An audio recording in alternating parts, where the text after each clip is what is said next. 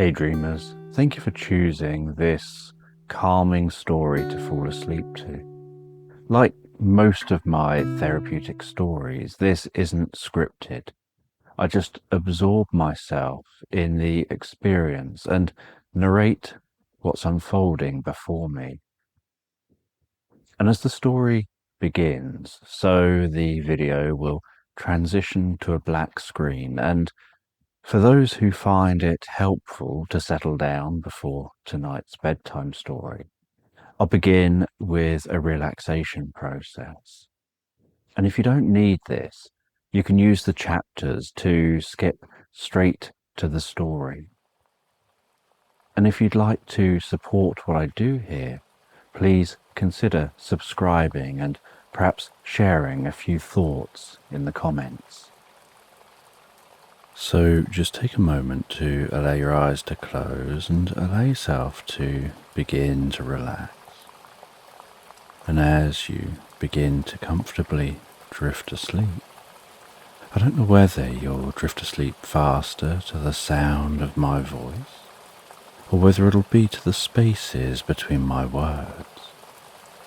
And as you comfortably fall asleep, you can take a moment to allow yourself to get comfortable and imagine a healing light softly, slowly and gently passing down from the top of your head to the tips of your toes, relaxing gently down through you as I count down from 10 to 1. And with each count, your mind can quieten and calm as the muscles soften and relax. And you can begin the process of drifting peacefully asleep. From 10, that healing light, relaxing the muscles around the top of the head, around the back of your head gently, carefully, relaxing the muscles around the side of your head, around your temple, your forehead. And with each out breath, that relaxation can deepen so peacefully, so comfortably, as it flows down around the eyes and around the ears. 9. That relaxation moving down around the jaw, relaxing the jaw, allowing the tongue to relax, the lips to relax, the nostrils to gently relax, with that relaxation moving carefully, slowly, as that healing light passes down the back of the neck, softening and calming those muscles around the sides of the neck, the front of the neck, down from the head, gradually moving that calming, healing light out across the shoulders, the shoulder blades relaxing those muscles, like a deep massage passing through your mind and body. 8. As that relaxation begins to move down those arms, and I don't know which arm the relaxation will move down fastest, or whether it'll be the right arm or the left arm. But you can be aware of that healing light spreading gently down those arms, around the biceps, triceps, down into the forearms, 7. Moving all the way down to the wrists, the palms of the hands, down to the fingertips.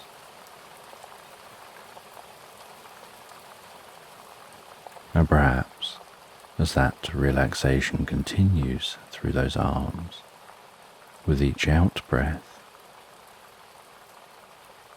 the arms begin to feel heavier or lighter, or some other sensation as relaxation sets in. And you know the process for sleep is that the body begins to relax.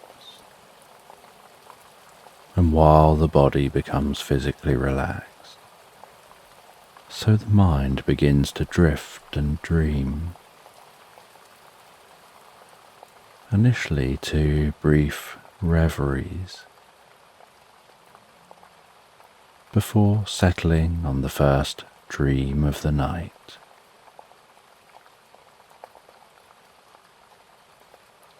Six.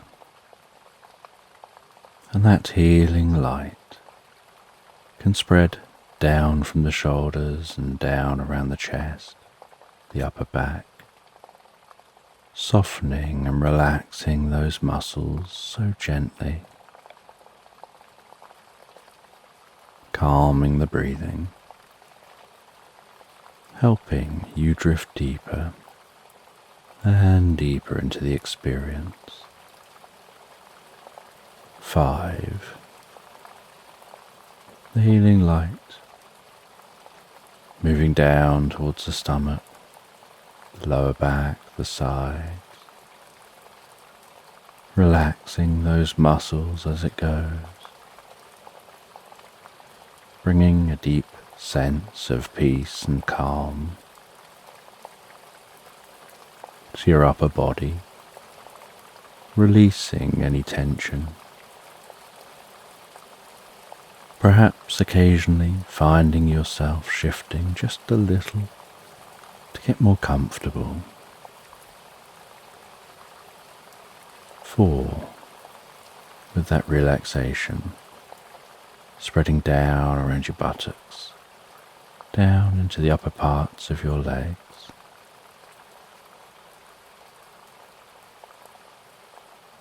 3. Passing that relaxation down towards the lower parts of your legs. Perhaps those legs feeling heavier and heavier, maybe as the body becomes deeply relaxed and your focus drifts inside more on what's going on for you in your mind. You lose some awareness of the body as it becomes incredibly still. 2. The relaxation spreading down to your feet, calming, softly relaxing, all the way down to the tips of your toes. And 1.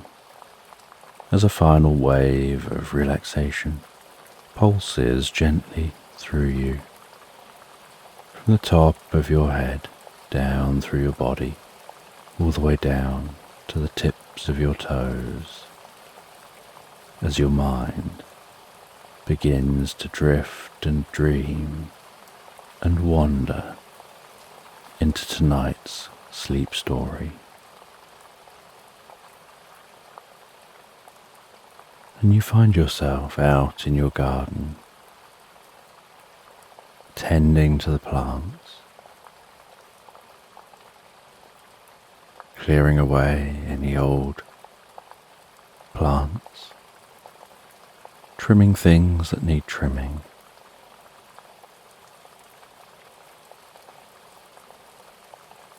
In some parts of your garden, you churn up the soil, you plant new plants,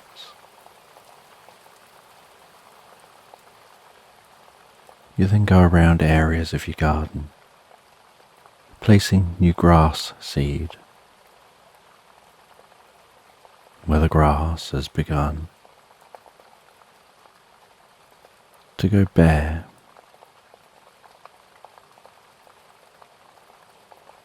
At areas where you walk a lot across those bits of the garden,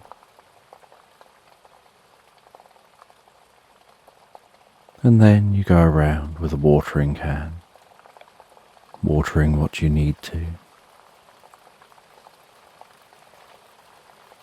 before heading to a deck chair here in the garden and relaxing into the deck chair, proud of all the work you've been doing, feeling that you've earned this moment of rest.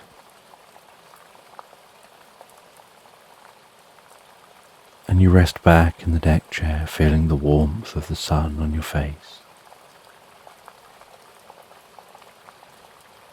feeling the occasional coolness of the breeze, smelling the scent of the flowers, hearing birds singing within the hedgerows and in the trees, and the rustling of the leaves.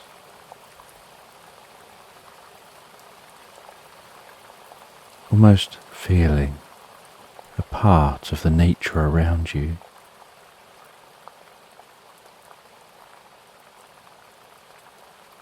And as you rest and deeply relax,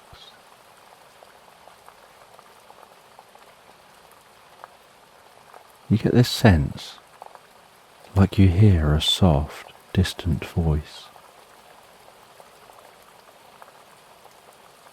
And at first you think it's just in your mind, perhaps like a dream gently tapping on consciousness. But then, as you move your head very slightly, you realize that gentle voice is coming from outside of your mind.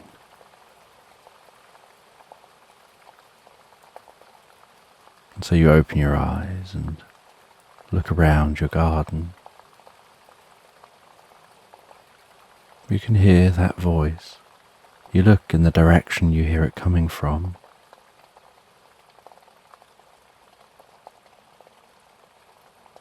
And you see, standing on the grass beside you, a very small gnome, perhaps no taller than your hand.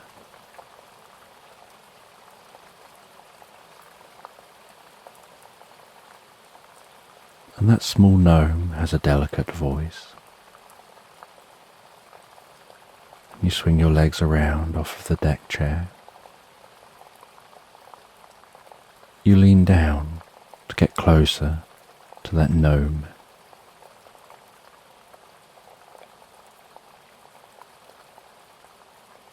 And the gnome says that they could do with your help.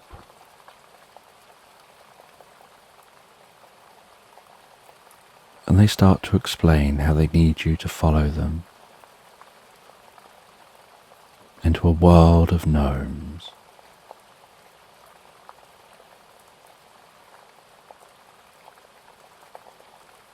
And you stand up, agreeing to follow. And they walk you across your garden towards an old oak tree that stands on the edge of your garden.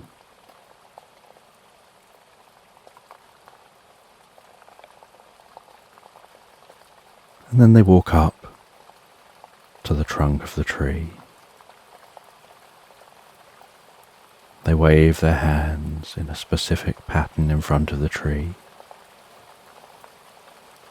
In glowing, pulsing, sparkling light forms before them. And a small entrance seems to open up in the base of that tree.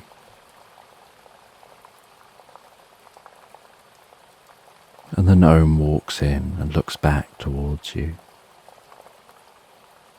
And you tell them that you can't fit in that hole.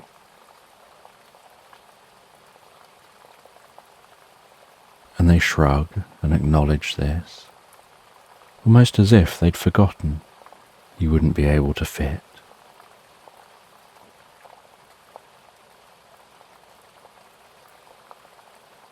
And they pull their bag around the side of their body, opening the pouch.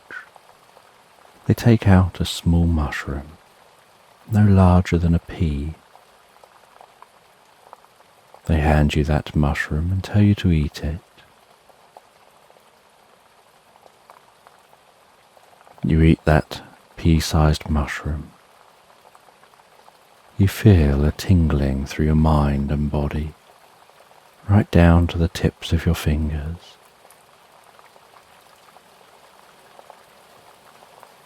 A little bit like pins and needles, just for a moment, before you start to feel a euphoric, deeply pleasant feeling, and a light spreads across you, and in that light, it's so bright you can't see anything around you, but you feel something shifting within you. And as the light dims and you can see your surroundings once more, you find that you're no larger than the gnome. You and everything you were wearing has somehow shrunk to the size of the gnome.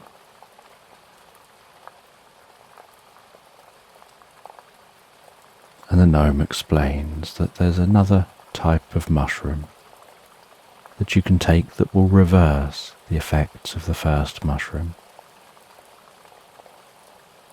But for now, you can follow them. And so you follow them through that portal into the tree. And instead of walking into the tree, you find walking through the portal that you come out in a whole different landscape. As you look back, it's almost like you can see the same oak tree with the same portal-like entrance. Except this tree is situated in an open field, and before you is a hustling, bustling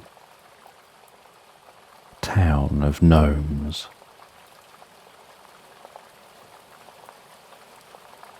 There's houses and streets.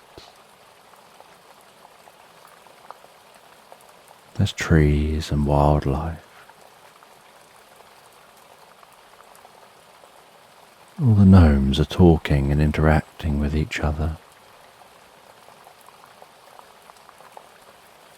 But as they notice you, they stop and look, some gasping.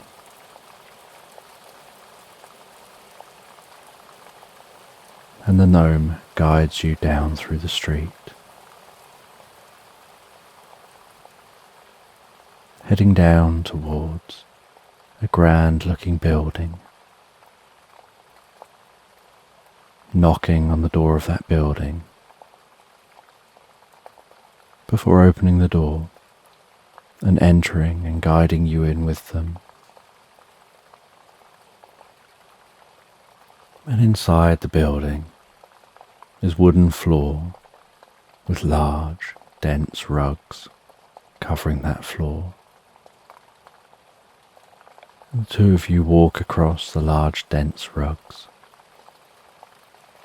heading towards an old-looking gnome with a thick white beard, resting in a chair. They introduce you as the gardener.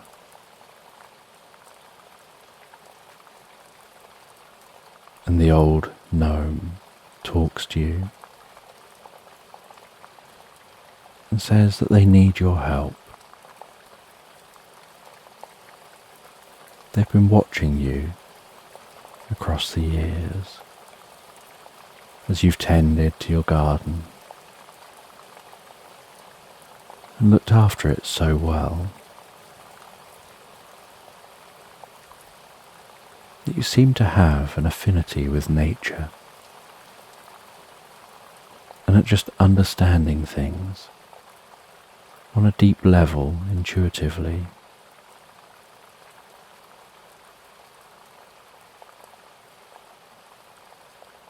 And they tell you about a tree in their land. That's the tree of life. It's the tree that allows their land to exist as it does, as this separate realm. But recently that tree has been damaged and has started to die. And if the tree dies, their realm disappears. And everything in this realm disappears with it.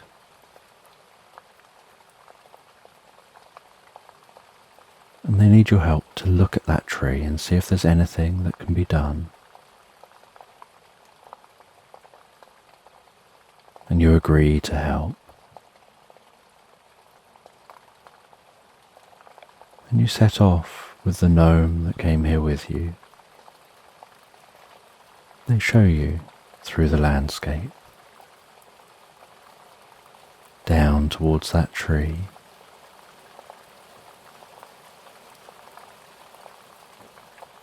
And the tree is some distance from this space.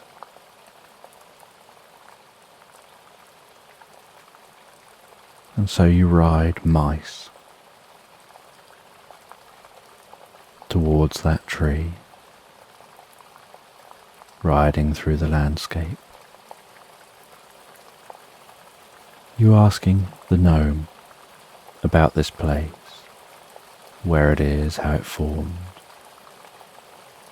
what happened before the tree, and what would happen if the tree disappears, and what would happen after the tree. And they explain they'd have to escape to the human world and make their home there, rather than in this gnome world, where they can live free and open, rather than hiding themselves. And you make the journey all the way to that tree, dismount from the mice, head over to the tree, and you see it's somehow become cracked, following a branch, and right down, almost into the heart of its trunk.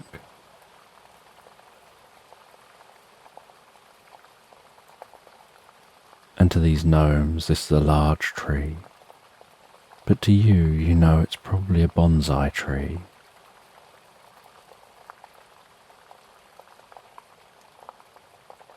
And you say that you think you can help. And you start getting to work on the tree.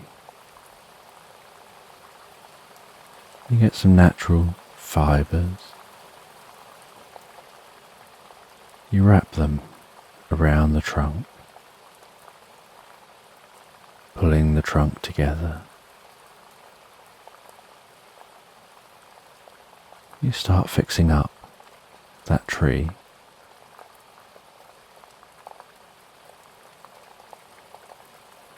And as you do, you begin to form an idea that might help. And you ask, What is it about this tree that brings life to this land? And the gnome explains that this tree is intimately connected through its roots with this landscape. And this is the only one of its species here.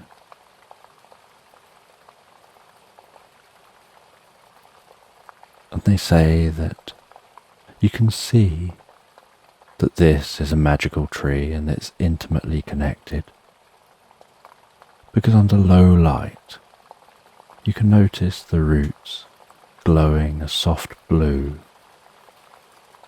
that signals their connection with the landscape.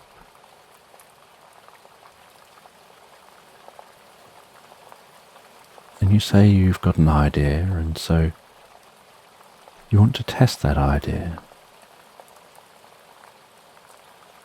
And you take a couple of cuttings from this tree.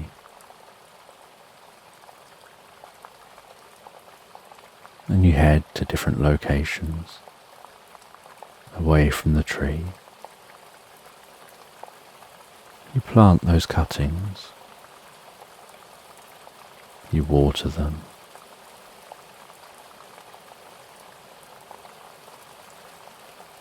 And you say you want to just see if they take hold, and if the cuttings have the same properties when they take hold as the main tree.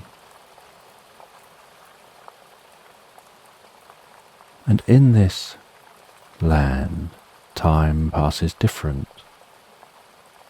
to in the human world. So days can pass here, where time seems to stand still in the human world.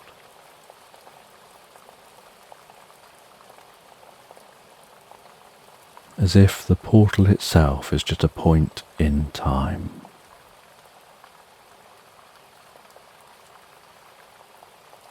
And so you spend a number of days staying with this gnome, every day heading out to those cuttings, watering them, nurturing them, and checking in on the main tree.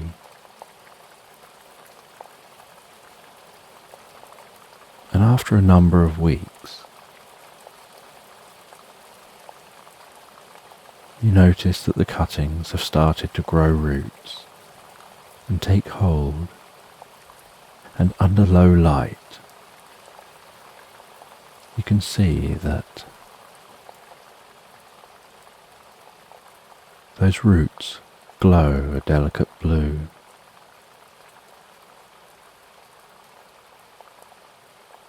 And seem to be equally as connected to the landscape as the main tree.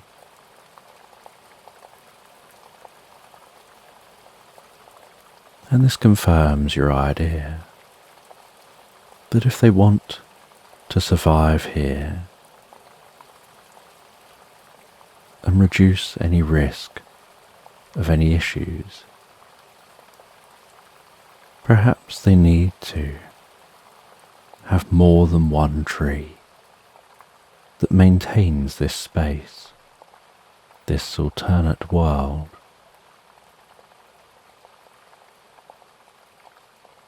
And so you feed back to the elder about your findings.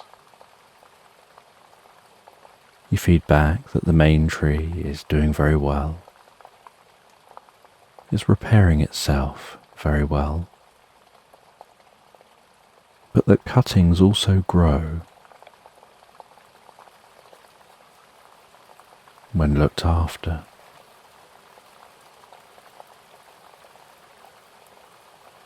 And that if more cuttings can be grown, and then take cuttings from the cuttings as they grow up,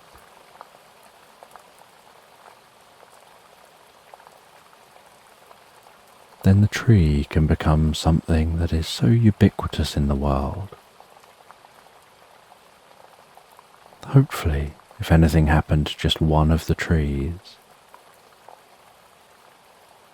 nothing would happen to the world itself.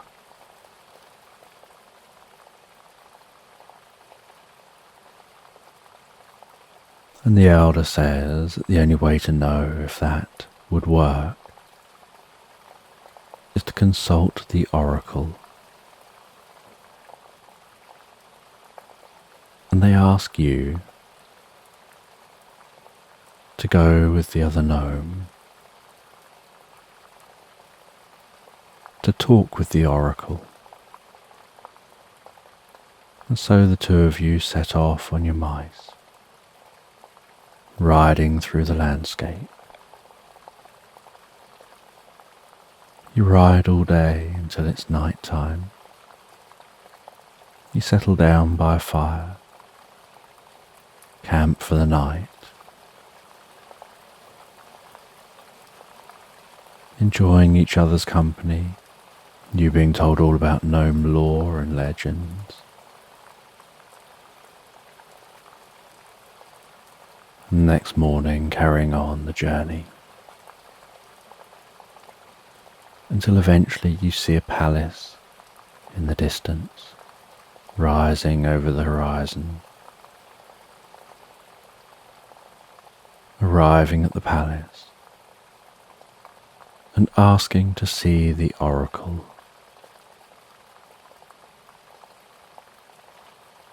And you're shown through the palace and up a tall tower. And the oracle is sat there meditating in this tall tower.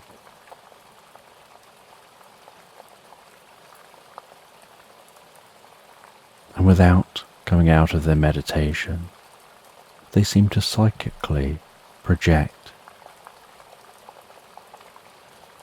communication into your mind, asking what you're here for, and you explain.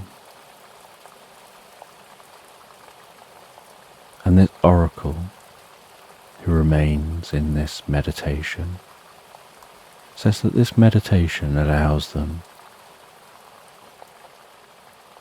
to remain on the same frequency as the world around them, connected to all beings here, all life.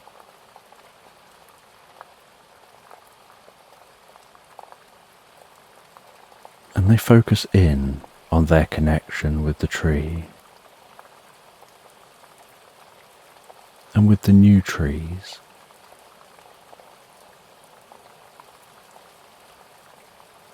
And they put the idea out there about whether it's accurate that the tree and the new trees, that any of them existing, is enough to maintain this world.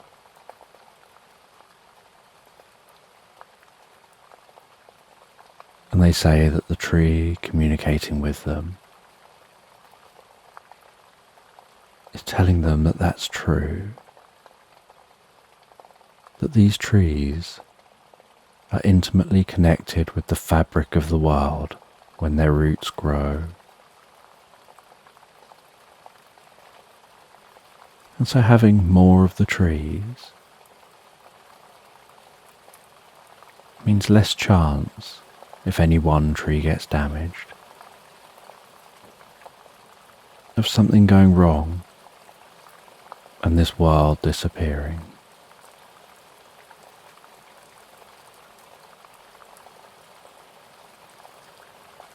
You ask how this world develops if it needs these trees to be here.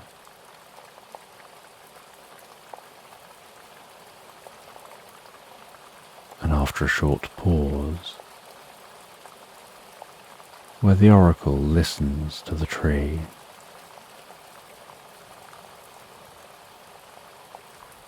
they say that it came down to the first gnome The first gnome used magic to create a portal. As the world of humans stopped believing in magic and started being fearful of the unknown, they wondered whether they could create a land elsewhere where they could live openly in communities, being themselves. And they opened a portal, and they infused a tree with magic, which they brought through the portal with them, and into the void through that portal. They passed that tree.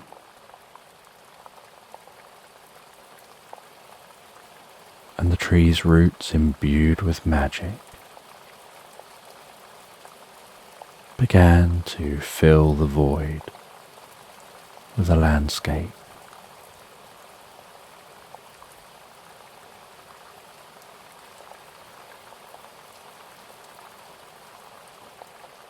And all the soil and all the other plants and the entire landscape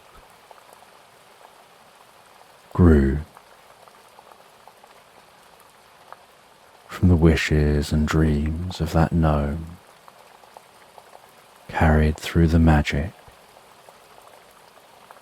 into that tree, into those roots.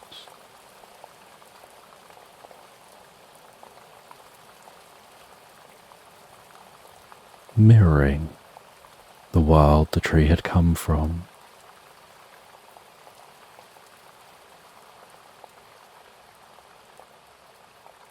And so that tree, since then,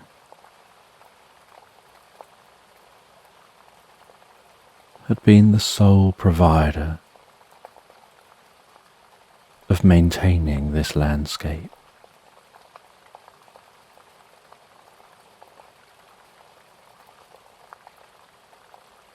And as generations went by, the old stories drifted into legend and then faded from memory. But that tree still stood tall, and the message that the tree brings life to the land remained. And generation after generation, that was communicated so strong as to make sure that the tree was looked after.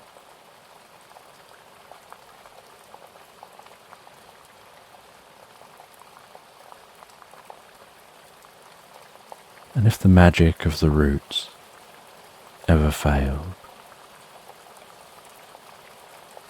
then this world would go back to being a void.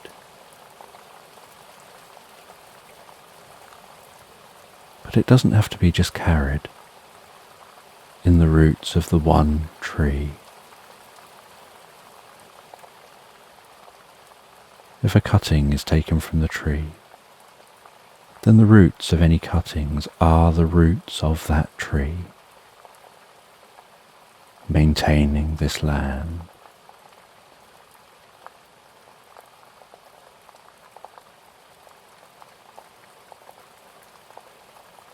And after seeing the oracle, you both head back, stopping on your journey, camping another night, continuing your journey the next day, confirming that cuttings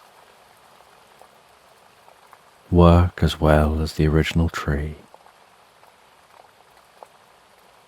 But to get cuttings, you have to be delicate. You can't just chop a tree to pieces for cuttings. You take a small piece, let it grow, Take another small piece, and as those pieces grow into trees, so cuttings can be taken from them.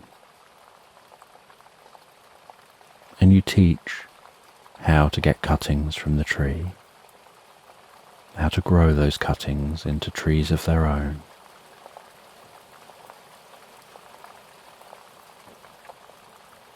And some of the cuttings are grown as trees outside of the main landscape, so that if anything ever happened to the trees in the landscape, more trees can be planted, and everyone was encouraged to grow their own tree.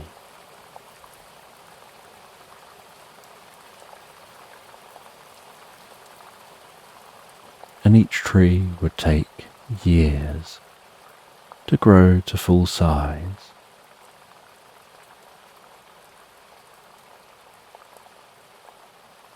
But now the land was going to be filled with these trees.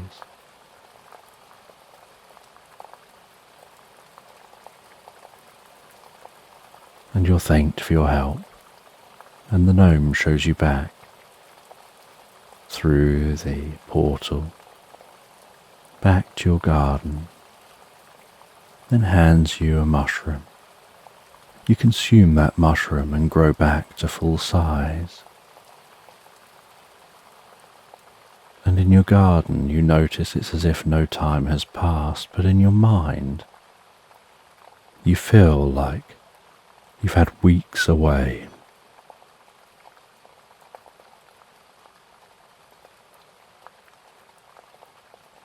And it creates a little confusion. Do you sit back down, continue resting in your garden, carrying on what you were doing before you went in to the gnome land, when to you it feels like a lot of time has passed and perhaps you should be getting on with other things?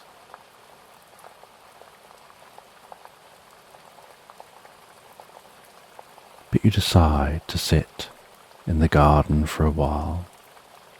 You ponder the experience in that gnome land. You wonder how often gnomes visit this land. You don't really hear of gnomes visiting nowadays.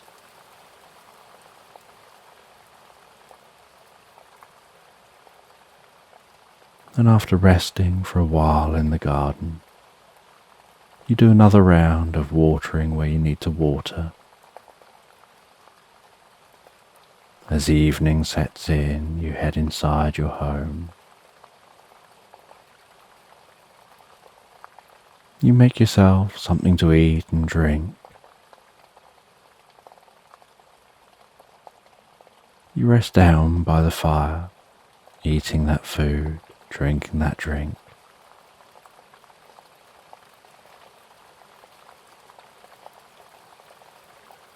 You decide you'd love to learn more about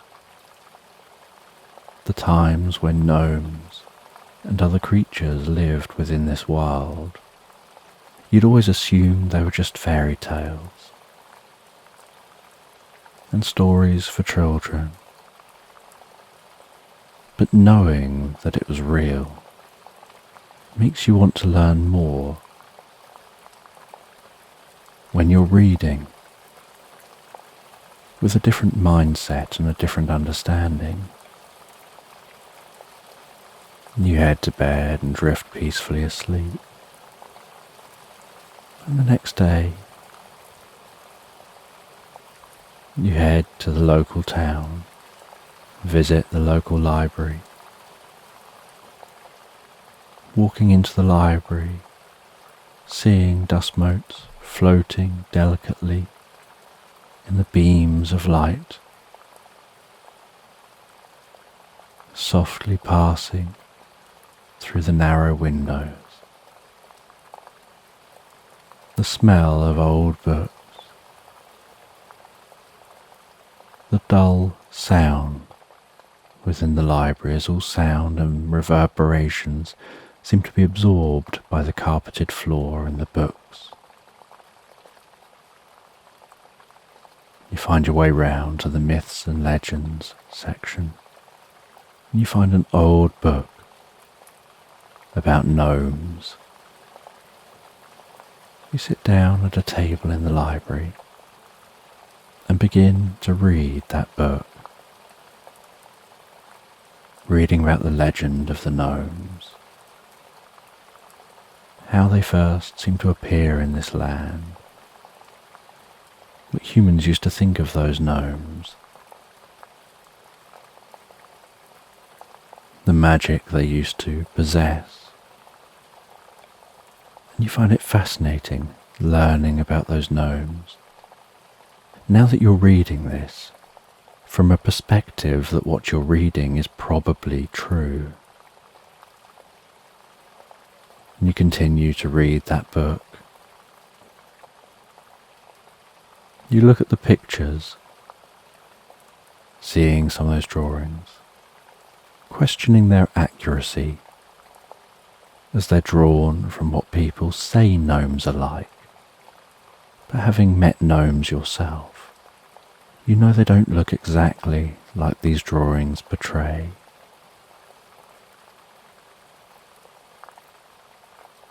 You learn about the gnomes disappearing one day,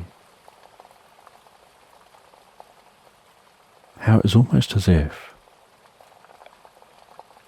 they entered rings around trees and were never seen again.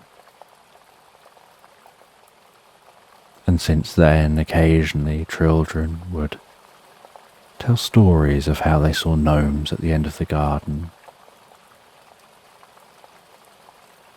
And it looked like gnomes occasionally chose to visit the human realm.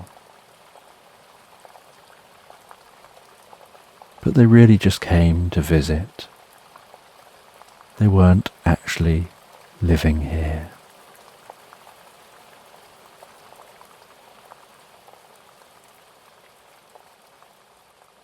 And after reading and finding it fascinating, learning the history of the gnomes,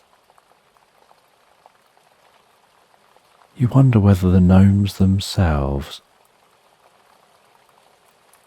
have any books or any history that they could teach from their perspective.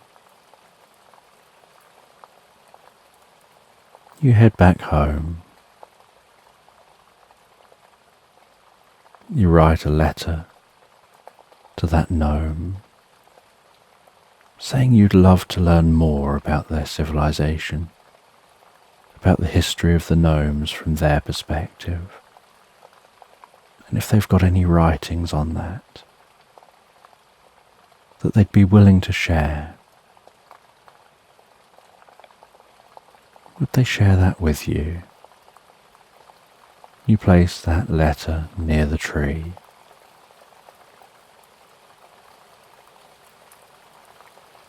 You head into your home and head to bed. The next day you see the letter has gone. And a few days later, next to the tree, you see a tiny, wrapped up gift. A small gift, the size of the tip of your thumb, wrapped in brown paper, string tied around that, and the most perfect bow. And next to that is a small wicker basket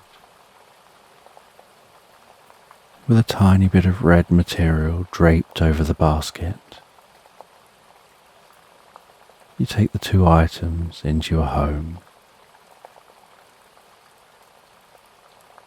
place them down on your dining room table, carefully unwrap the gift, and you see an old book, incredibly tiny old book, too small to be able to open and handle.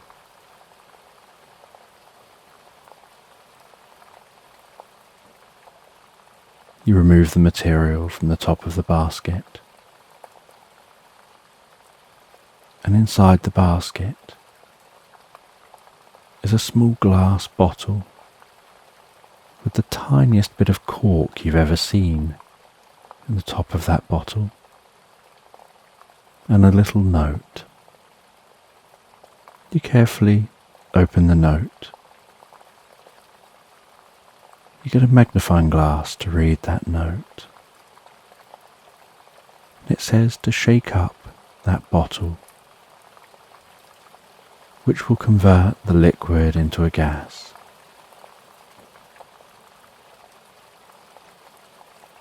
And that gas is heavier than air and will sink down. And pour that gas over the book. And it'll spread around the book and enlarge the book to human proportions. So you carefully shake that bottle until the liquid turns to a gas. Using your fingernails, with your thumb and your forefinger, you pop the cork out of that bottle. You tip the bottle upside down and the gas falls down onto the book, enveloping the book. Begins to sparkle and twinkle and fizz gently. And the book then expands, getting larger and larger on the table, until it's the size of a large, hard-covered book.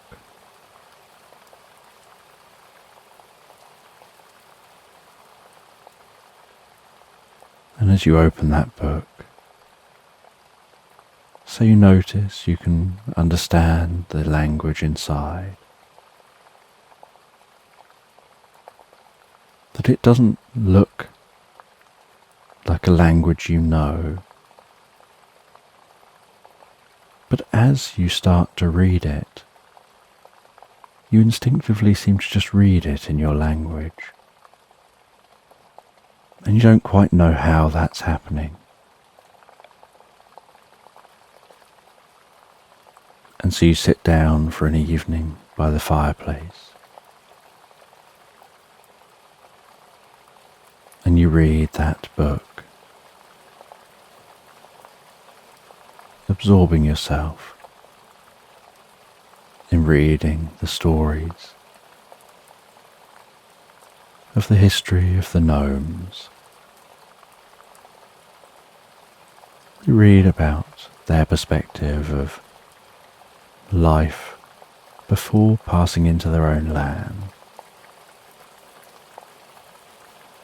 You read about how they were all informed that there is this new land to inhabit, and what it was like in those early years of that land forming.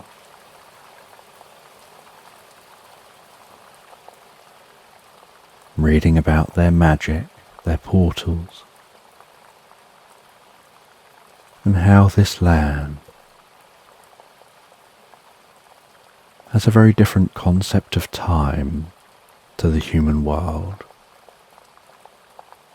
How portals to the human world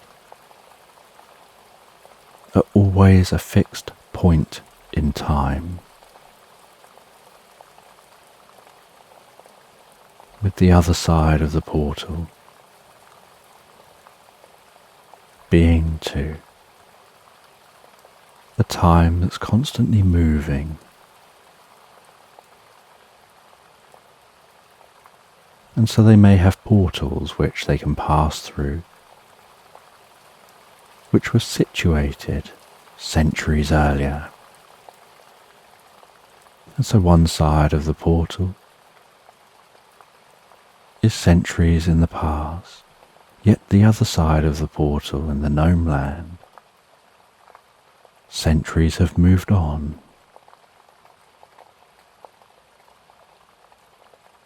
You read about how gnomes live for hundreds and in some cases even thousands of years. And some are known or thought to be immortal. And many choose their lifespan. And you find this book deeply fascinating. So fascinating you barely make it through much of the book before you have to go to bed. But you look forward to reading this book and learning more over the coming days. And with this new discovery, this new mission you're on to learn more about these gnomes that you've only just discovered are real, you head to bed with new thoughts in your mind, feeling a deep sense of connection to a broader world than you knew existed before. And you drift and float so peacefully, so comfortably asleep into Slumberland.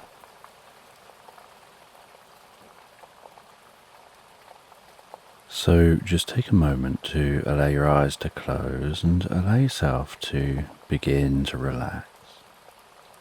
And as you begin to comfortably drift asleep, I don't know whether you'll drift asleep faster to the sound of my voice, or whether it'll be to the spaces between my words. And as you comfortably fall asleep, you can take a moment to allow yourself to get comfortable and imagine a healing light softly, slowly and gently passing down from the top of your head to the tips of your toes, relaxing gently down through you as I count down from 10 to 1. And with each count, your mind can quieten and calm as the muscles soften and relax. And you can begin the process of drifting peacefully asleep. From 10, that healing light, relaxing the muscles around the top of the head, around the back of your head gently, carefully, relaxing the muscles around the side of your head, around your temple, your forehead. And with each out breath, that relaxation can deepen so peacefully, so comfortably, as it flows down around the eyes and around the ears. 9. That relaxation moving down around the jaw, relaxing the jaw, allowing the tongue to relax, the lips to relax, the nostrils to gently relax, with that relaxation moving carefully, slowly, as that healing light passes down the back of the neck, softening and calming those muscles around the sides of the neck, the front of the neck, down from the head, gradually moving that calming, healing light out across the shoulders shoulder blades relaxing those muscles, like a deep massage passing through your mind and body. 8. As that relaxation begins to move down those arms. And I don't know which arm the relaxation will move down fastest, or whether it'll be the right arm or the left arm. But you can be aware of that healing light spreading gently down those arms, around the biceps, triceps, down into the forearms. 7. Moving all the way down to the wrists, the palms of the hands, down to the fingertips.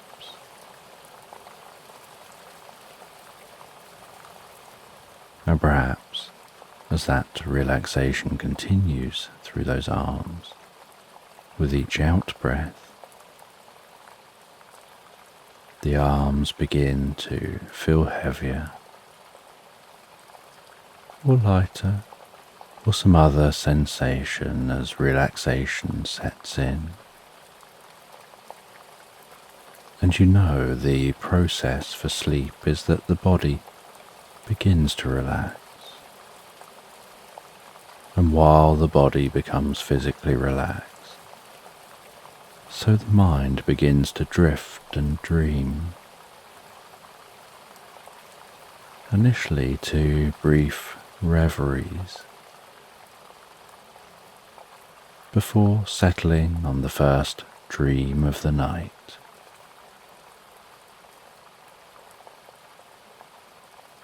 6.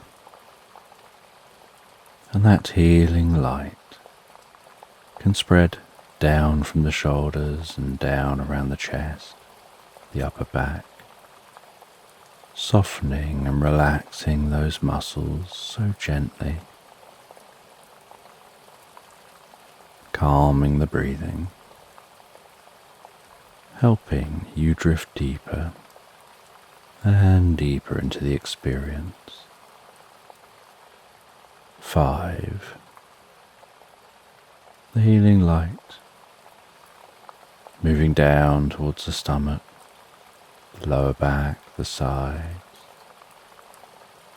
relaxing those muscles as it goes, bringing a deep sense of peace and calm to your upper body, releasing any tension. Perhaps occasionally finding yourself shifting just a little to get more comfortable. 4. With that relaxation spreading down around your buttocks, down into the upper parts of your legs.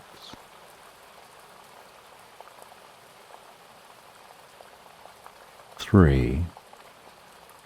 Passing that relaxation down towards the lower parts of your legs.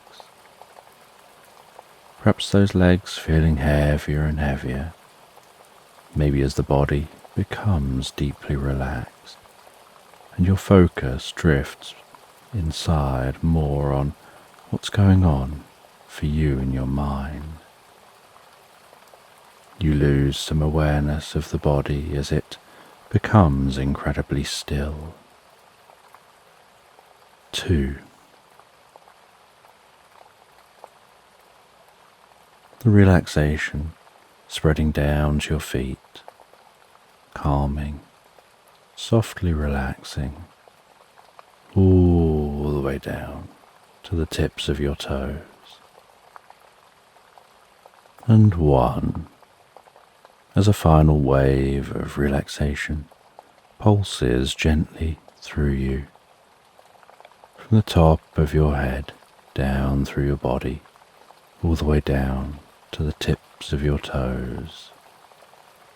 as your mind begins to drift and dream and wander into tonight's sleep story. And you find yourself as a shepherd out in the fields herding your sheep. You're whistling and calling words to your sheepdog.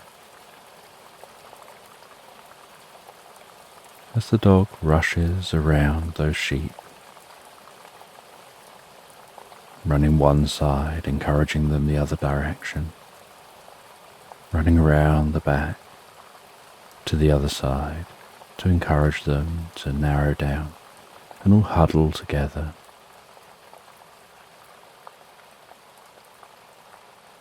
And you can see in the distance a thunderstorm gently approaching.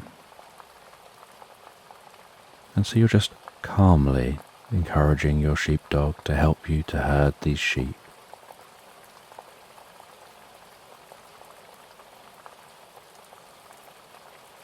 And you herd those sheep. You get them in to where they need to be, closing the gate. The air can smell so fresh as a storm approaches.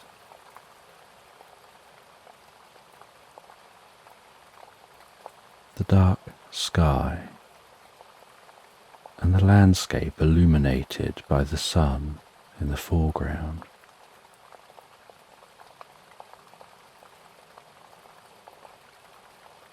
can create such a striking contrast.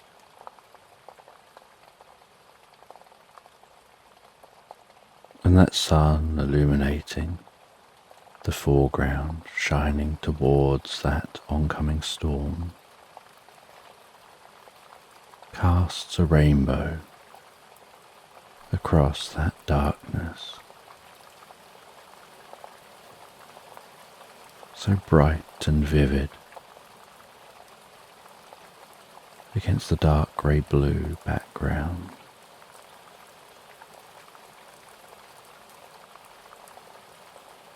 And the moisture in the air seems to freshen the air.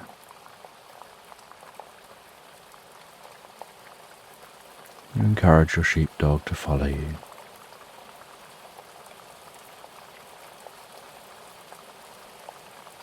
As you head back towards the farmhouse,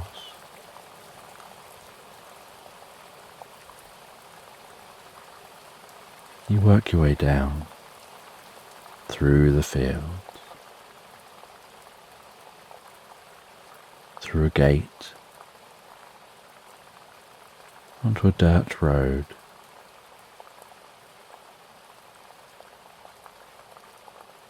Each footstep crunching gently underfoot as you walk, a sheepdog walking alongside you. As you follow this road, hedgerows either side of you,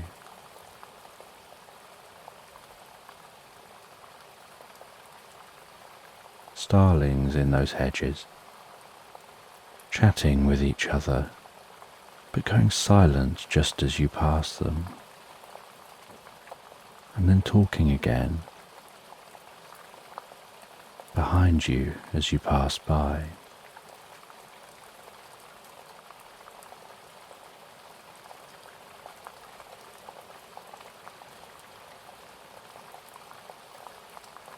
And you can hear the rumble of the thunder. You can begin to notice some of the flashing of the lightning. That storm still quite distant, but being aware that there's more moisture hanging in the air, you arrive at the farmhouse. Unlatch the door and walk inside to the warmth of this farmhouse. Your sheepdog shaking some of that moisture off of their coat, panting a little before settling down in front of the fire.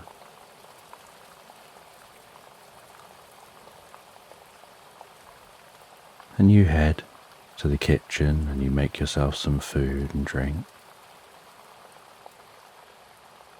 You grab yourself a bottle of water. Sit down beside the fire. The sheepdog at your feet.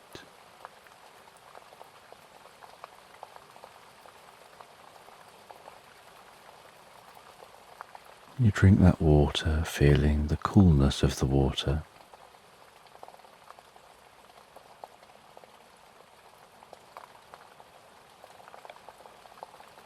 As it passes down through you with each sip.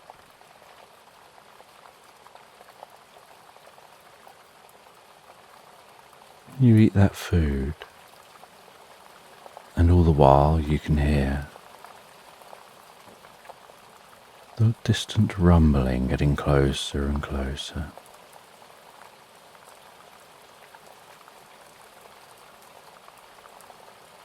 After finishing the food, you place your plate back in the kitchen. You go and sit back in the chair and begin to read a book.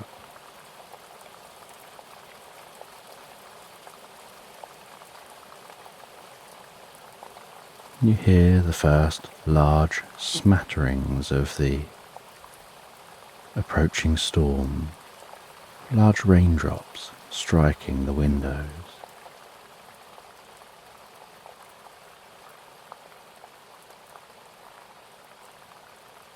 Almost sounding like berries splatting on the glass.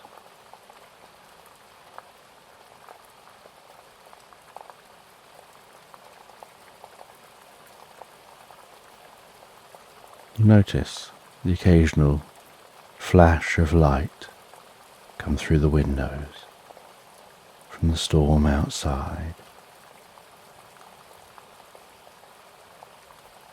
5 or 6 seconds later, hearing a deep guttural rumble stretch across the sky.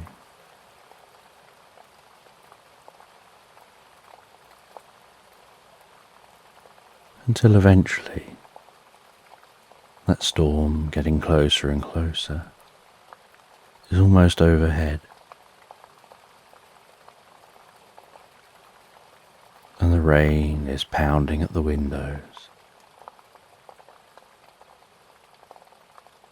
The fire is dancing in the fireplace. As wind from outside works its way down the chimney.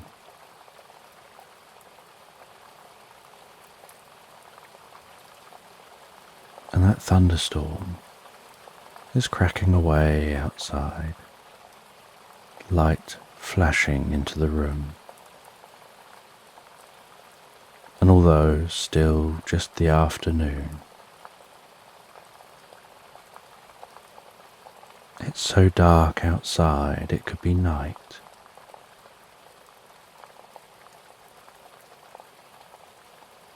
But as you listen to the thunderstorm outside, you just feel more relaxed and so cozy here inside. Just reading that book, relaxing in the chair.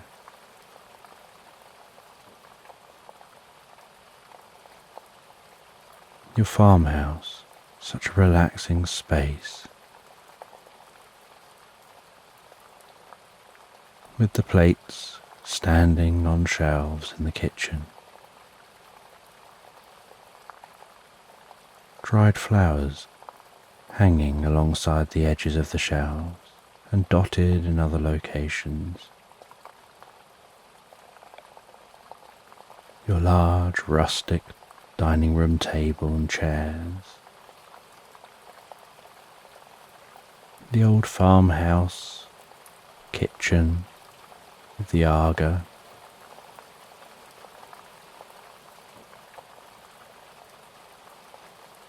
Delicate curtains hanging over the windows in the kitchen,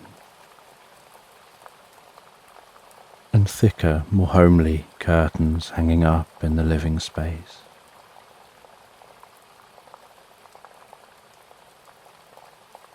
And the front door opens into the living room, and so at the foot of the front door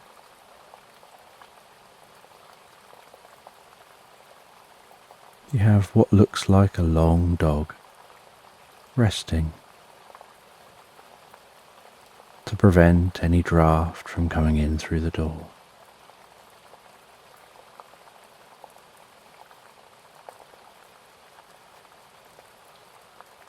And beside your chair you have a small wooden side table.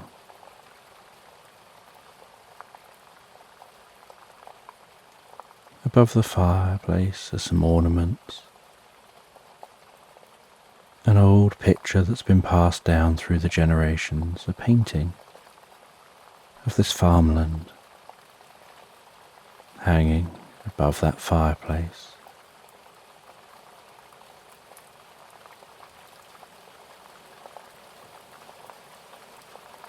And wrapped around on the far side of the fireplace, and then along the far wall,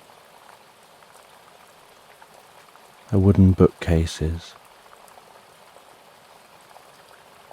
containing old books.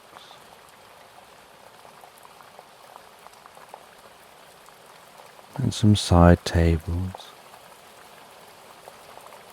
with some pictures and photographs.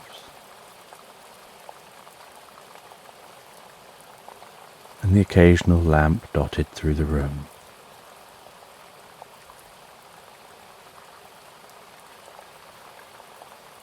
And currently, as it's still daytime and has just temporarily gotten dark, none of those lamps are on, and so the only illumination in the room is the gently crackling fire dancing in the fireplace. Its light dancing around the room, shadows flickering and moving, and the sheepdog just continues to relax and sleep on the floor, almost as if it's completely unaware of the storm which has arrived and is passing overhead.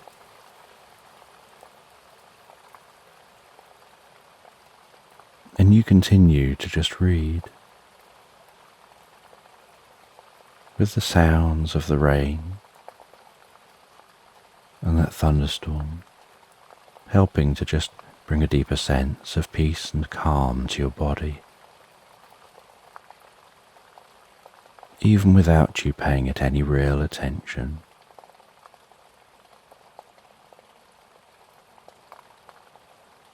Although as you read under the glowing firelight, your eyes have had to adapt to the darkening room.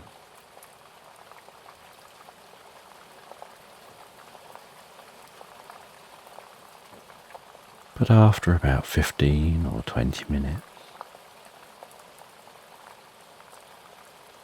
you notice the sounds of the thunder gradually moving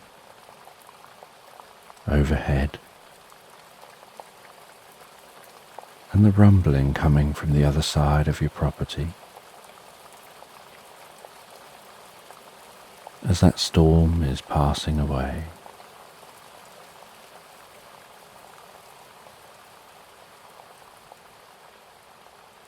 And as the storm passes overhead, those storm clouds gradually move their way on.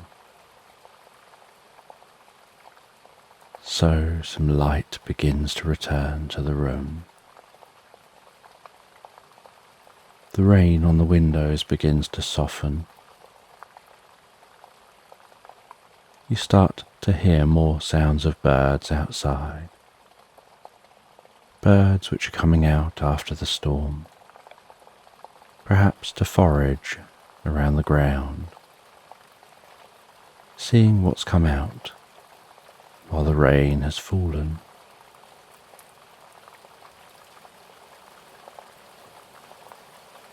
And within an hour, you can barely hear the thunder at all. Just the very occasional soft rumble, so distant.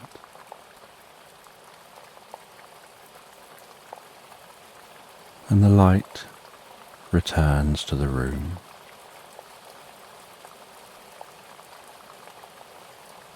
And you continue to read.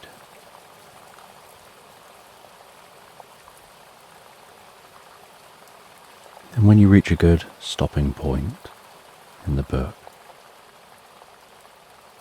you stop reading for a moment. You head to your window and look out across the farmland, surveying to see that everything looks okay. No damage has been done by the storm. You look down towards the sheep, checking on those sheep. You have some binoculars by the window, so you pop those binoculars up in front of your face. Looking through those binoculars, the view slightly distorted around the edges, but being able to zoom in and check closer on those sheep. And you notice, as you take the binoculars away from your eyes, a bird of prey circling overhead.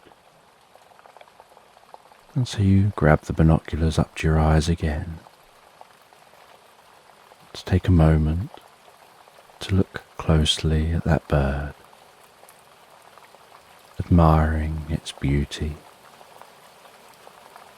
the way it glides so effortlessly through the sky as you watch it fly, watching it circle overhead,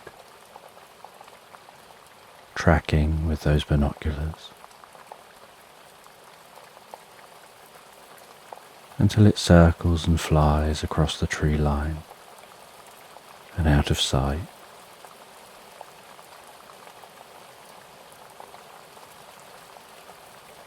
You then place the binoculars back down on the windowsill and head back over and sit back down in that chair and continue reading a little longer.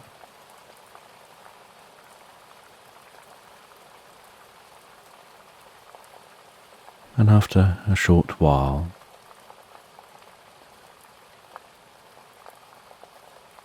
a cuckoo clock sounds on the wall.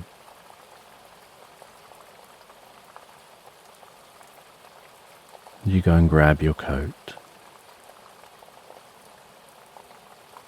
You leave your sheepdog resting on the floor where it is. You head out of the farmhouse. You head around the back of the farmhouse. And as you head around the back of the farmhouse, so you can hear the chickens.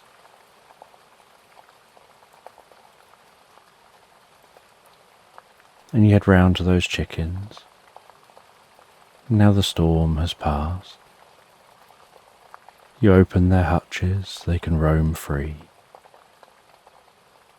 within a large grassy space.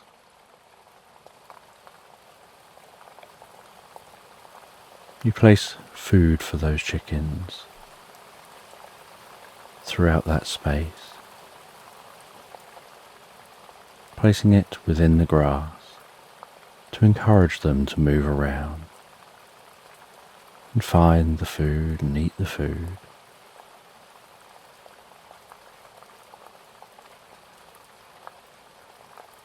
And before heading back into the farmhouse, you grab a couple of the eggs, then head back into the farmhouse.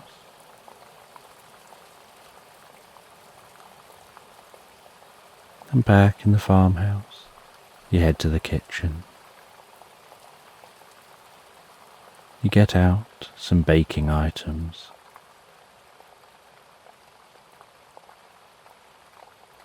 And grab different ingredients that you require.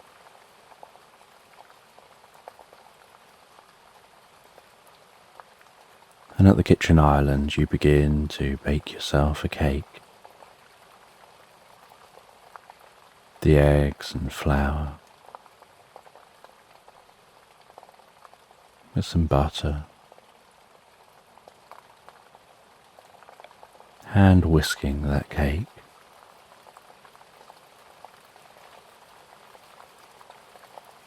The smell of preparing this cake.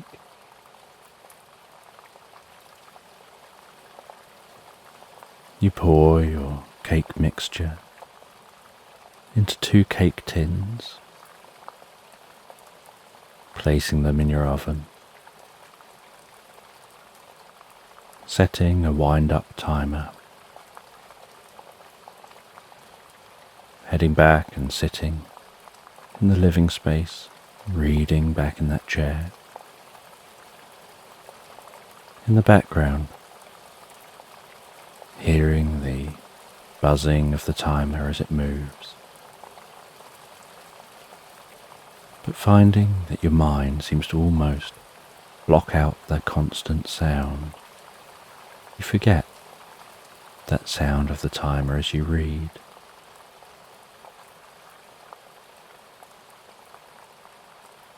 And as the cake continues to cook, so you start to notice the smell of that cooking cake filling the farmhouse.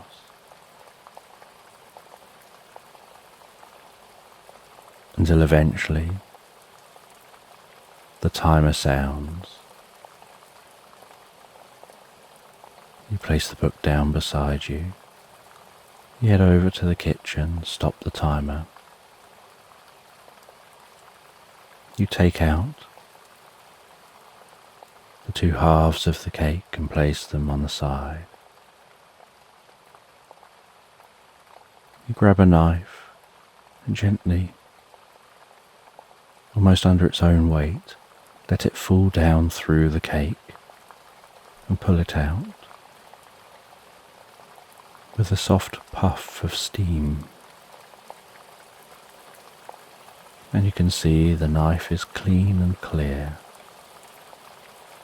You repeat the process on the other half of the cake.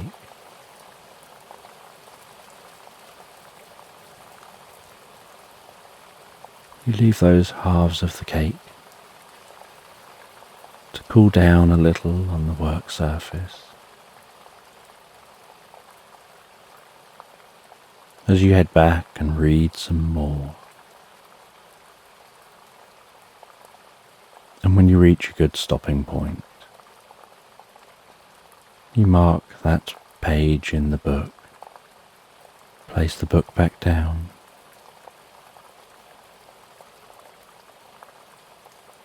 and your sheepdog gets up and takes a moment to head over to its food bowl and to eat some food, before heading back and settling back down under the warmth of the fire.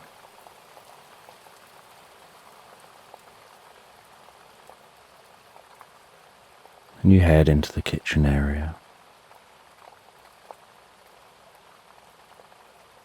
You pop both halves of the cake out of the tins.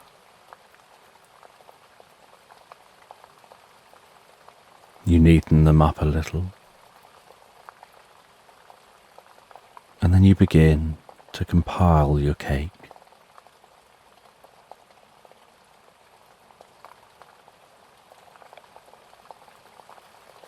You make some filling, whisking that up. and begin to spread the filling into the center. And then you place one half of the cake on top of the other, and you carefully make sure that's aligned. And push it down just a little, very gently. And a slight bit of the filling oozes softly out of the sides.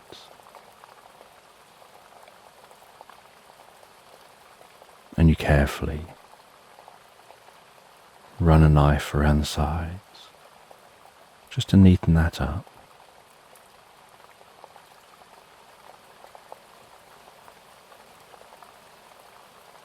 And then you mix up the topping, and you begin to cover the cake,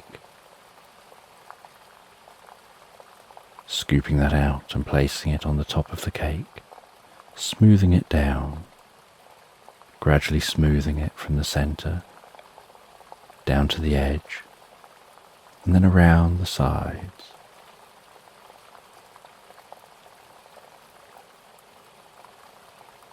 And then over the edge, to smooth it around the side of the cake. And you carefully smooth that all the way around, gradually turning the cake as you go. Each time placing a dollop of the outside of the cake on top.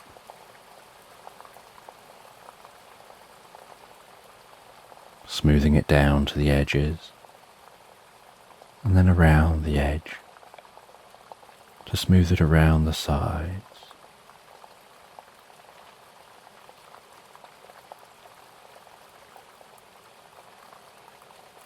Until the whole cake is covered.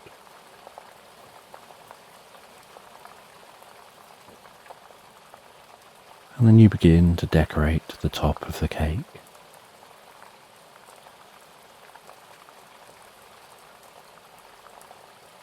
And once the cake is done,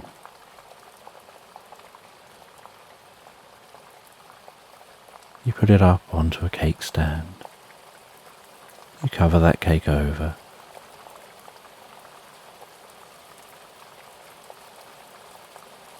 You know you've made the cake for your nephew's birthday, and hope that they'll enjoy that cake. You then sit at the dining room table.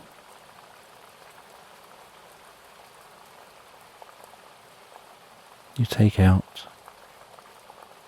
their birthday card. You take a moment to write that birthday card out with a personalised message, really giving some thought to the message, trying to think of something meaningful, yet something light-hearted, perhaps a little humorous.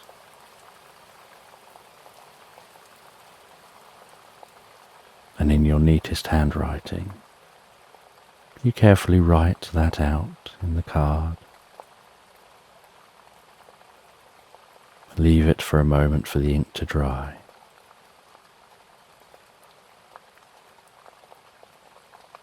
Before closing the card up and placing it into the envelope, making sure that the back of the card is facing the opening of the envelope. And then licking around the envelope to seal that envelope, writing their name on the front, placing that down near the cake so that you'll remember it tomorrow. And then you take a gift you've handmade for them, a beautiful carved wooden toy. You wrap that toy in some tissue paper that crumples as you fold it around. And then you wrap that in some wrapping paper, carefully sealing that wrapping paper. You write a small label, attach that to the wrapping paper, and place that with the card.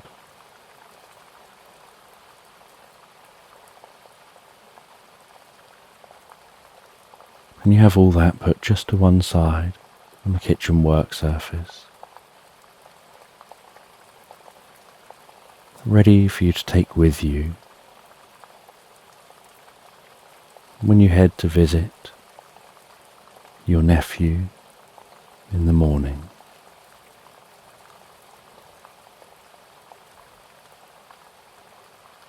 And then you make yourself some dinner.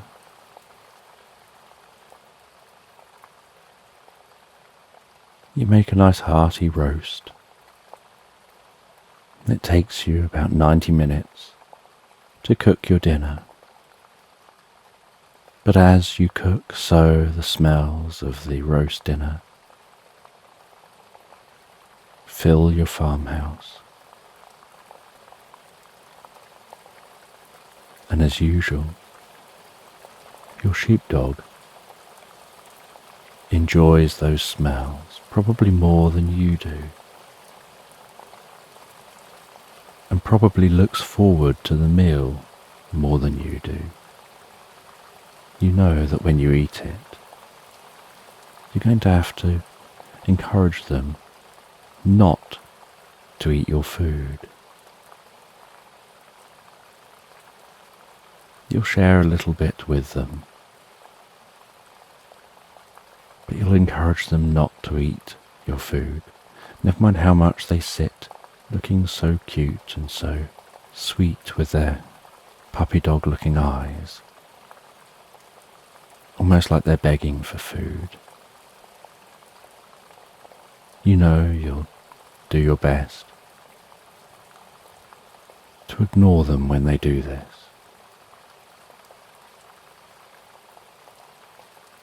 And as the roast finishes cooking, so you take it all out of the oven, the veg off of the hot plates. You compile your meal, add some gravy. You put a little bit of the food into a bowl for your dog. You place that down near their food.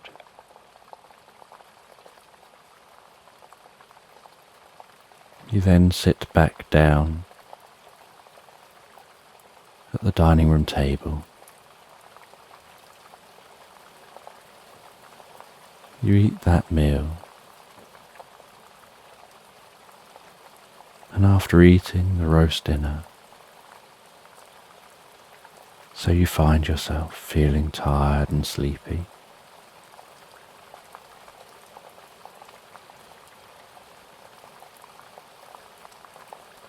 you decide to leave things clean and tidy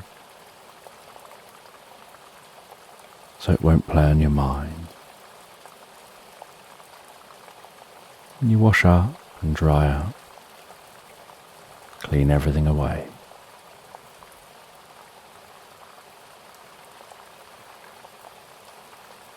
And then head back and sit in that chair and read a little longer, feeling drowsy as you do, knowing you're going to sleep so well tonight.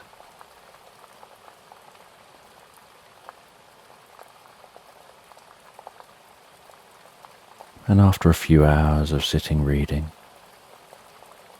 pushing on to just about reach the end of your book, knowing you're so close you want to finish it before bed,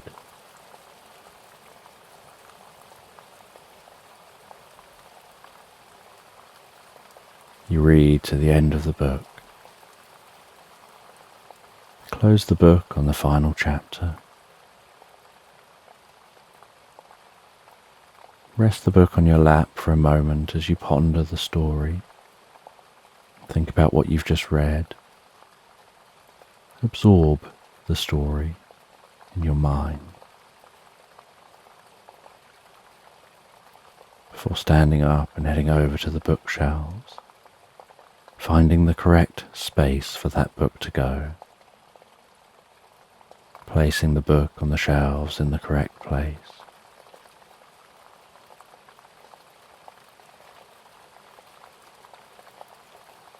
And it's now dark outside.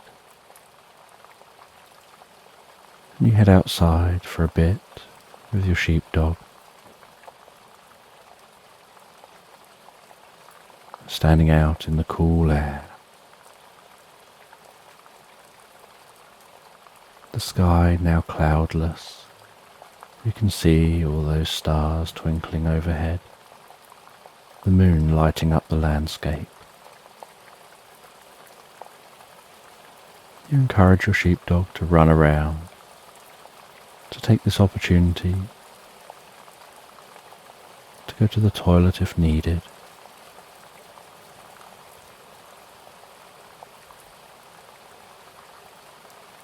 They bring you the ball that you have out here. You throw the ball for them, it bounces around and rolls through the landscape. They run off and find it and bring it back. You do that a number of times, breathing in the coolness of the night air.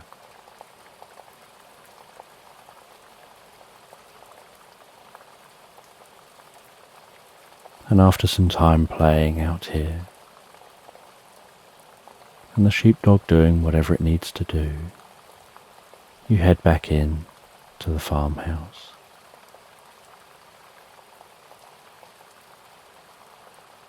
The two of you head up to the bedroom. You encourage the sheepdog to go over to its bed, a really nice cozy space on the floor. And they go and snuggle down in that cozy space. And feeling really tired from that hearty dinner.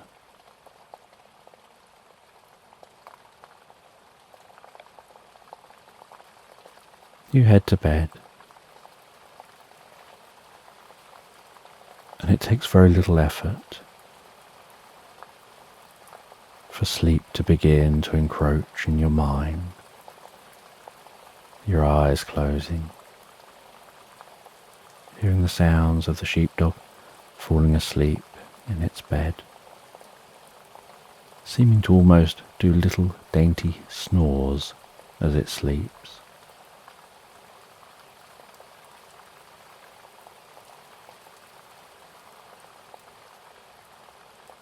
As you rest your head on the pillow, feeling its softness under your cheek,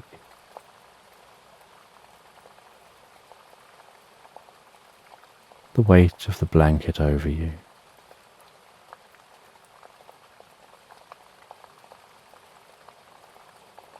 the temperature of the room being just right, as you feel consciousness slipping away and dreams encroaching.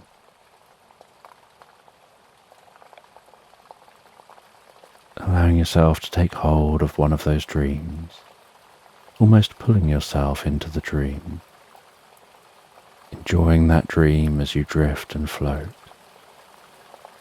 so peacefully, so relaxed asleep, into Slumberland.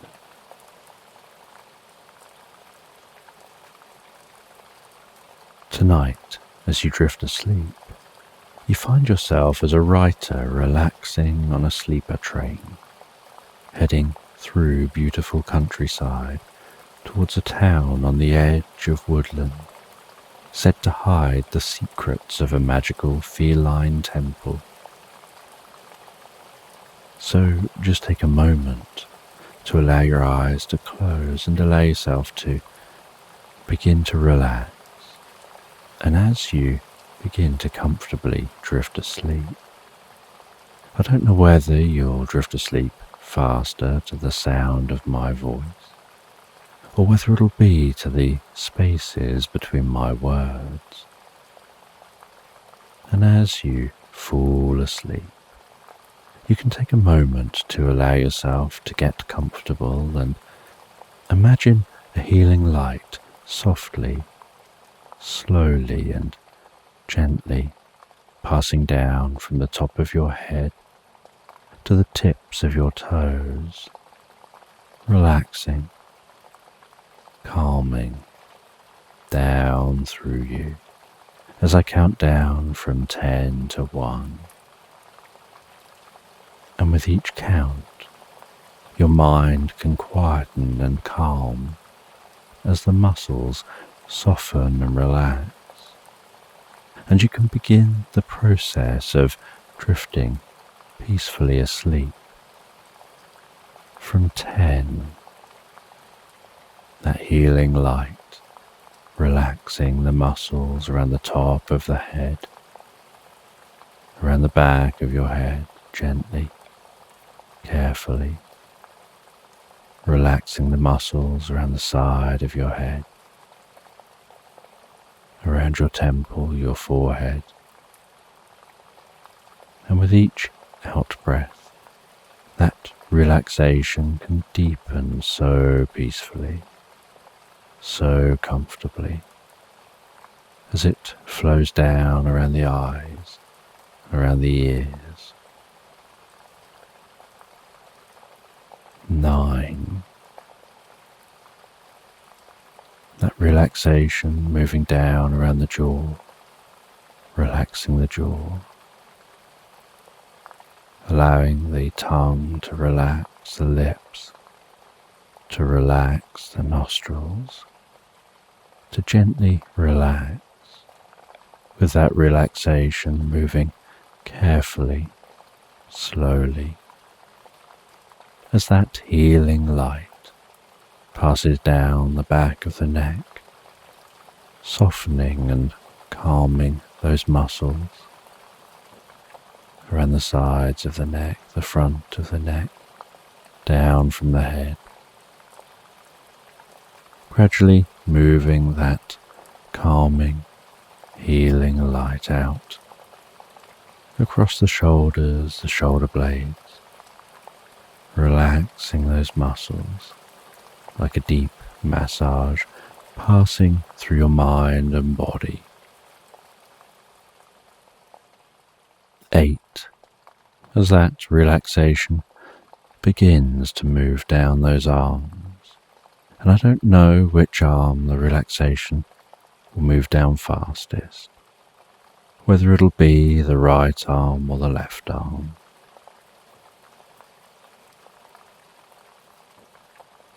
But you can be aware of that healing light spreading gently down those arms, around the biceps, the triceps, down into the forearms.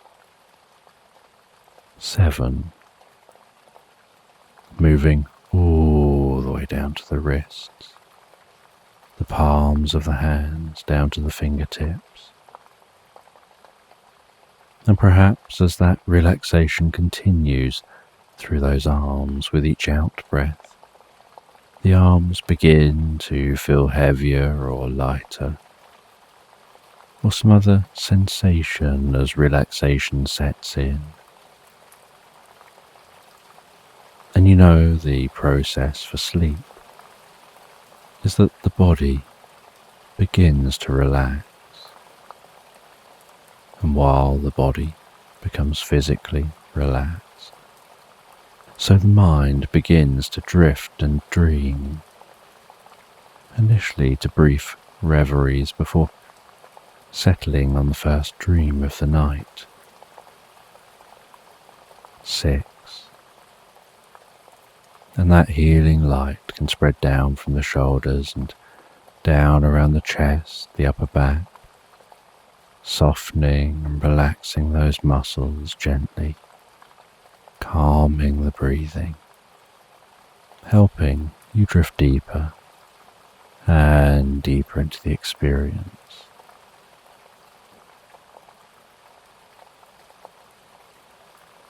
5, the healing light, moving down towards the stomach, the lower back, the sides, relaxing those muscles as it goes, bringing a deep sense of peace and calm to your upper body, releasing any tension, perhaps occasionally finding yourself shifting just a little to feel more comfortable.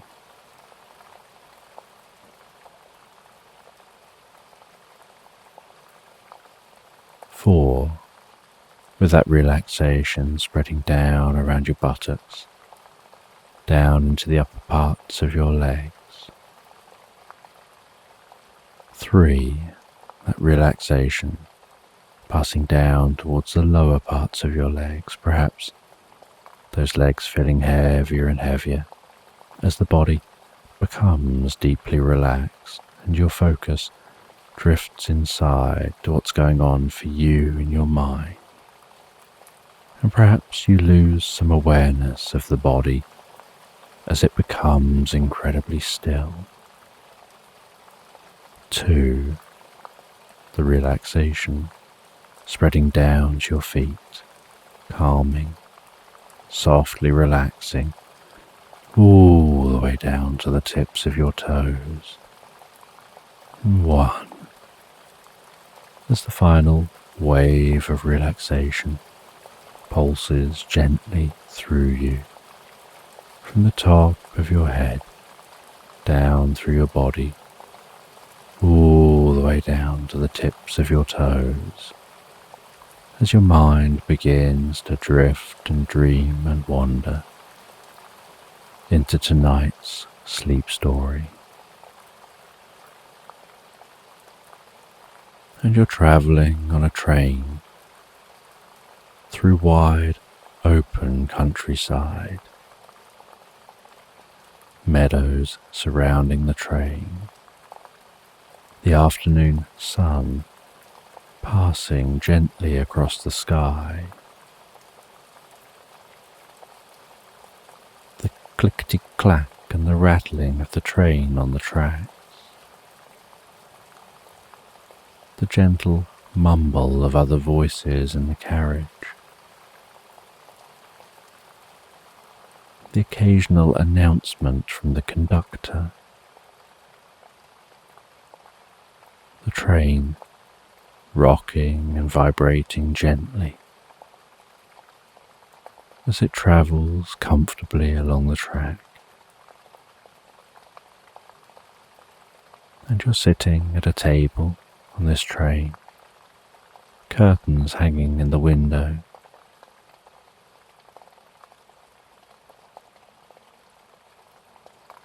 bouncing gently around in the chair to the movement of the train. The liquid in a cup of tea gently rocking and moving,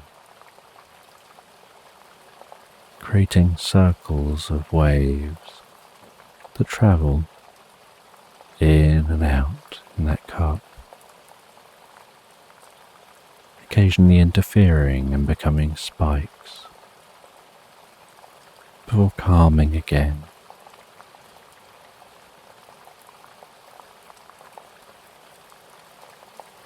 Gazing out across the scenery, watching trees flash by the window, looking off to distant woodland and mountains, across meadows, and on the table you have an old-fashioned typewriter that you're writing your current book with. And next to the typewriter is a leather binder where you're placing your completed pages.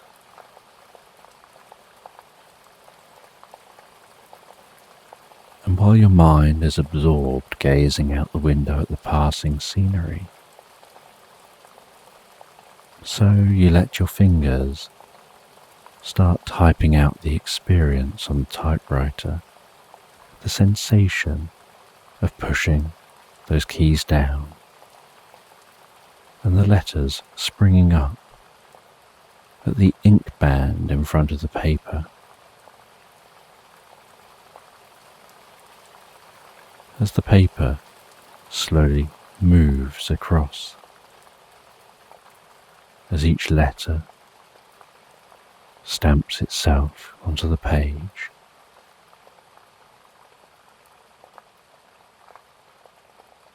And then the paper moves up a bit, slides back across, and you carry on with the next line.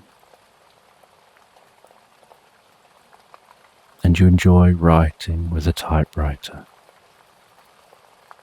because there's something visceral, a connection you feel with a typewriter that you just don't get when typing on a keyboard with a computer. Something about the sounds of typing, the smell of the ink, the feeling of hitting the keys and the weight of the keys as they move. You type about the experience of being on a train, the movement of the train, what you're feeling as you travel. Describing the peaceful scenery outside the window, the sensation of watching it flash by.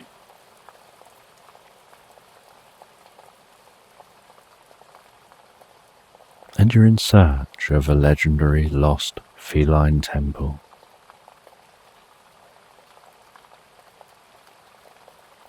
A temple that was situated in the heart of an ancient cat-worshipping civilization, where it's rumoured rituals used to be performed that allowed people to temporarily swap consciousness with cats that they were bonded to,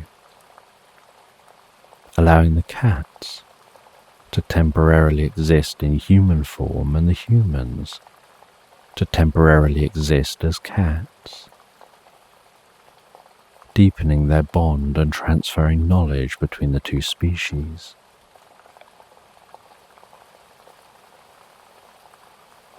And as night falls, you set up your bed in the sleeper train. You settle down for the night, letting the movement of the train rock you gently to sleep.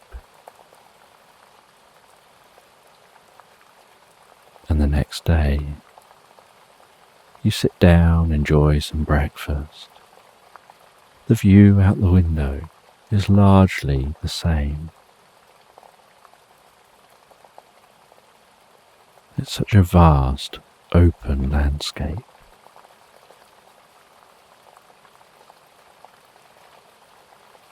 The journey continues on through lunch, not arriving at your stop until mid-afternoon.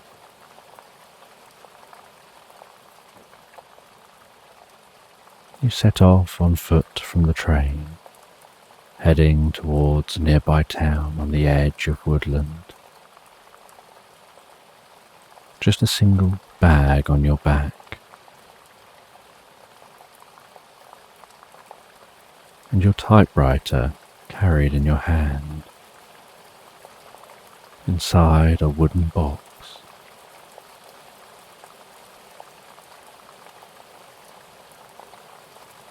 And you walk through the landscape, the sounds of songbirds wrapped around you,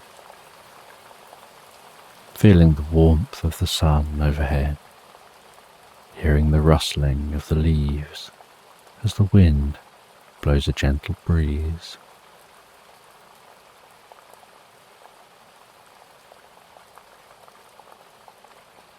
And after some time, you eventually arrive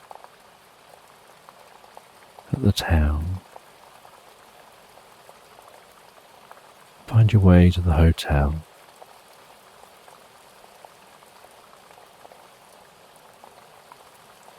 You check into the hotel and head back downstairs after putting all your belongings in your room.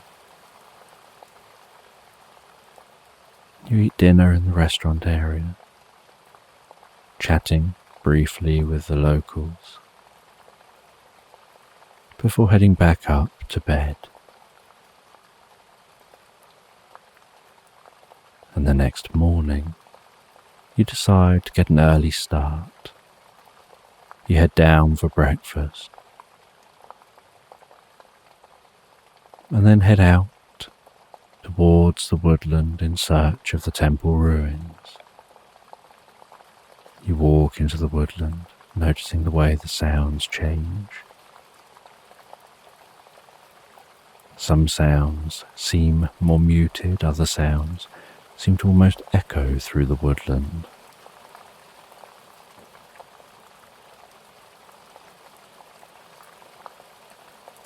Then you search within the woodland for those temple ruins, and you have to walk for most of the day before you find them.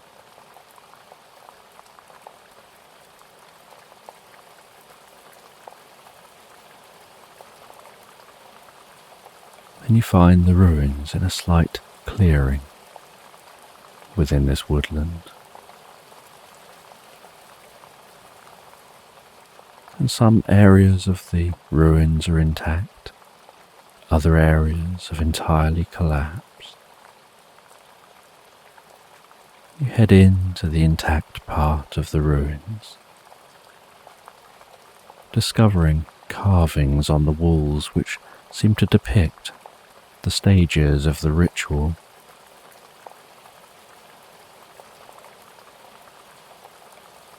And this ritual that allows bonded cats and humans to swap consciousness. It says in the depiction, was only possible roughly every 80 years, when the moon was at a specific location and brightness in the sky. The ancient civilization used complicated calculations to work out when this would happen. Sometimes it could be as soon as 19 years since the previous occurrence. Other times it may not occur for 111 years. The moonshine would only illuminate the temple chamber with enough light for about 15 minutes. If there are any clouds, then the ritual couldn't be performed until the next time the moon was in just the right position and size in the sky. The focused moonshine illuminated and stimulated the fungus growing all over the stone within this chamber. Usually in the darkness, the fungus was dormant, but something about the concentrated moonshine triggered it to release spores which, when breathed in, led to short-lived changes in consciousness, swapping the cat's and humans' consciousness, where they were already synchronized due to their bonding. And although much of the temple was ruined, the ritual chamber still stood, and you could see the lunar aperture which casts the beam of silver light into the chamber when the moon is at just the right point in the sky.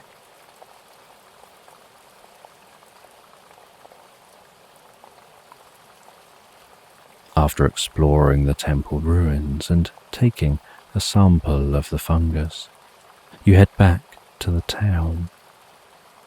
You meet with a local elder who tells you the stories of the ancient civilization and how, as the town became modernized and people left and gave other things their priority, they stopped bonding with their cats, and with the practice being so rare, it drifted from their lives.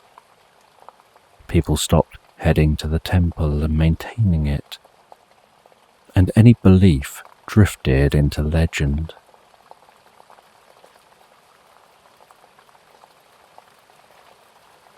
You purchase some old books of the legends before heading back to the hotel. And at the hotel, you examine the fungus and you read through the books while typing up your findings.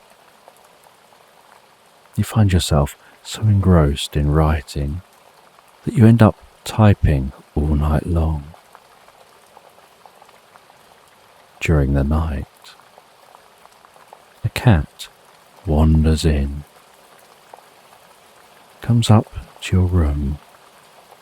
You hear it purring at your door, gently meowing, so you let it in. It snuggles up next to you while you continue writing and purrs beside you.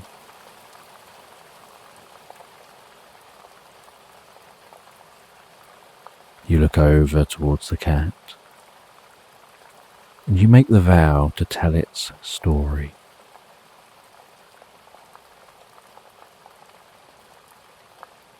You work out from the texts when the next date would occur, according to the legends, when the moon will shine just in the right way into the temple.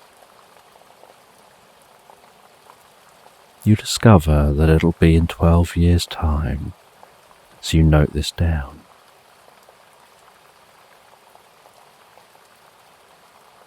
As the sun rises, you head downstairs for breakfast, and you'll be catching the train home today in just a few hours. And the whole time you're eating breakfast, the cat doesn't leave your side. When you head back to your room to pack away, the cat continues to be beside you. When you leave the hotel, the cat follows. And so you decide to take the cat home with you, thinking perhaps you'll return here in 12 years' time. Maybe you could have a go at the ritual.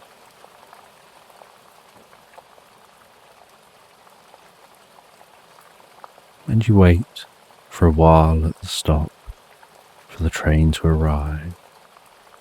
You board that train, and you make the journey on that train all the way home.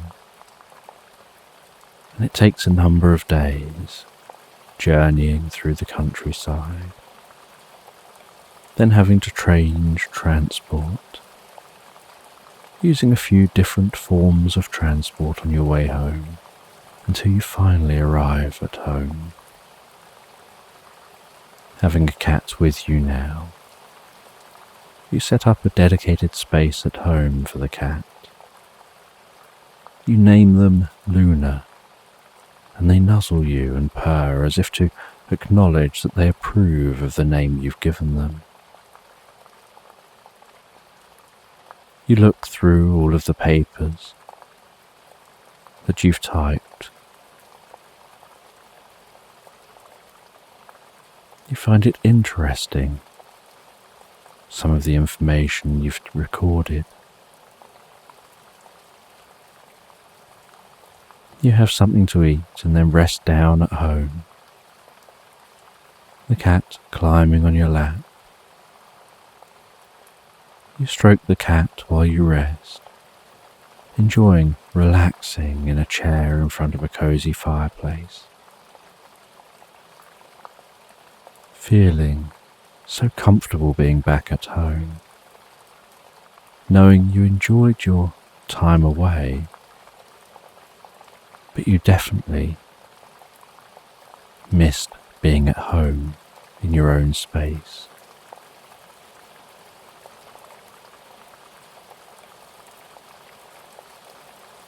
And as you begin to feel tired, you set up a space specifically for Luna to rest.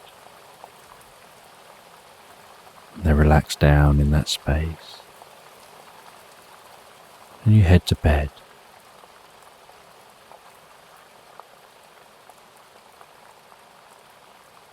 And as you rest down in bed, you review the experience you've had,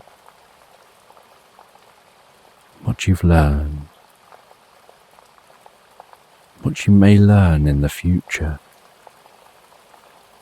in just over a decade's time.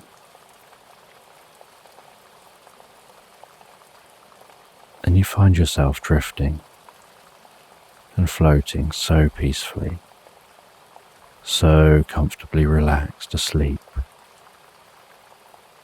into Slumberland.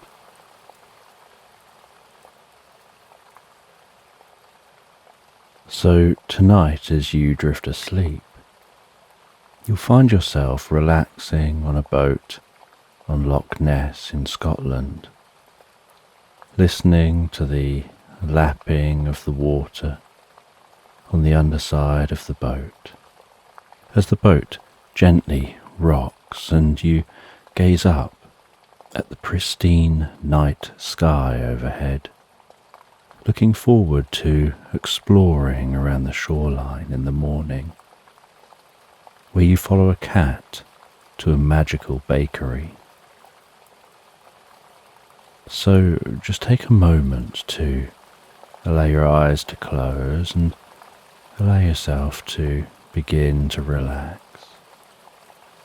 And as you begin to comfortably drift asleep, I don't know whether you'll drift asleep faster to the sound of my voice, or whether it'll be to the spaces between my words.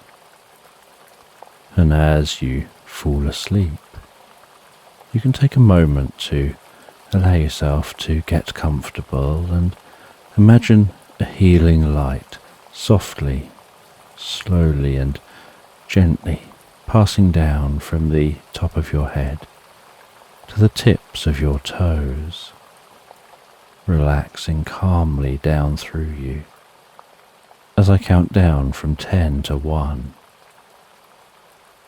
And with each count, your mind can quieten and calm as the muscles soften and relax, and you can begin the process of drifting peacefully asleep. From 10, that healing light relaxing the muscles around the top of the head, around the back of your head, gently, carefully relaxing the muscles around the side of your head, around your temple, your forehead. And with each out-breath, that relaxation can deepen so peacefully, so comfortably, as it flows down around the eyes and around the ears. 9. That relaxation moving down around the jaw, relaxing that jaw, allowing the tongue to relax, the lips to relax, the nostrils to gently relax. With that relaxation moving carefully, slowly, as that healing light passes down the back of the neck, softening and calming those muscles.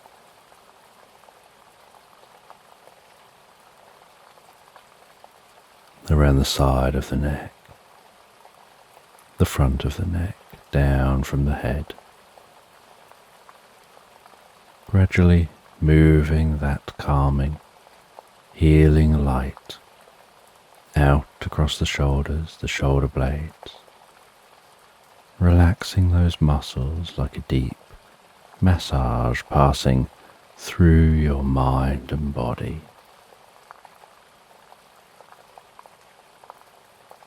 8. As that relaxation begins to move down those arms, And I don't know which arm the relaxation will move down fastest, whether it'll be the right arm or the left arm. But you can be aware of that healing light spreading gently down those arms, around the biceps, the triceps, down into the forearms.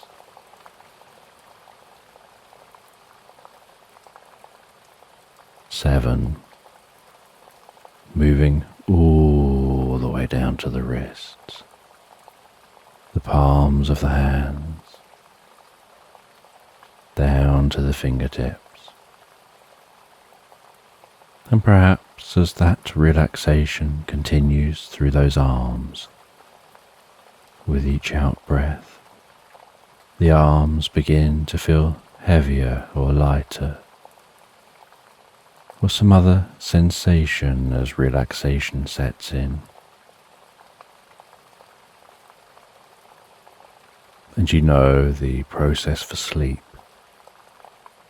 is that the body begins to relax.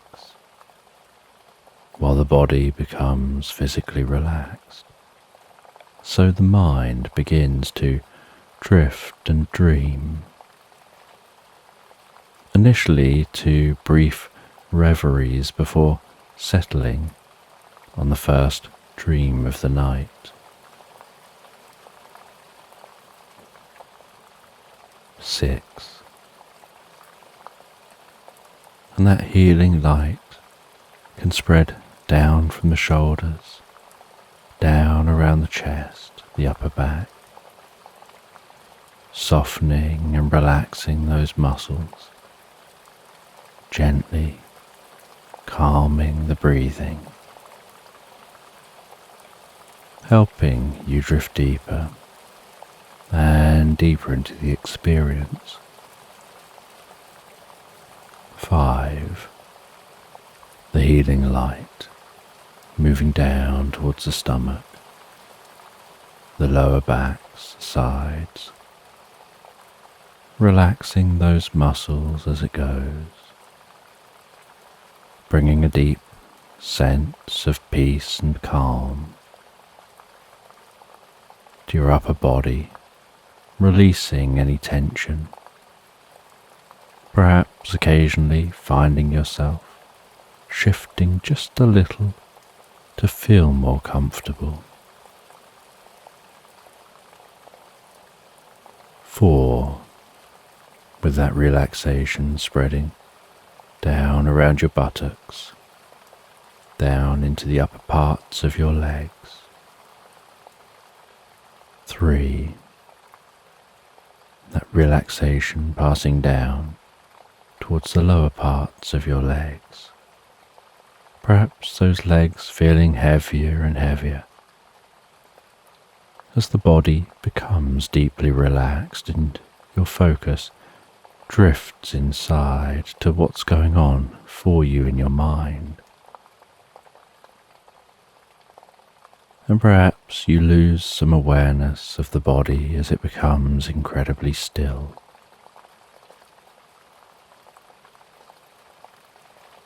2. The relaxation spreading down to your feet, calming, softly relaxing all the way down to the tips of your toes. 1. As a final wave of relaxation pulses gently through you from the top of your head, down through your body, all the way down to the tips of your toes, as your mind begins to drift and dream and wander into tonight's sleep story.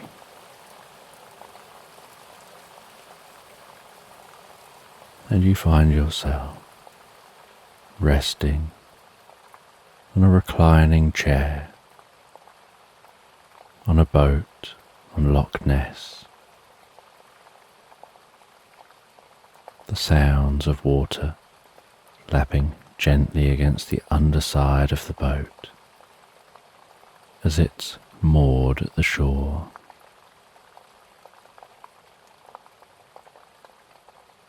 And it's late at night. And overhead, you can see the night sky arching from horizon to horizon, stars twinkling, the dusty Milky Way smeared across the middle of the sky, the occasional shooting star fizzing past, the gentle scent of the fresh water as it continues lapping against the underside of the boat, the slight rocking of the boat in its mooring, perhaps noticing the occasional hoot of a distant owl, and the coolness of the air across your cheeks, with that gentle breeze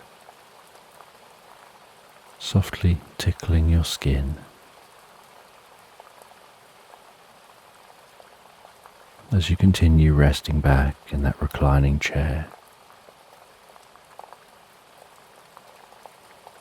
and you lean over and pour yourself a warm drink. As you bring that drink up to your mouth, aware of the warm vapour rising up beneath your nostrils, up across your face, your forehead, the sensation of drinking that drink and the feeling of the warm drink soothing its way down through you. I'm really enjoying the deep sense of peace and relaxation resting on this boat. Just watching the night sky overhead. And as you finish that warm drink, you begin to feel tired. And so you head down into the boat. You close the door behind you, head through to the bedroom, climb into the bed and settle down, and begin to drift asleep to the gentle rocking of the boat, the soft lapping sound of the waves against the underside of the boat.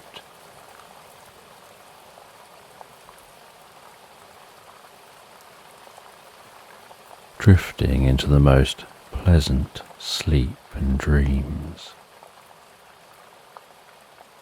And the next day you awaken. You head up onto the deck of the boat. You enjoy some breakfast as you see the sun's rays carefully peering over the top of the hills surrounding the loch.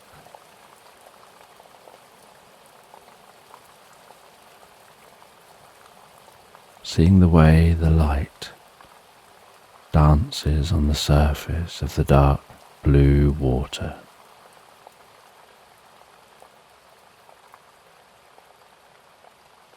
Looking out across the greens and the browns of the hills, the gentle mist in the distance on the loch,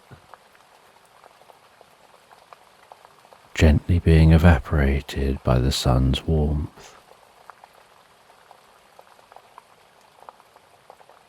And after eating your breakfast, you set off from your boat, walking up the jetty, following a path. And you follow that path along the side of the loch, listening to the water lapping along the shoreline, before the path veers off among some trees, comes out the other side among countryside. You can see a small village in the distance.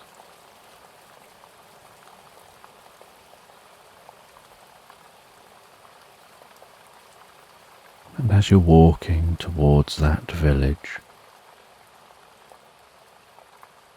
you encounter a cat sitting on an old stone wall, and it meows at you as you pass. And so you slow down and stop. And the cat stands,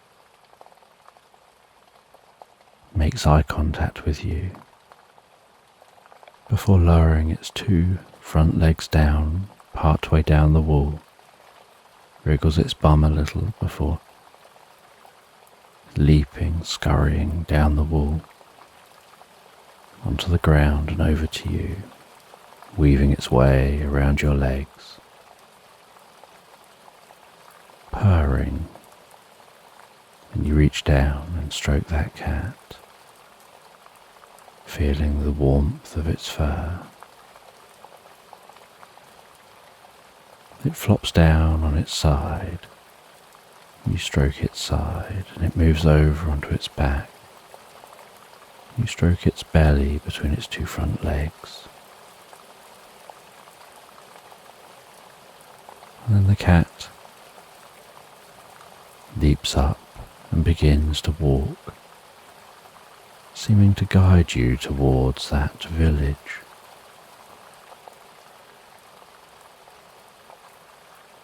And so you follow the cat,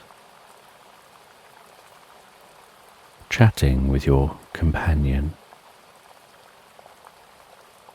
as you walk along through the countryside, seeing a large bird of prey circling overhead, hearing the rustling of the leaves of the trees, feeling the wind as it blows a breeze,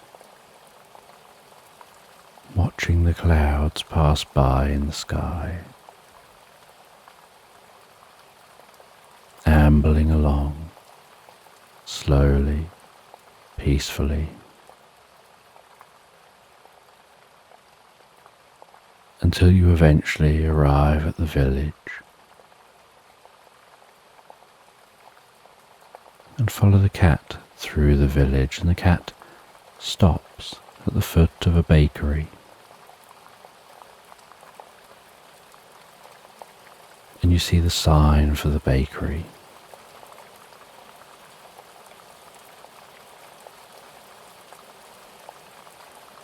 And you head into that bakery. The door trings as it opens.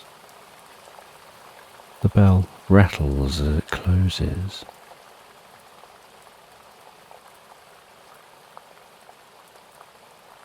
As soon as you're inside, you can smell the smells of this bakery. The smell of baked bread,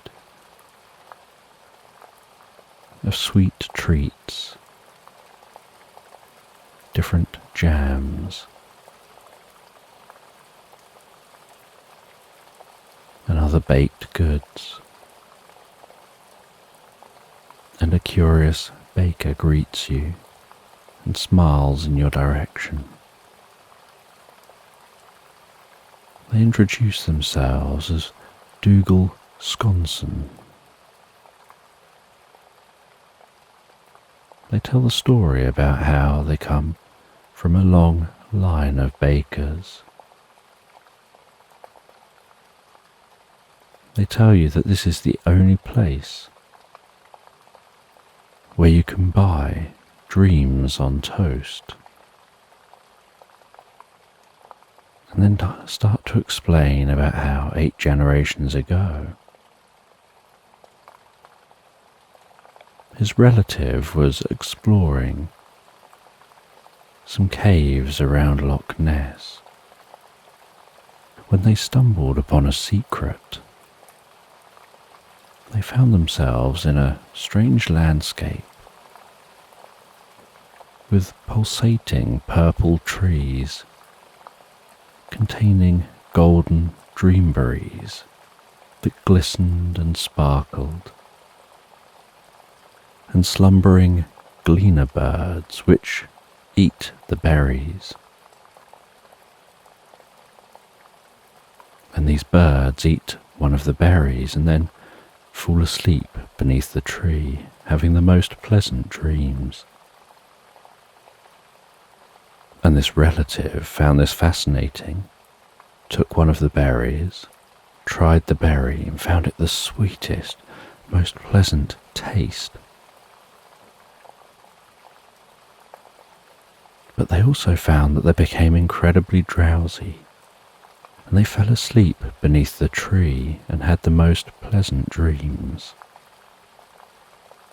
So they took some of those berries away with them, and they made some jam from the berries.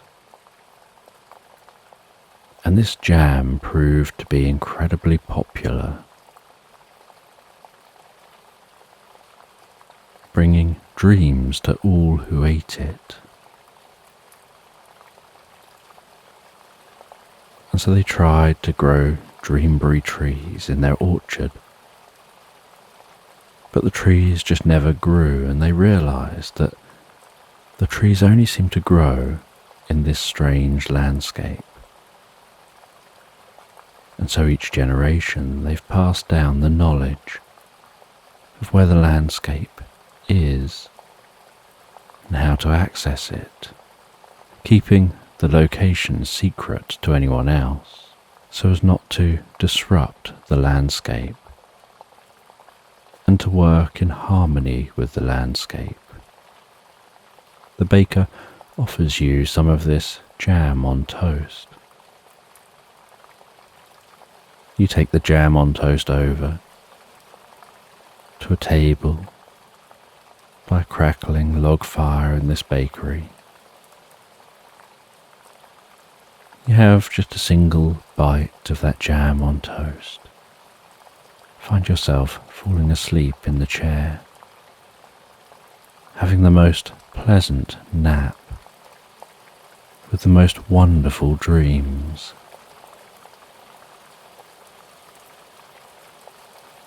And you find the experience so pleasurable, so calming and healing, that you decide to buy some jars of the jam. And each jam jar comes with a warning label. Warning will cause drowsiness, sleep and pleasant dreams. Do not consume if anything requires your attention.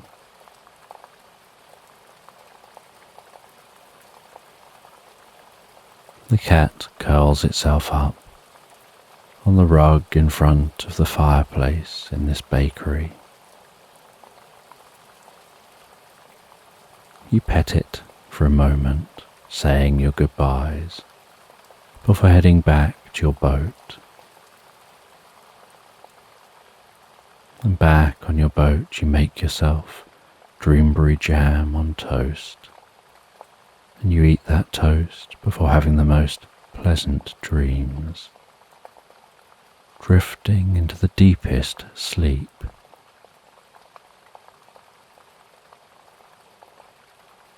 And the next day, you leave that mooring, continue along the coast a little further, watching as Urquhart Castle comes more and more into view.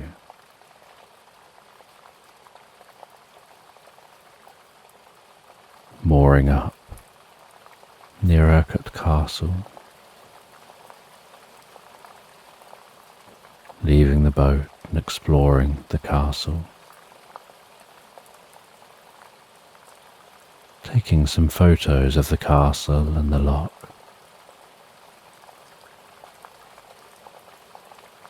Before walking to the nearby village of Drumnadrocket. And in Drumnadrocket, among a pair of white stone buildings, you find an old mottled stone bookshop. And there's something deeply curious and interesting about this bookshop. You open the door and are instantly met by that old book smell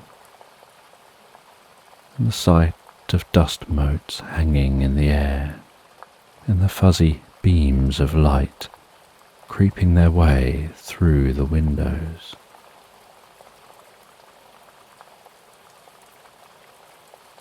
You speak with the bookshop owner, who's an old man with the most striking green eyes.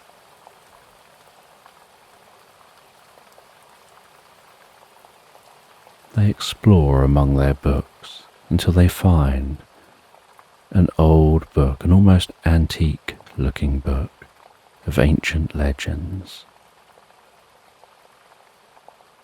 And they hand you the book and tell you that the knowledge you seek is contained within that book, and you're curious to learn more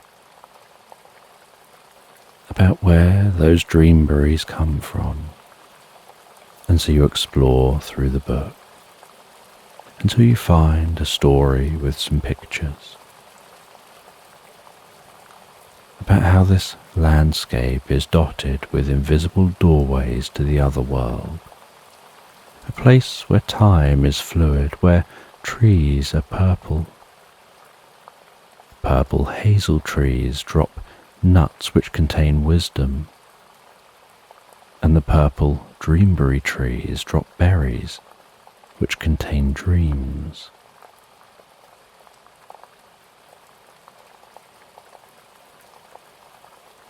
And this other world is the home of beautiful fae who dress in green. And this race of fae are called she. They live here in the other world, rarely seeing people anymore from the regular world. And this book metaphorically describes the locations that you can use to access the other world, and explains about how the portals only open at dawn or dusk. The bookshop owner suggests that perhaps you should go searching for the nearest entrance, and they help you to interpret one of the invisible doorway locations. And so that evening, as the sun begins to set, you head to the location where the portal may well be, and you find yourself walking through a portal, heading into the other world. You see the dreamberry trees. You see those birds. You meet a friendly she who shares about this place, explains about how times have changed.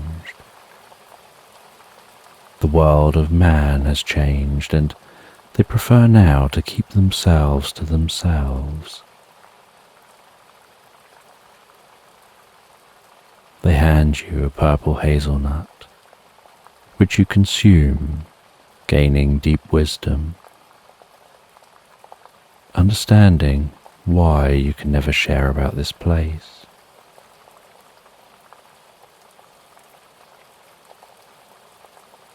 The she show you around this location,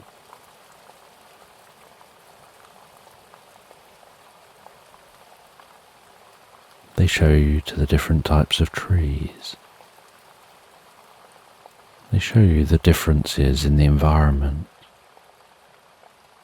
how the colours here are very different in the other world.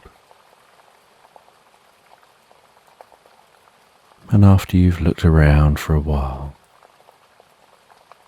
you head back to the portal, pass through the portal, knowing you'll never tell anyone where this place is, how to enter it. Being aware of the importance of that.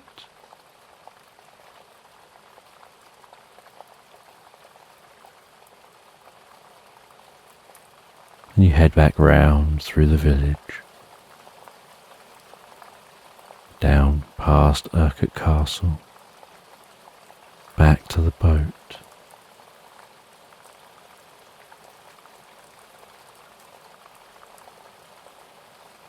And you arrive back at the boat just as rain begins to trickle its way across the loch.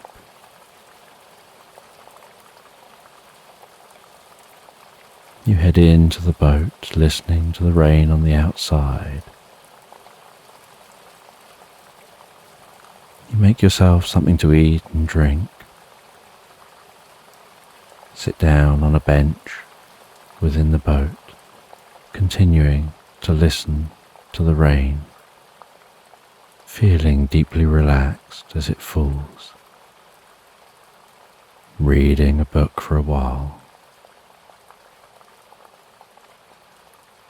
And then you have a slice of toast and dreamberry jam.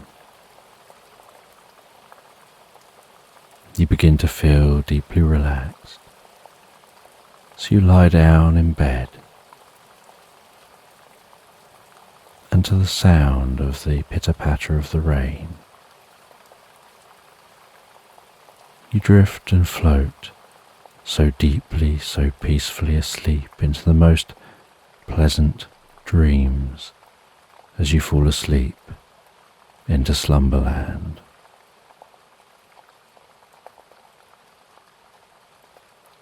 So tonight, as you drift asleep, you find yourself relaxing on the bank of a lake as the sun begins to set, enjoying the sound of the water lapping gently against the shore,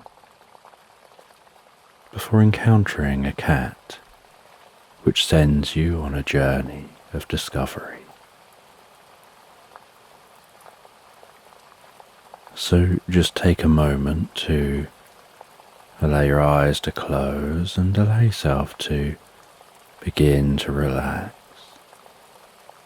And as you begin to comfortably drift asleep, I don't know whether you'll drift asleep faster to the sound of my voice, or whether it'll be to the spaces between my words. And as you fall asleep, you can take a moment to allow yourself to get comfortable and imagine a healing light softly, slowly and gently passing down from the top of your head to the tips of your toes, relaxing calmly down through you. As I count down from 10 to 1, and with each count, your mind can quieten and calm as the muscles soften and relax, and you can begin the process of drifting peacefully asleep. From 10, that healing light relaxing the muscles around the top of the head, around the back of your head, gently, carefully, relaxing the muscles around the side of your head, around your temple, your forehead, and with each out-breath, that relaxation can deepen so peacefully, so comfortably, as it flows down around the eyes and around the ears. 9. That relaxation moving down around the jaw, relaxing that jaw,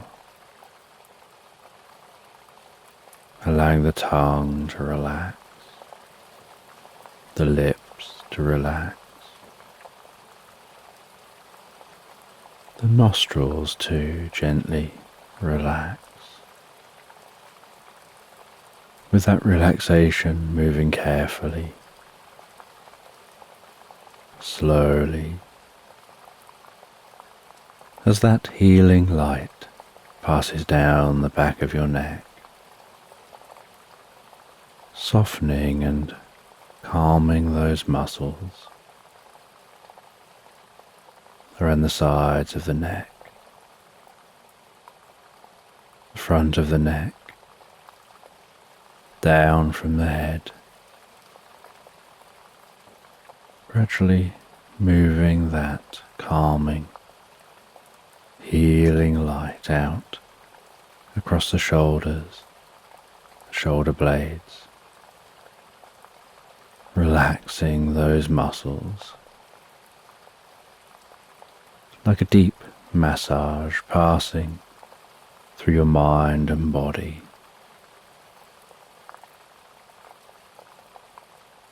8. As that relaxation begins to move down those arms,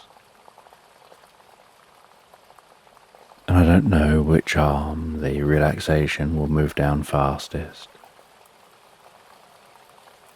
whether it'll be the right arm or the left arm.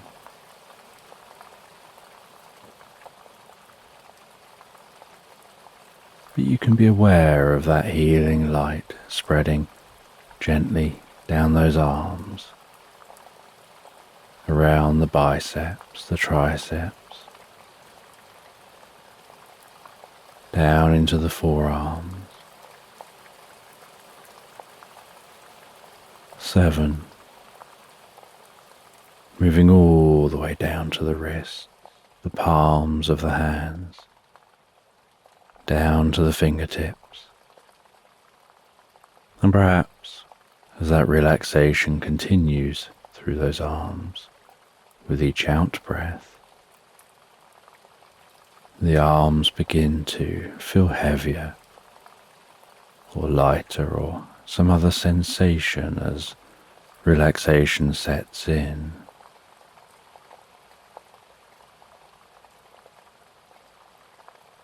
And you know that the process for sleep is that the body begins to relax, and while the body becomes physically relaxed, so the mind begins to drift and dream. Initially to brief reveries before settling on the first dream of the night. 6. And that healing light can spread down from the shoulders and down around the chest, the upper back, softening and relaxing those muscles, gently calming the breathing, helping you drift deeper and deeper into the experience. 5.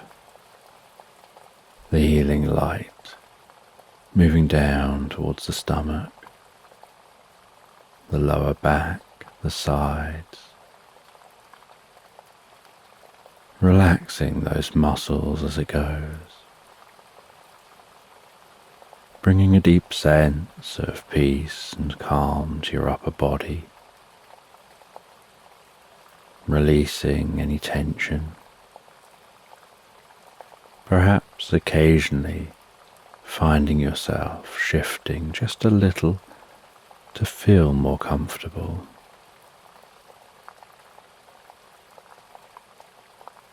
Four, with that relaxation spreading down around your buttocks, down into the upper parts of your legs. 3, that relaxation passing down towards the lower parts of your legs. Perhaps those legs feeling heavier and heavier as the body becomes deeply relaxed and your focus drifts inside to what's going on for you in your mind. And perhaps you lose some awareness of the body as it becomes incredibly still. 2, the relaxation spreading down to your feet, calming, softly relaxing all the way down to the tips of your toes. 1, as the final wave of relaxation pulses gently through you, from the top of your head, down through your body, all the way down to the tips of your toes, as your mind begins to drift and dream and wander into tonight's sleep story.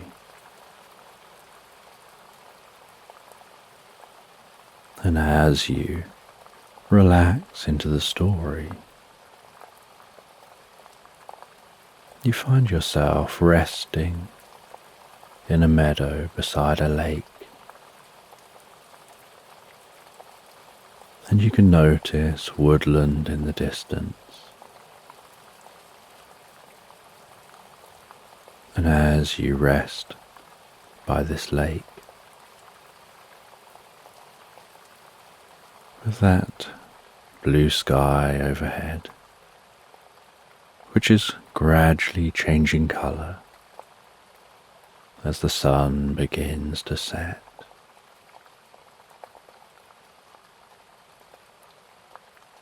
You can hear the sound of the gentle waves lapping softly on the shore and rustling among the reeds.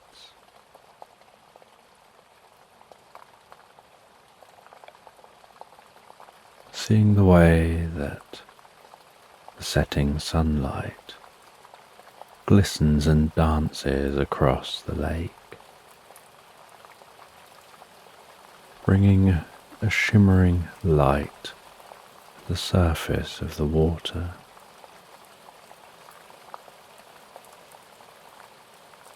The sounds of ducks quacking, the sounds of sploshing as ducks poke their head under the water, diving down under the water before resurfacing again. And when they resurface, you can notice the way that the water just rolls off the duck's back. It doesn't absorb into their feathers. It just seems to bead and roll off of those ducks.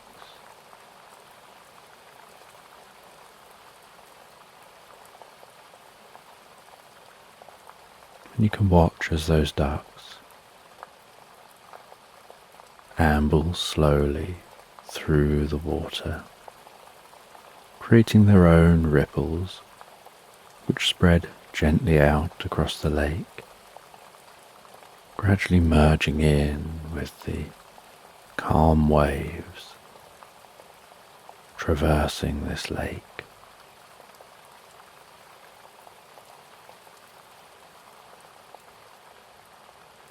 And noticing the changing colours of the sky as the sun creeps its way down to the horizon,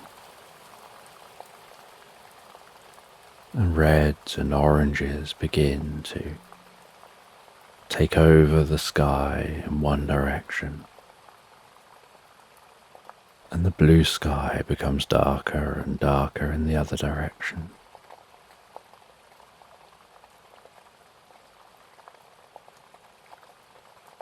And noticing the first signs of the moon creeping its way into view,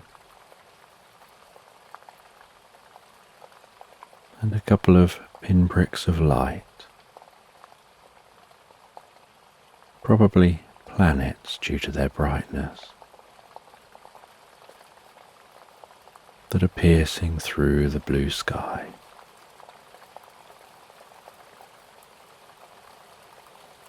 And the way the air is cooling down.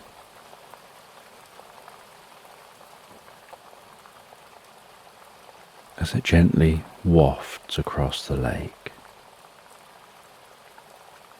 carrying with it the deep scents of the meadow, and the soft, distant sounds of wildlife. And there's a freshness to this air as it enters your nostrils. You breathe it into your lungs. That coolness, calming, that gentle breeze gently stroking your cheeks.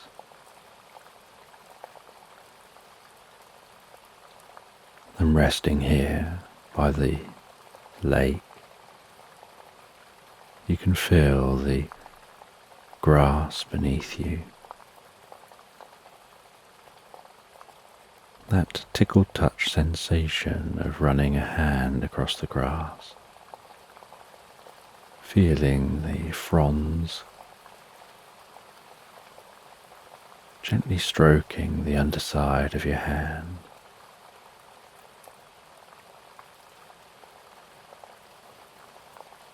And with the sun setting, you decide it's time to light a campfire and put up a tent.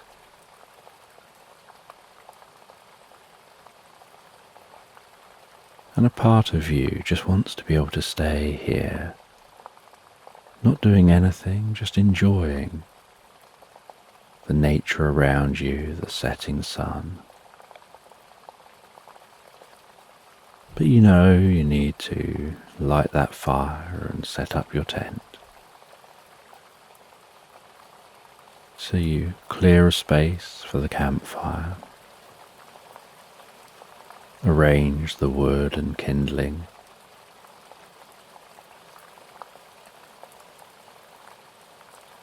you light the fire and blow into the fire to help that fire take hold.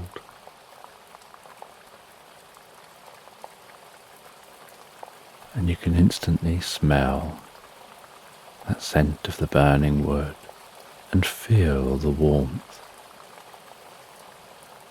emanating from that fire and massaging your cheeks and your forehead.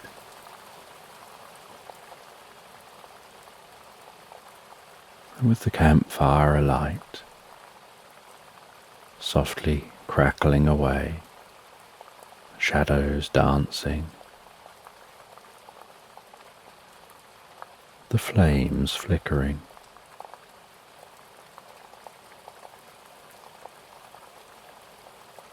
You set up your tent at an angle to the fire and the lake, and at the front of the tent it folds out like a small mat to sit on, and you sit on that small mat, the tent open behind you, a cozy sleeping bag,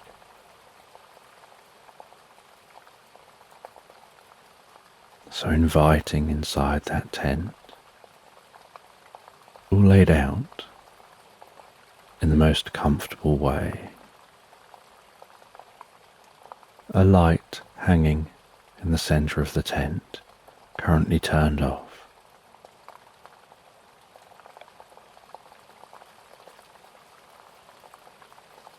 And while you relax there by the fire, you take out a saucepan and some food.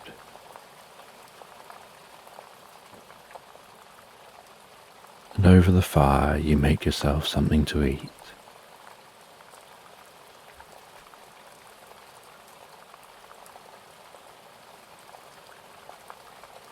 You enjoy eating that food and having a drink, and listening to the last sounds of the songbirds going to bed. As the last rays of sunlight creep over the horizon out of sight.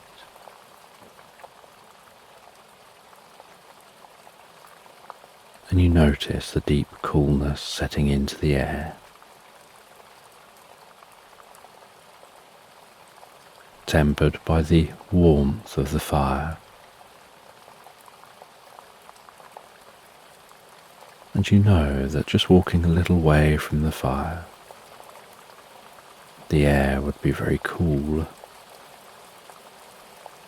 But here it's cozy and warm. And the shadows are now deeper and darker, as the shadows and light interplay and dance, and the tent almost glows in the warmth of the firelight.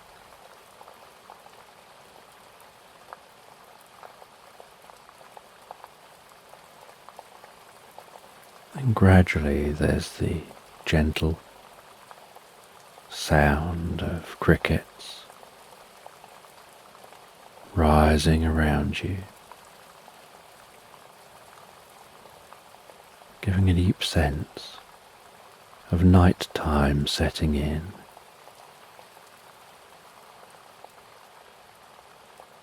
And after eating and drinking, you turn yourself around, lying down on your stomach, your feet deep into the tent, resting comfortably, and begin reading a book, propping yourself up on your elbows as you lie there reading.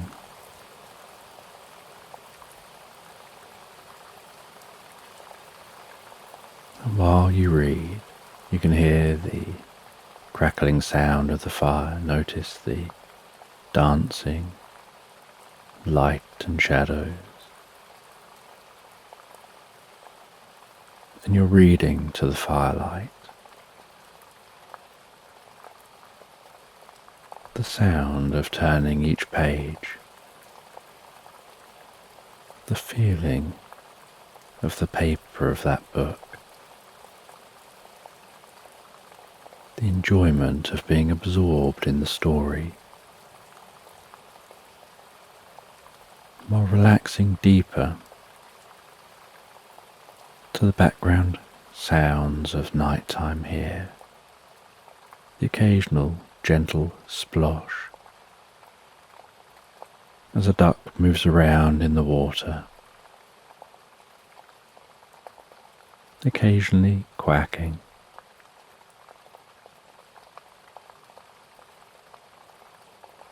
The sounds of the crickets, the soft rustling of the reeds,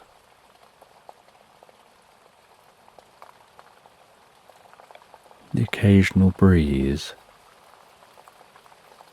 making the fire flicker faster before it settles down again as the air becomes still.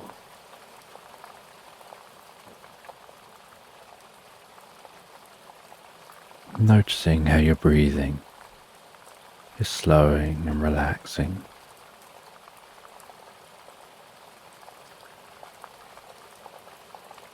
As you feel the environment so peacefully relaxing, deeper and deeper into the experience. And after a while, as the fire is burnt down to embers,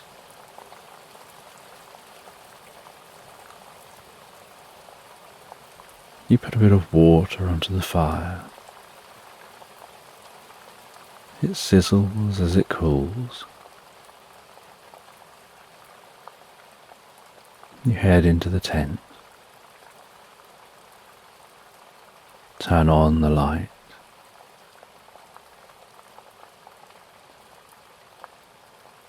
seal up the tent for the night,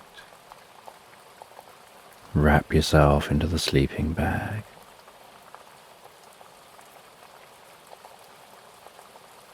Feeling the stillness here in the tent.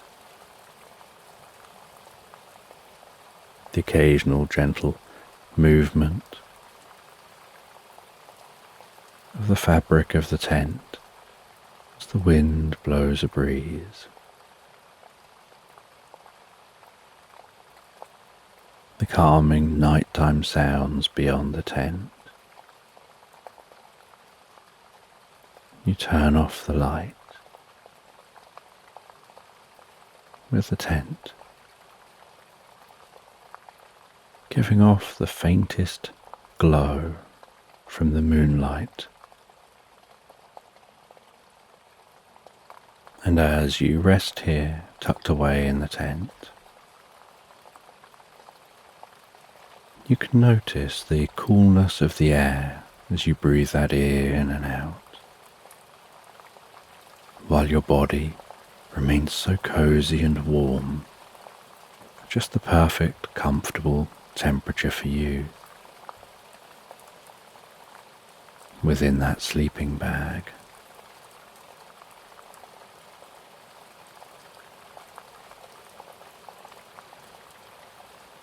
And it doesn't take long before your eyes naturally close and you easily and effortlessly drift peacefully asleep. And while you sleep, you have the most beautiful dreams. Dreams which are doing deep inner healing, supporting your well-being.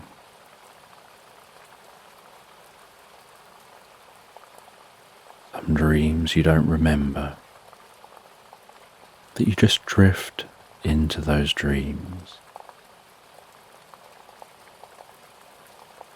You explore alternative realities in those dreams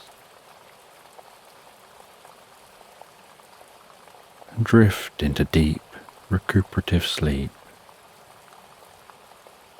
where your body heals and repairs and your mind prepares.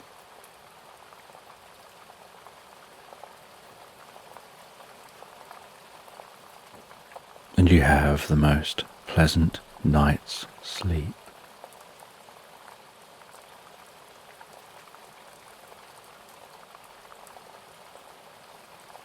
And the next morning,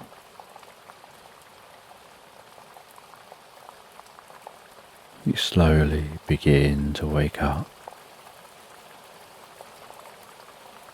to the gradual lightening within the tent as the sun rises outside of the tent. That light making the tent glow so softly.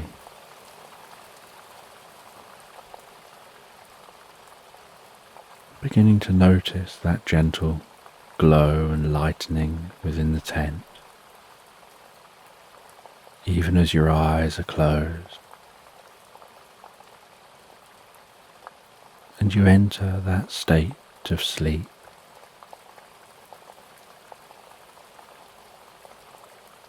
Where you're half awake and half asleep, almost like drifting in daydreams or the most pleasant reveries,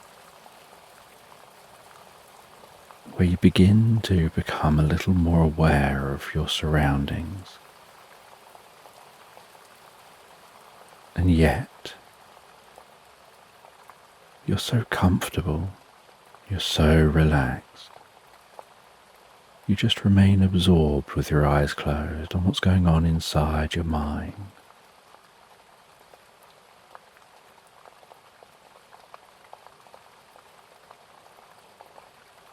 And you start to hear the sound of a cat meowing. And for a while you wonder whether that's inside your mind, somewhere in a dream, or outside your mind, just beyond the tent.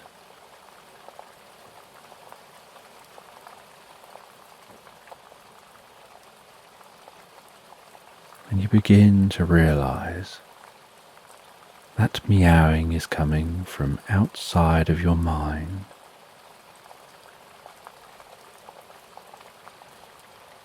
And you fully drift to wakefulness. You stretch a little, unzip yourself from the sleeping bag, open the tent and breathe in some of that fresh morning air.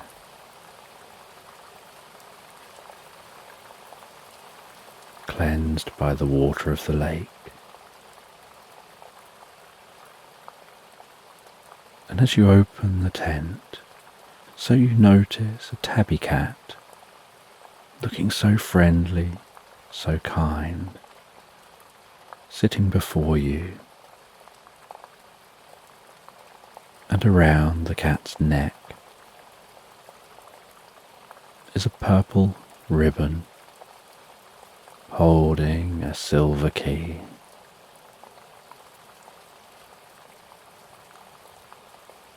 And when the cat notices you noticing it, and the tent is now wide open, it stands and walks towards you, buffs its head gently against you, rubs its head, its side of its neck, rubs its body and extends its tail, circles round and repeats this a few more times.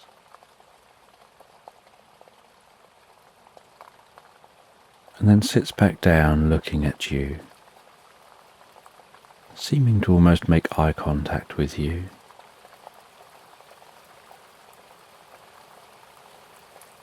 And behaving in a way that makes you think it wants your attention. And so you stroke that cat. It flops on its side, you rub its belly.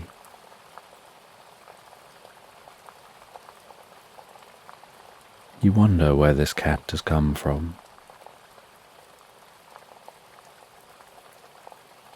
You make yourself some breakfast and have a drink.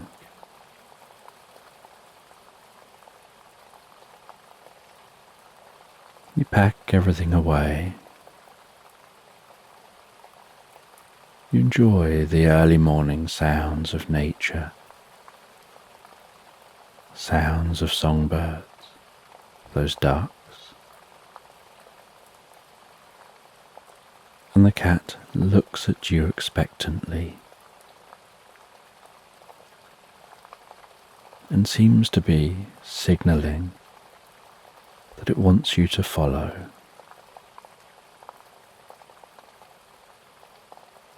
And so after you're fully packed away,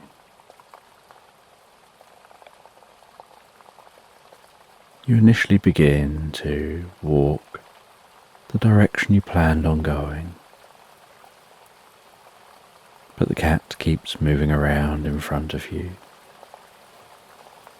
blocking your path, nudging its head onto your legs, as if to encourage you to go a different direction.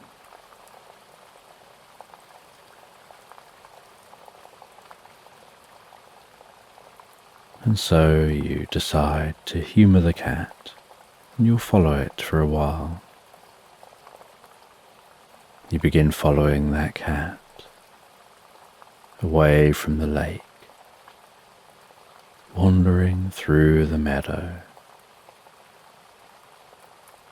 And as you walk through the meadow, so you enjoy watching the bees dart from plant to plant, the butterflies landing on plants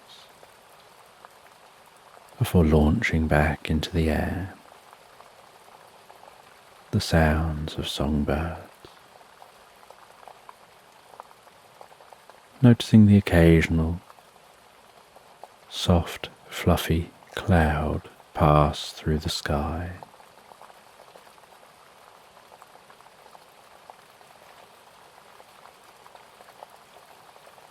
And you walk for quite some time following that cat, the cat managing to keep just a short distance before you, occasionally looking back at you to make sure you're still following.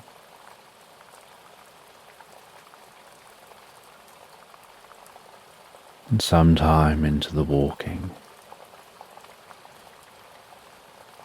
you discover the ruins of an old church. And you stop, enjoy some lunch, sitting on the remains of an old stone wall.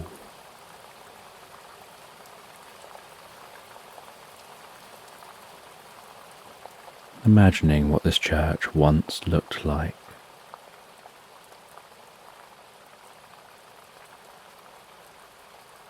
You hand a bit of the food to the cat, who graciously eats that food before continuing your journey through the meadow, eventually finding your way to a bridle way which passes through this landscape.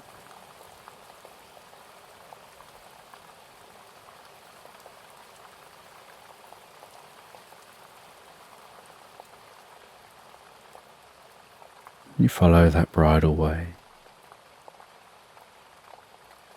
which is much easier to walk on than walking through the meadow.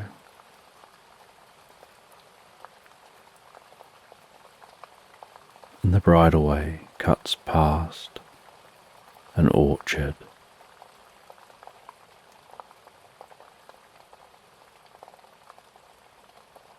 And you continue on,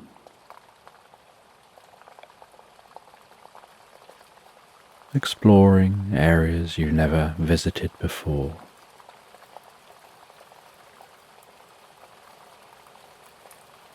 And as evening sets in, you notice there's the light of a campfire in the distance.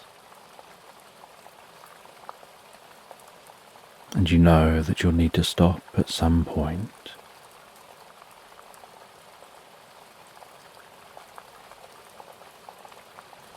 And you don't really want to stop this distance from the campfire, not knowing who's at that fire. So you decide to wander to that campfire, meet whoever's there,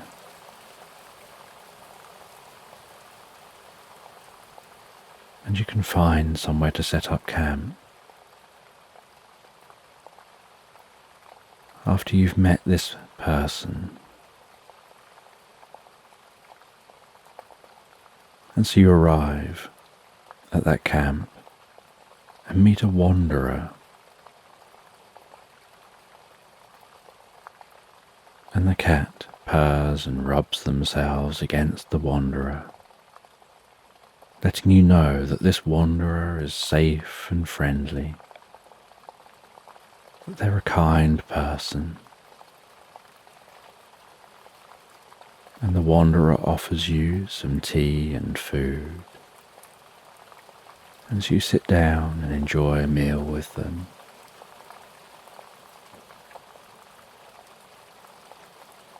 They explain to you the journey that they're on, and you listen with intrigue to their story. And they suggest, why don't you set up your tent here near theirs?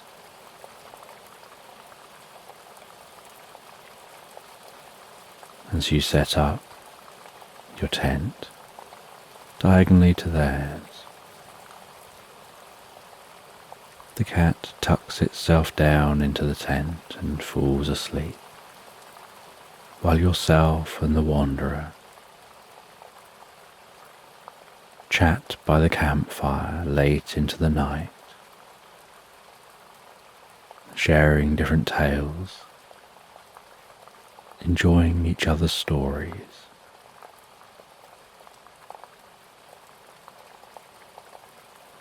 Before it gets so late, you begin to feel deeply tired. You say good night and settle down into your tent and drift so deeply, so peacefully asleep. And the next morning, you're awoken by the most beautiful scent of breakfast, the sounds of the food cooking. You open the tent. The wanderer offers you some breakfast and hands you a plate of that food, and puts a little bit of the food down in a bowl for the cat. And you enjoy that food, and the cat seems to enjoy the food.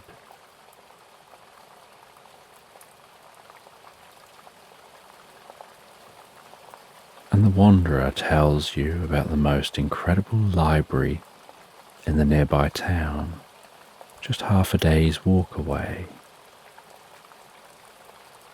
And so when you pack away to continue the journey, you wonder whether you'll get an opportunity to check out that library, because you're just following the cat where it walks. You say goodbye to the wanderer. You continue along the path, and eventually it leads towards that town. And so you head into that town, wandering through the town, finding that library. And it's a really old looking library with a rustic and weathered wooden door.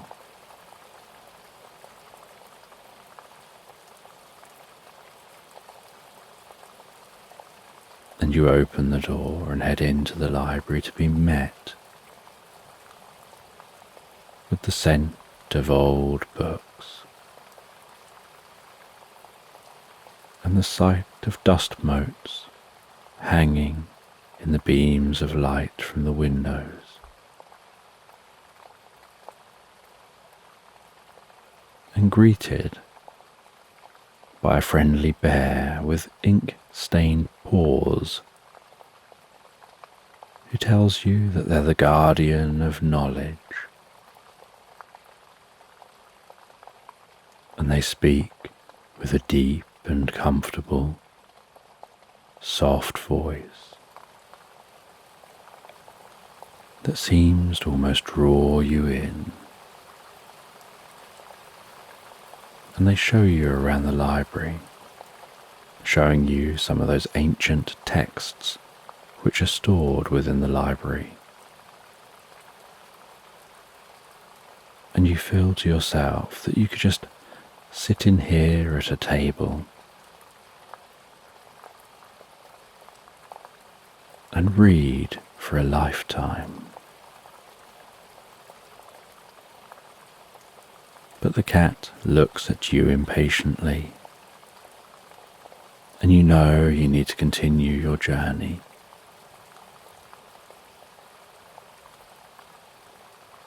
So you make almost a mental note that you want to come back and visit here once you're done following the cat.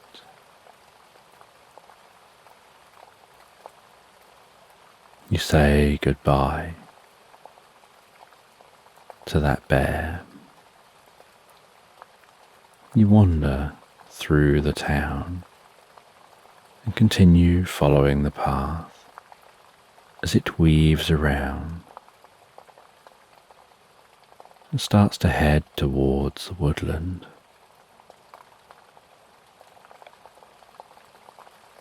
And as you wander towards that woodland, beginning to hear the rustling sound of the trees, you notice on the edge of the woodland the lights of a cozy cottage. And the cat seems excited and begins to speed up, heading towards that cottage. And you follow them all the way up to the cottage. You knock on the door, and there's no answer. You try the door handle, and the door doesn't open. You wander round and look through the windows, and it seems as if no one's home. And the cat rests its paws up against you, as if trying to communicate with you. And you realize they're trying to get you to take that key from their neck. So you reach down. You undo the ribbon and take that key. You try the key in the door, and the door opens, and you walk into that quiet, cozy cottage.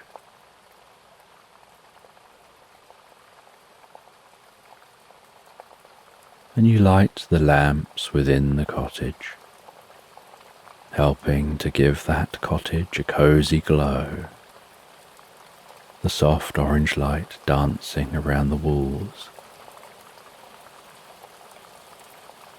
As you begin to explore,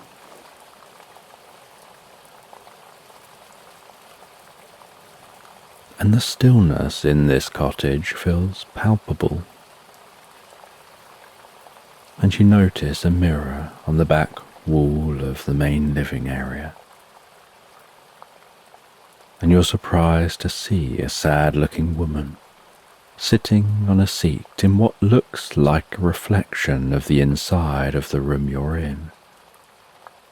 And at the foot of the mirror is an old book, face down and open, as if it had been dropped. You pick up the book and notice that it's a book of spells, with the spell that it's open on being a mirror life spell. You see the instructions for reversing the spell, and decide to follow these instructions. And as you do, The mirror glows and sparkles and shimmers, and there's a faint hum in the room. The woman notices and heads over to the mirror inside the reflection and manages to step through the mirror, through that shimmering, and into the cottage.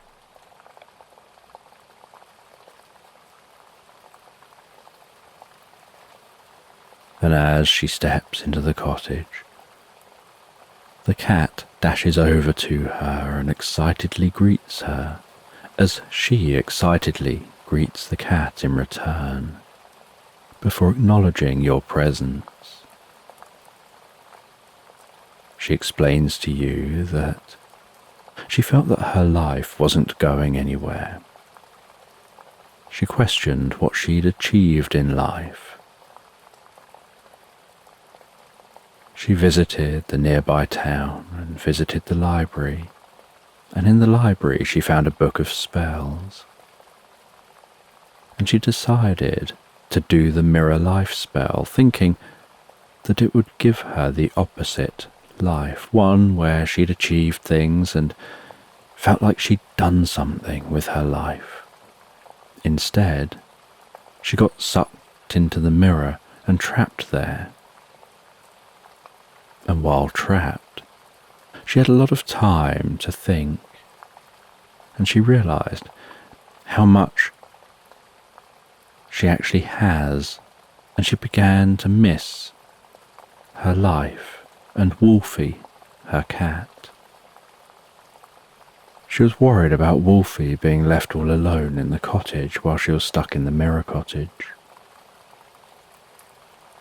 She kept on trying to escape the mirror cottage, but all that existed in the mirror cottage was everything inanimate that was reflected in the mirror at the point she passed through. So when she opened the front door in the mirror cottage, there was nothing beyond the door. When she opened the windows, there was nothing beyond the windows. The only thing in this mirror cottage was exactly what was reflected in the mirror. And pleased to be back in her cottage, the woman lights the fire and asks if you're happy to stay for something to eat as a thank you. She feeds Wolfie, and Wolfie comes over and nudges against you as if to thank you for your help. She then prepares dinner, and you sit together eating in front of the fire. And after dinner, you continue chatting in front of the fire as Wolfie jumps up onto the woman's lap. And she pets Wolfie as Wolfie purrs and drifts peacefully asleep. She asks if you'd like to stay for the night. You say that you're happy to do this, and so she makes up the spare room. You settle down for the night in the most comfortable bed, drifting peacefully asleep. And the next day, Wolfie says goodbye, the woman says goodbye, and you're a long way off course with the direction that you're planning on going. But you are really only wandering. So you decide to just wander in a new direction from here.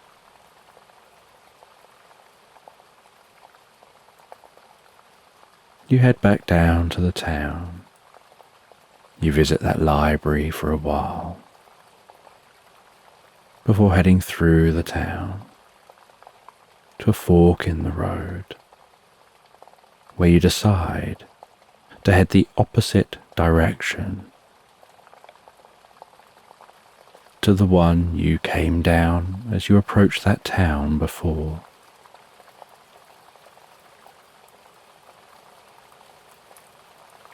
And you glance back at the town and think back on that cabin and your experiences, pondering that as you walk, before bringing your attention back to your journey. As you continue on wandering, curious what other random encounters you might have, and what random journeys those encounters might lead you on. And much of this journey is just you quietly walking in nature, enjoying the peace and tranquility. And the sun sets on another day, and you notice rain creeping across the landscape in the distance. You set up your tent and settle down. As those first raindrops begin to tap on the outside of the tent, with that rain gradually becoming heavier and heavier,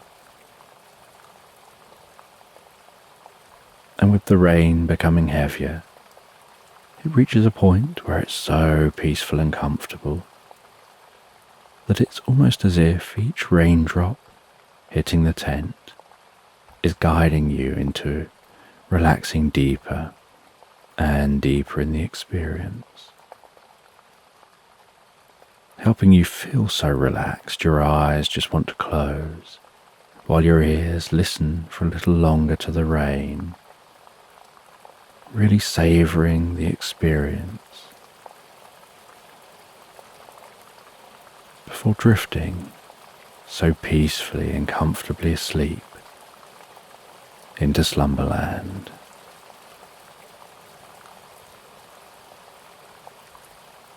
So tonight, as you drift asleep, you find yourself relaxing in the golden haze of the setting sun,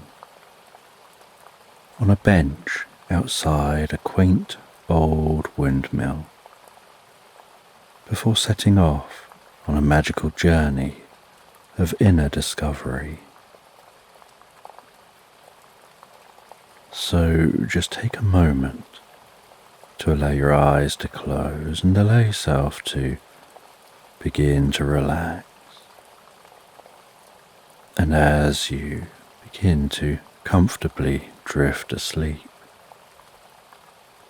I don't know whether you'll drift asleep faster to the sound of my voice or whether it'll be to the spaces between my words. And as you fall asleep, you can take a moment to allow yourself to get more comfortable and imagine a healing light softly, slowly and gently passing down from the top of your head to the tips of your toes, relaxing calmly down through you. As I count down from 10 to 1, and with each count, your mind can quieten and calm as the muscles soften and relax, and you can begin the process of drifting peacefully asleep. From 10, that healing light relaxing the muscles around the top of the head, around the back of your head, gently, carefully, relaxing the muscles around the side of your head, around your temple, your forehead,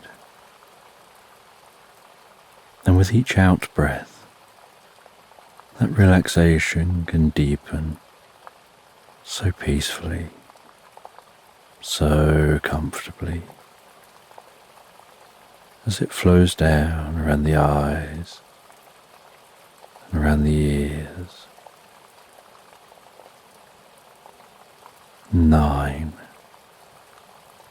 That relaxation moving down around the jaw, relaxing the jaw, allowing the tongue to relax, the lips to relax, the nostrils to gently relax, with that relaxation moving carefully, slowly, as that healing light passes down the back of the neck, softening and calming those muscles around the sides of the neck, the front of the neck, down from the head, gradually moving that calming, healing light out across the shoulders, the shoulder blades, relaxing those muscles, like a deep massage passing through your mind and body. 8. As that relaxation begins to move down those arms, and I don't know which arm the relaxation will move down fastest, whether it'll be the right arm or the left arm,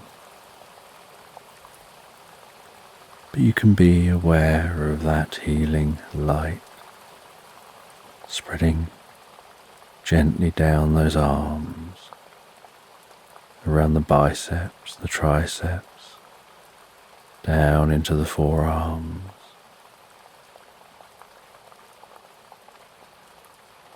7.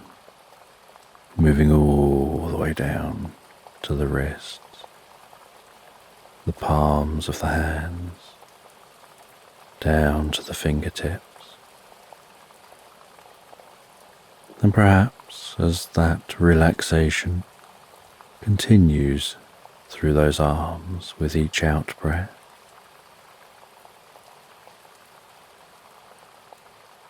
the arms begin to feel heavier or lighter,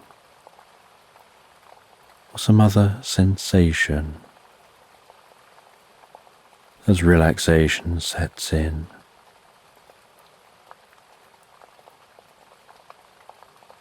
And you know the process for sleep is that the body begins to relax,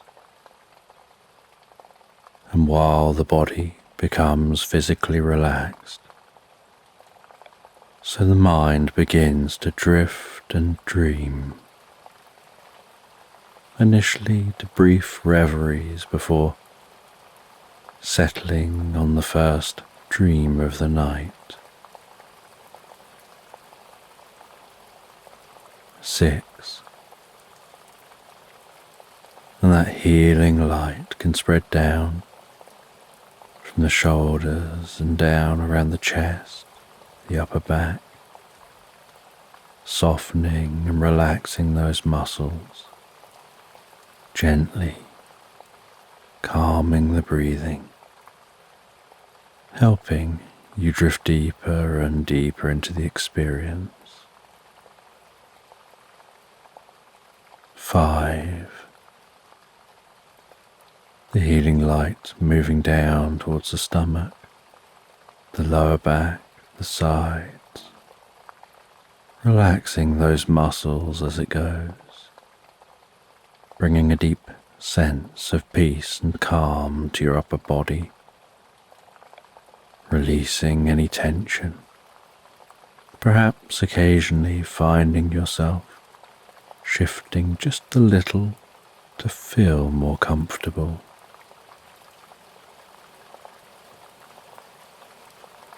4. With that relaxation, spreading down around your buttocks, down into the upper parts of your legs. 3. That relaxation passing down towards the lower parts of your legs. Perhaps those legs feeling heavier and heavier as the body becomes deeply relaxed and your focus drifts inside to what's going on for you in your mind. And perhaps you lose some awareness of the body as it becomes incredibly still. 2. The relaxation spreading down to your feet, calming, softly relaxing, all the way down to the tips of your toes. 1. As a final wave of relaxation pulses gently through you from the top of your head, down through your body, all the way down to the tips of your toes as your mind begins to drift and dream and wander into tonight's sleep story.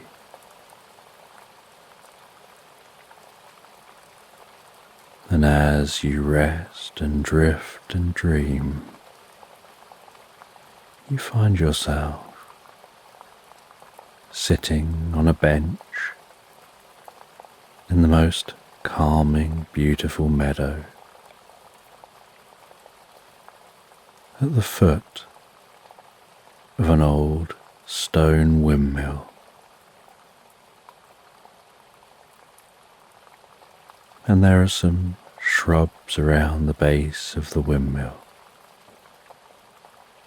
The sound of the turning, creaking wooden sails above your head.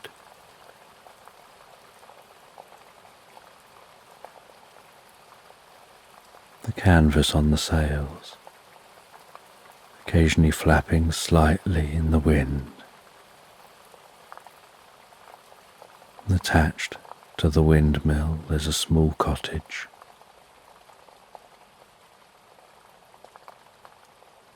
And it's the most beautiful spring evening. The sun is setting.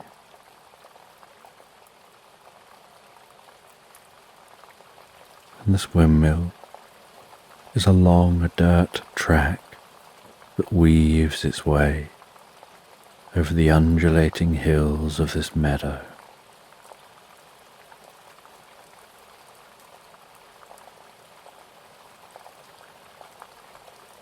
And while resting on this bench, hearing the stones grinding, the flour, those turning sails overhead,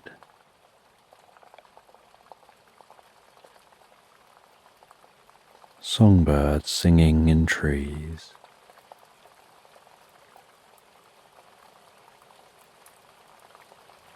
the sheep bleating peacefully as they eat in the meadows, and the distant sound of cows mooing through the landscape, and the even more distant sound of the church bells of a distant town. The sound of those bells carried on the breeze, in the same way that sometimes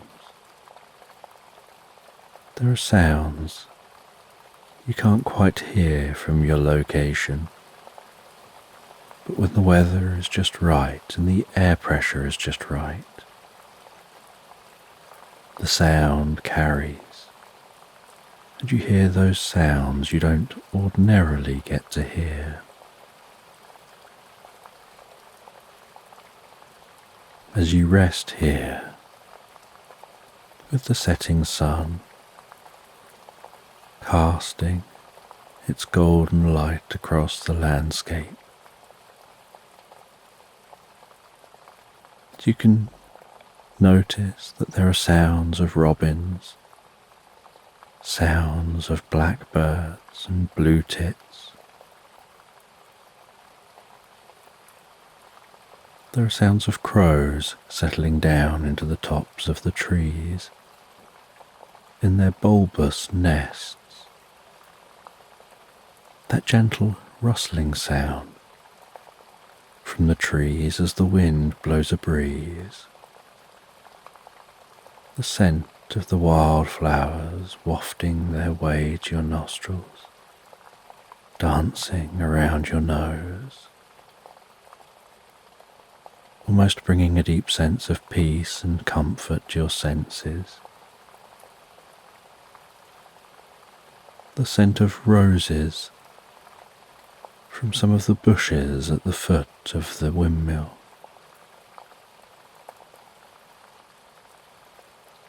And you're sat out here on this bench, the air just the perfect temperature, as you take in the environment while the windmill turns.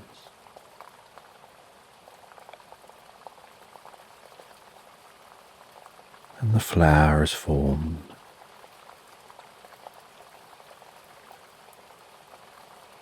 And as time goes on, the flower fills sacks. So from time to time you head in. You move one sack, seal it up, place another sack ready to gather up more flour. The grain feeding through to the stones, powered by that windmill. And from within the cottage attached to this windmill wafts the scent of baking bread. As you take some of that flour and you bake loaves,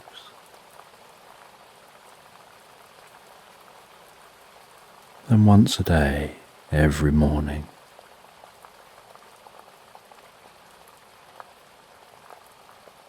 you place those loaves onto the back of a cart and you travel into that town you hear in the distance. You deliver the baked bread that was baked the night before.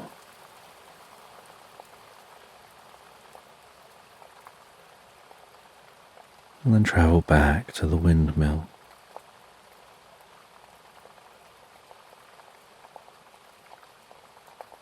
And the windmill is wrapped in the most incredible stone and flint that seems to always feel so cool to the touch. The flint being so smooth under the fingers, and the coarseness of the grains between the flint.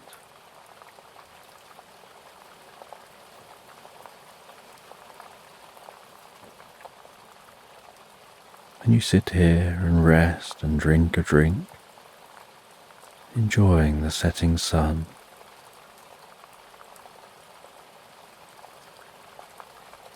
You hear a small bell tring to let you know it's time to head into the cottage. Take the most recent batch of baked bread from that oven. You prepare that baked bread. ready for transporting it in the morning.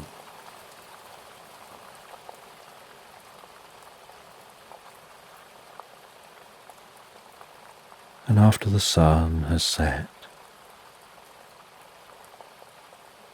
you still have a few more hours of baking bread.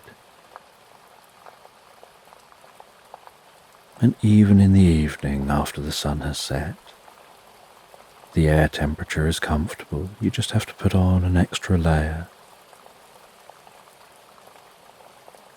The bird sounds have calmed down. You hear some of the other nighttime sounds of animals.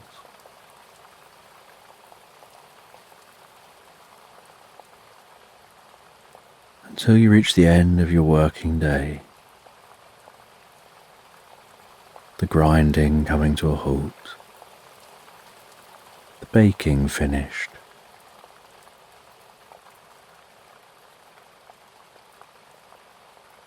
You make yourself some dinner,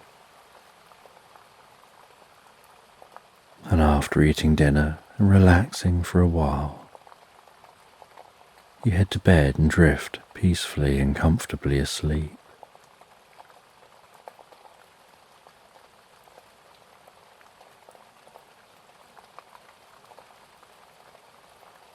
And the next morning, you begin your journey down into that town. You load all the bread onto the cart, cover that bread over. You climb up onto the cart and travel with that horse along the dirt track till you eventually find a more substantial track that you follow all the way down to the town. The wheels jiggling, rolling, creaking, the sound of the wood, the clopping of the horse, the occasional breath and pant and neigh of the horse, feeling of the reins in your hands, the tension and relaxation as the horse knows its way and requires very minimal input from you.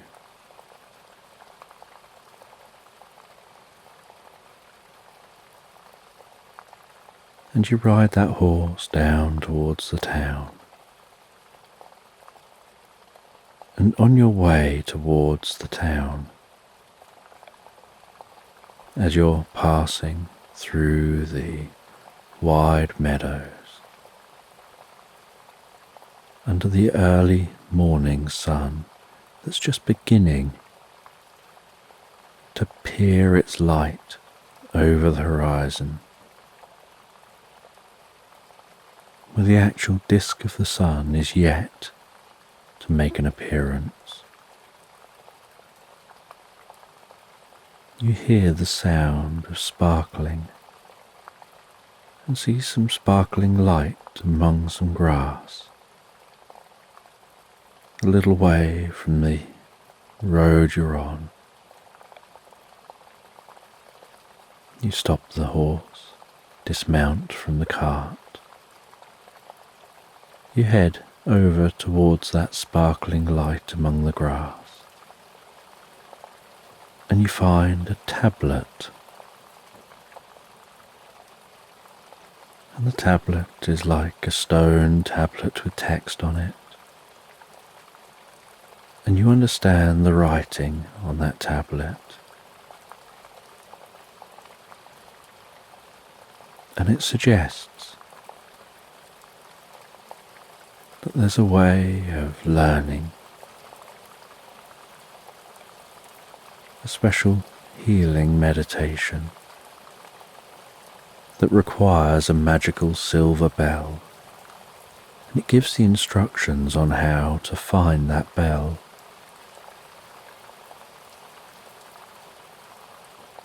And so you take the tablet, continue your journey to the town,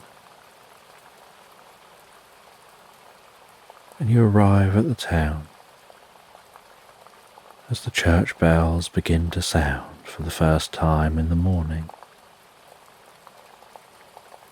and the sun has just broken above the horizon, beginning its journey of climbing up into view.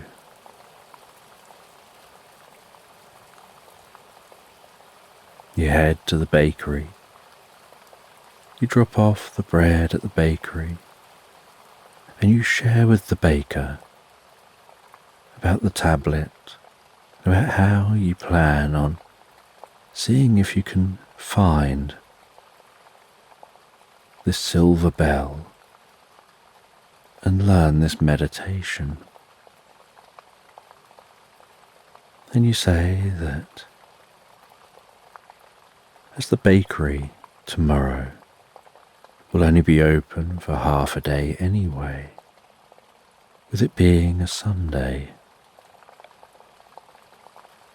hopefully the bread you've delivered will last through tomorrow.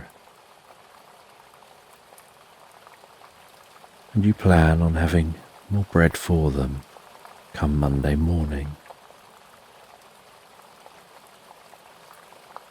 And you set off from the town on the horse and cart.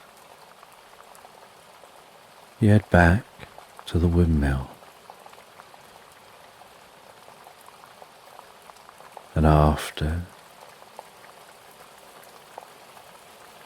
sorting everything out, feeding the horse, you gather up a bag of items and set off on foot, finding your way to the location described on that tablet.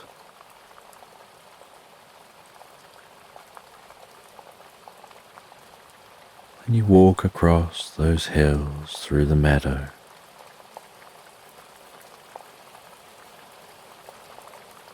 walking off of the path,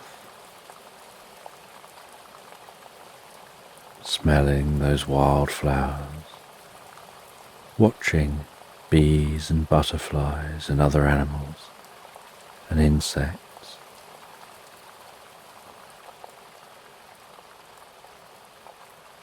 moving from plant to plant, hearing the songbirds, watching as different birds fly past in the sky. Some birds shooting past fast and settling down in trees and bushes. Other birds leaping up into the air en masse, flying around in the most graceful patterns before diving in formation into trees and hedges.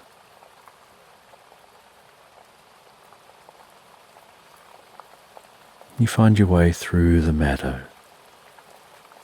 down to walk along the edge of a comfortable, relaxed, flowing river.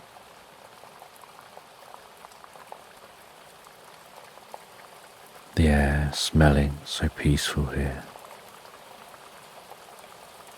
as if that flowing water is purifying, cleaning the air. You follow that river as it bubbles along beside you, working your way round and into the woodland, continuing to follow the river as it passes through the woodland, birdsong echoing among the trees, the sight of a deer a little way off, with its head down into the water, having a quick drink before moving away from the water to vanish back into the woodland.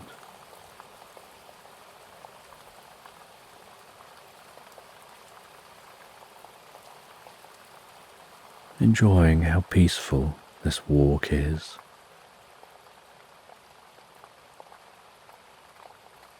And you continue walking.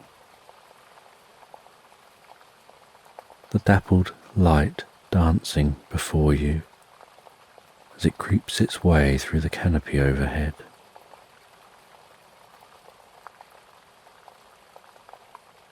Finding your way out of the woodland, continuing to follow this river until you come to a lake shore.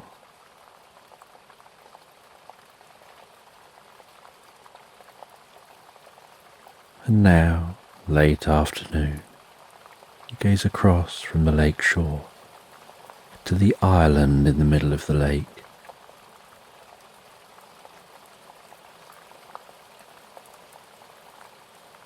You head back and forth among the trees and the lake shore, gathering up some wood and making yourself a small raft.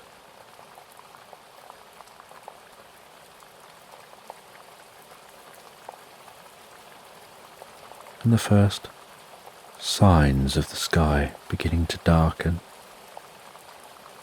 as the sun quickly begins to move towards the horizon.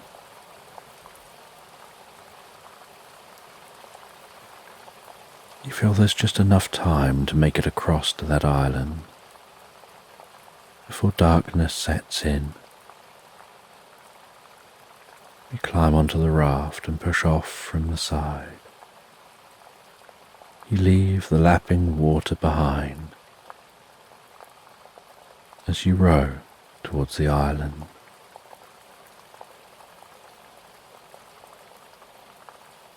And as you row towards the island, so the bird sounds in the distance quieten down.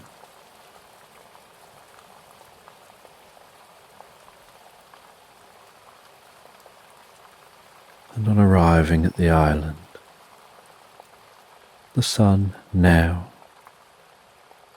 well on its way to setting, you dismount from the raft, pull the raft up onto the shore,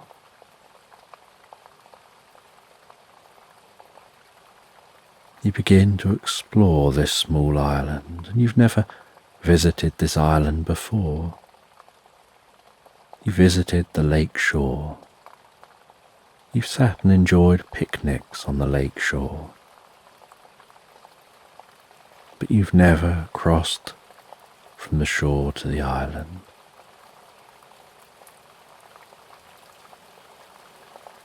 And you find on this island the most magical walled garden. You can't see over the wall. There's a gate into that garden and you pass through the gate.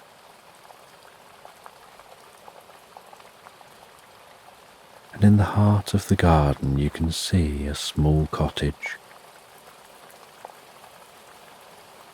And in that garden is a gardener. And you call out very friendly to that gardener, who looks up and smiles. And this gardener is more than welcoming and kind. They share about this garden, how it came about, that they live in the cottage here and tend to the garden all year round, making sure that it's exactly as it's supposed to be.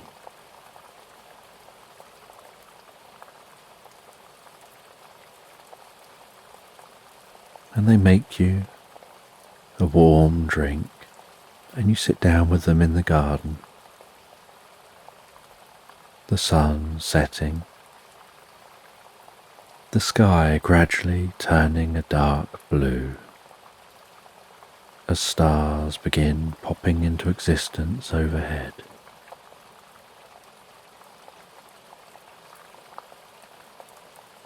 You explain about that tablet and show the tablet.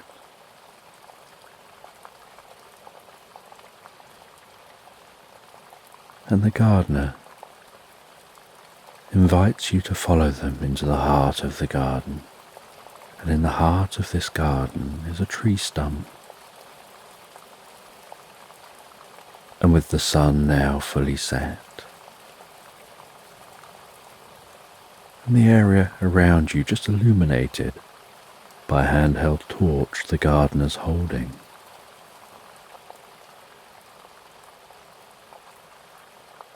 you see some sparkling in the garden near that stump. The gardener crouches down and you copy them. That sparkling gets closer and closer.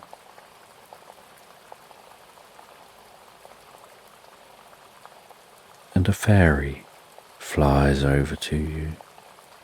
You can hear their wings almost buzzing as they move so fast. And this friendly fairy is told by the gardener about why you're here. And the fairy waves her magic wand over your head, and sparkles of light sprinkle down from that wand, spreading out and wrapping around you. As you shrink down in size to being the same size as the fairy, and the fairy flies down to be walking alongside you. She takes hold of your hand, guides you among the towering plants and through the tall grass to that stump, and then into the stump. And initially, on passing into the stump, everything gets darker and darker, with the only glow being the sparkling the fairy gives off. But then, while continuing to walk, everything starts to get lighter and lighter, and you find you come out into a fairy world, and it's night time here like it is where you just came from.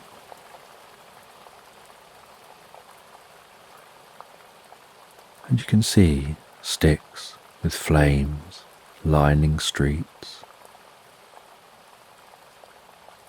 houses built within mushrooms, fairy lights hanging, and the fronds beneath the mushrooms.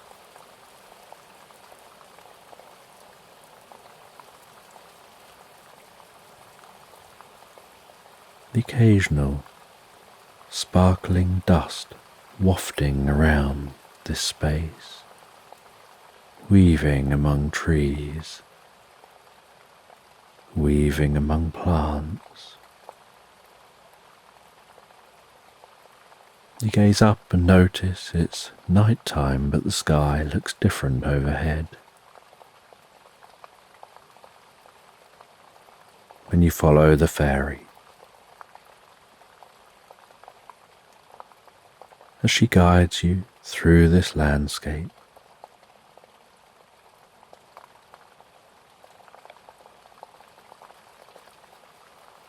and she takes you to the heart of this landscape, where there's a giant mushroom. Together you walk into that giant mushroom. You descend a staircase in the heart of this giant mushroom, going down 10, 9, 8, 7, deeper and deeper under the mushroom. 6, 5, 4, 3, 2, 1, and deep in the heart of the mushroom. Deep down among the mycelial network, you come out into a chamber, and in the heart of this chamber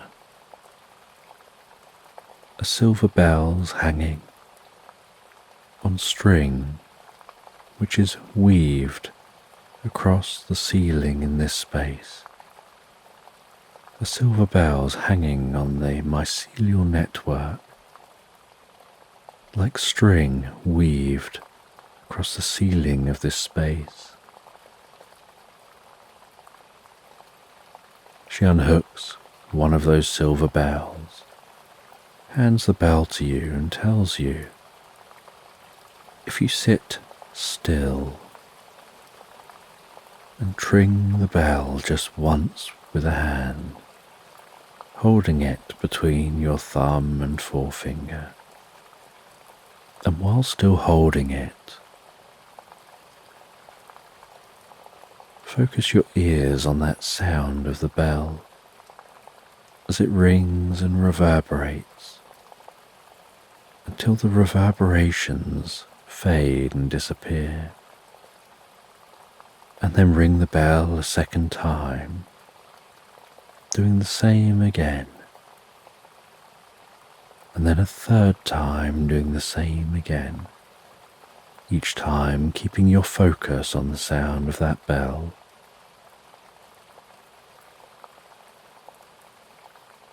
Then that focus will help to focus you, your inner frequencies. And with each ring of the bell, just keep breathing in and out, allowing the out-breaths to lengthen and deepen, allowing the shoulders to relax, the arms to relax, the muscles through the body to relax, while your mind gets absorbed just around the sound of the bell. And begin in your mind to see the sound of that bell as light, as a sparkling, twinkling light, and the way that sound spreads out further and wider, the way the sparkling spreads out further and wider.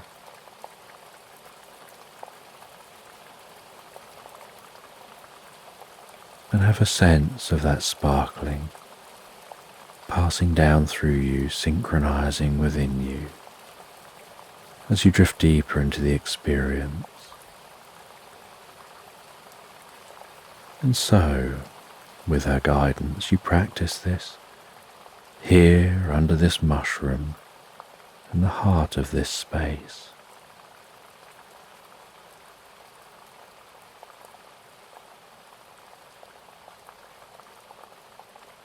And you feel your cheeks warming as you relax deeper and deeper. And once you've mastered the technique, the fairy guides you out of the meditation, tells you to take the bell with you. A new one will grow in its place when the time is right. And she guides you back out of the mushroom, through the fairy world, back out into that garden. And back in the garden she waves her wand over your head once more, as you grow back to full size, and the bell grows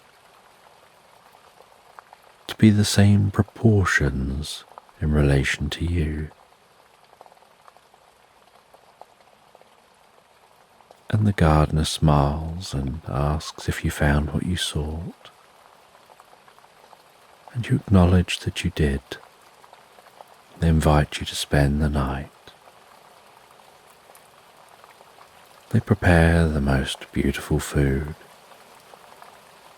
You sit and have the most interesting conversation.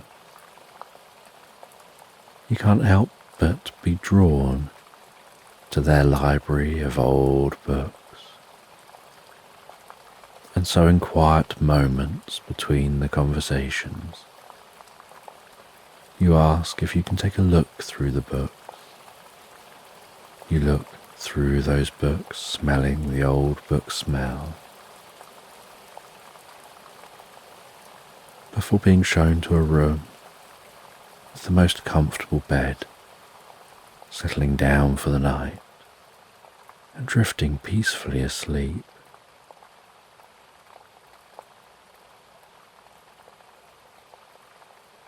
And the next morning, you awaken to the first rays of sun creeping in the window, and the sweetest scent of breakfast. You enjoy that breakfast before making your journey back home, setting off from the island,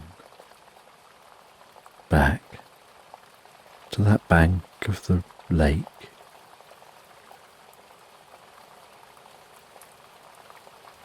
Making your journey back, following that river, back round to the woodland, through the woodland, back to the meadows, over the undulating hills of the meadows, until you can see, peering over the hills in the distance, the tip of your windmill, finding your way back to the windmill. On arrival back at the windmill, you settle back home for a bit, have yourself something to eat and a brief rest, before continuing to make that flour, bake that bread,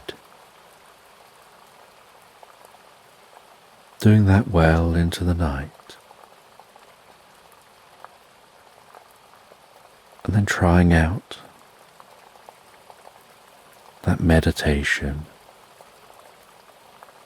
ringing that bell, focusing on the ringing until it fades, ringing the bell again,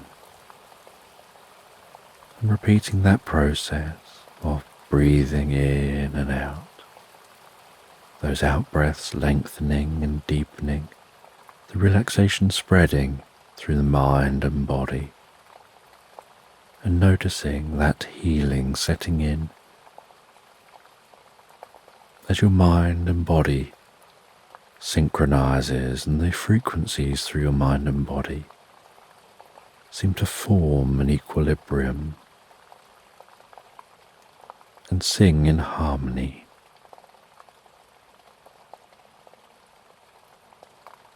And you notice at the peak of the meditation, everything seems so much more vivid, and you seem to be a part of everything around you, like there's a greater connection with all things.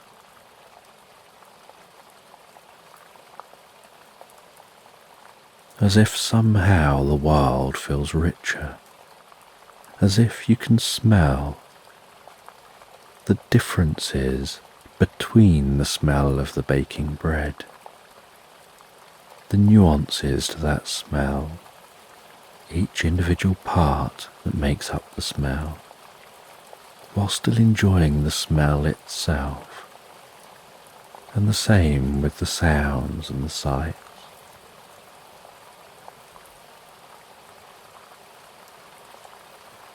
And then heading to bed, knowing in the morning you'll awaken, make your journey into town like every day, but for now just finding yourself with a deep sense of calm and relaxation. And this new meditation, the But you know you can do better each time you engage with it.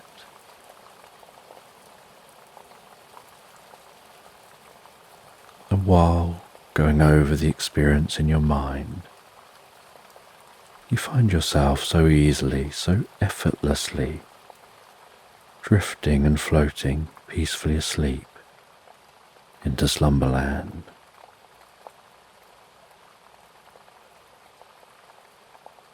So just take a moment to allow your eyes to close and allow yourself to begin to relax. And as you begin to comfortably drift asleep, I don't know whether you'll drift asleep faster to the sound of my voice, or whether it'll be to the spaces between my words.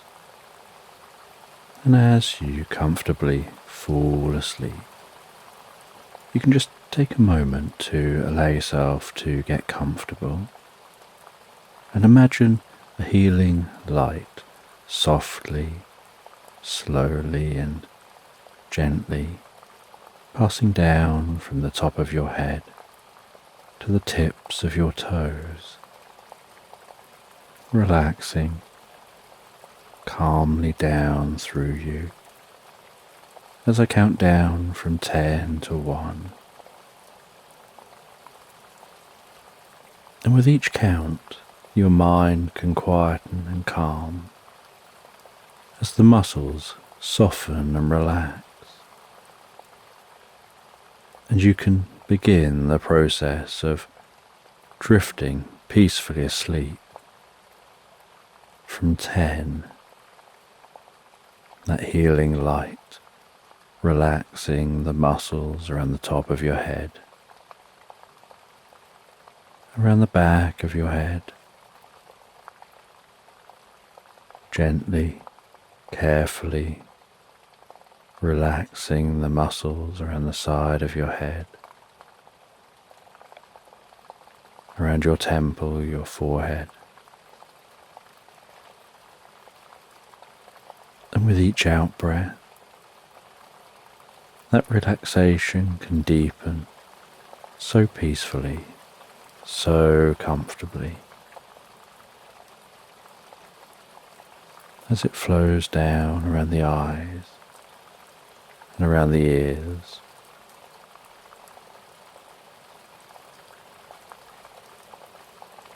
Nine. That relaxation moving down around the jaw, relaxing the jaw, allowing the tongue to relax, the lips to relax, the nostrils to gently relax. With that relaxation moving carefully, slowly, as that healing light passes down the back of the neck, softening and calming those muscles.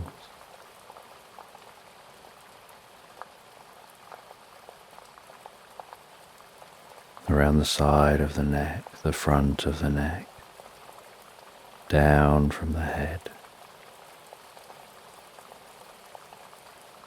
Gradually moving that calming, healing light out across the shoulders, shoulder blades, relaxing those muscles like a deep massage, passing through your body and your mind.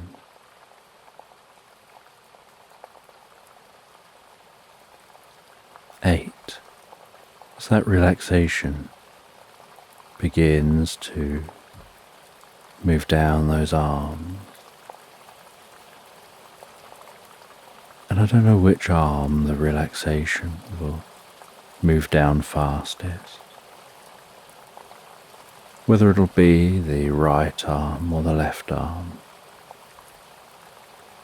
but you can be aware of that healing light spreading gently down those arms, around the biceps, the triceps, down into the forearms,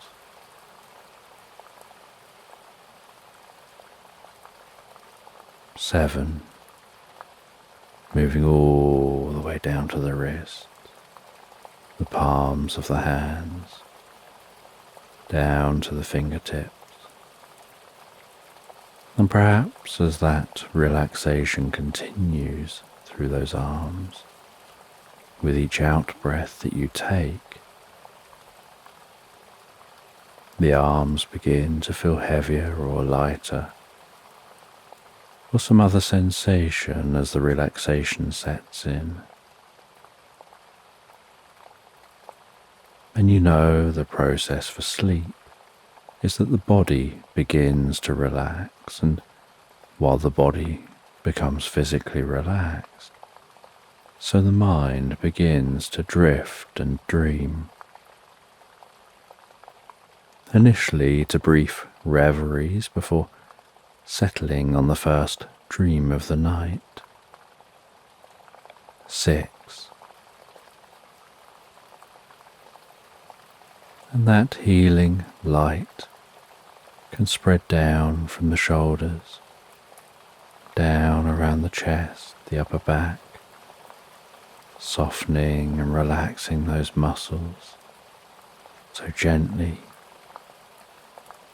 calming the breathing,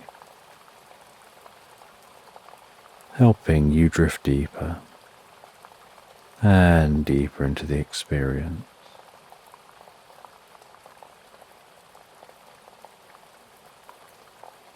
5.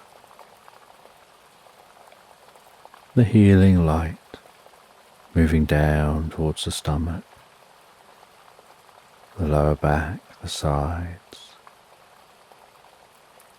relaxing those muscles as it goes, bringing a deep sense of peace and calm to your upper body,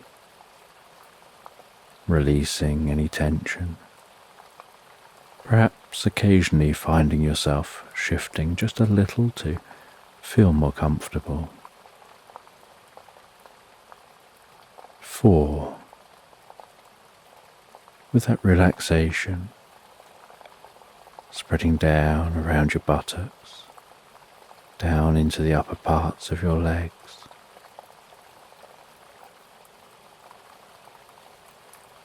3. That relaxation passing down towards the lower parts of your legs. Perhaps those legs feeling heavier and heavier as the body becomes deeply relaxed, and your focus drifts inside to what's going on for you in your mind.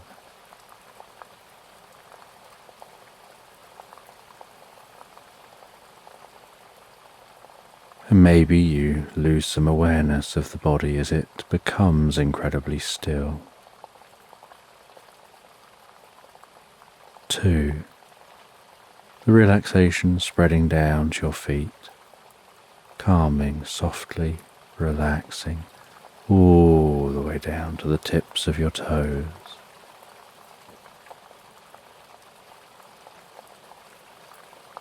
1. As a final wave of relaxation pulses gently through you from the top of your head, down through your body, all the way down to the tips of your toes, as your mind begins to drift and dream and wander into tonight's sleep story. And you find yourself walking through a meadow on a cliff, heading towards a tall lighthouse before you. The meadow a myriad of different scents,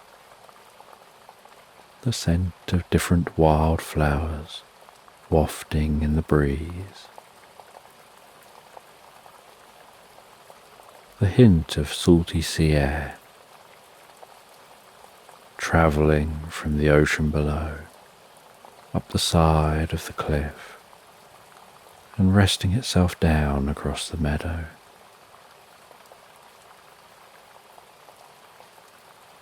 The the setting sun casting a golden light across the surface of the meadow, sharpening the shadows of the trees as they stretch off into the distance. A slight cool tinge to the air as the sun sets. And some areas of the sky being alight, while others are turning darker. And in one direction, you see shades of blues. The other direction, shades of oranges and reds and pinks.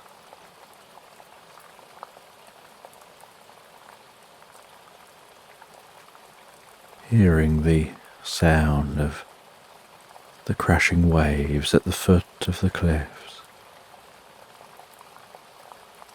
almost playing out a tune as they rumble into the shore, curl up onto the shore,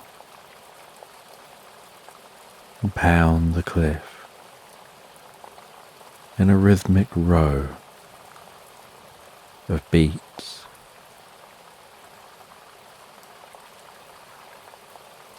And then the soft pull back of the water,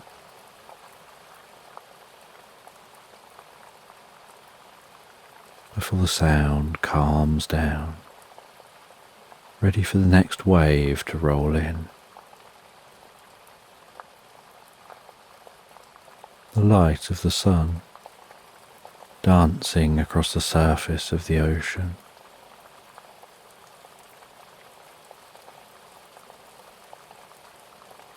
White horses galloping to the shore along the fronts of the waves.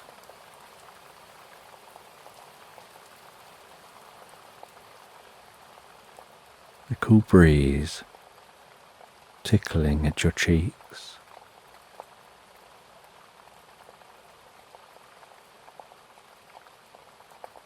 The bird songs beginning to change as daytime birds find their way home.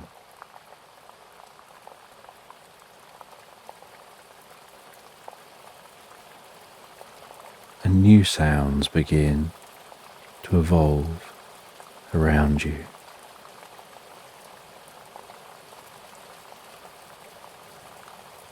As you walk towards the lighthouse, each footstep like a weight gently thudding on the soil beneath your feet.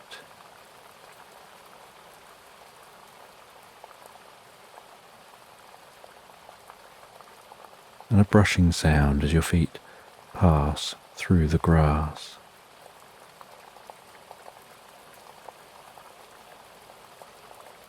And you continue walking towards the lighthouse just as the sun continues to set.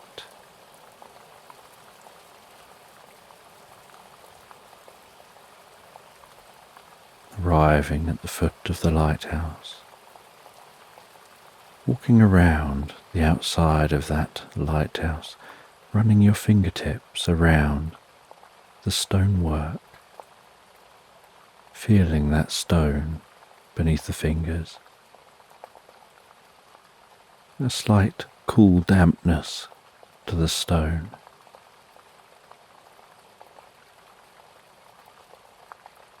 Some moss growing in cracks within the stonework,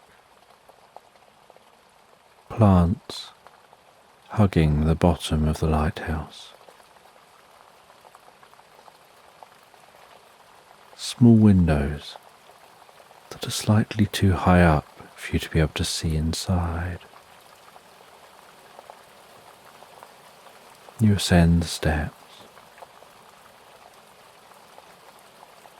You knock on the wooden door, hearing that knock echo within the lighthouse, almost reverberating up and down inside that lighthouse. And with no answer, you carefully open the door, announcing your presence. You find that no one is in the lighthouse. You close the door behind you. And within the lighthouse, as you look around, you can see curved bookcases lined with old books, scent of which wafts over to your nostrils as the air is disturbed by the open door. And as you close the door, the sounds outside quieten down, almost sounding muted, yet you're still aware that they're there.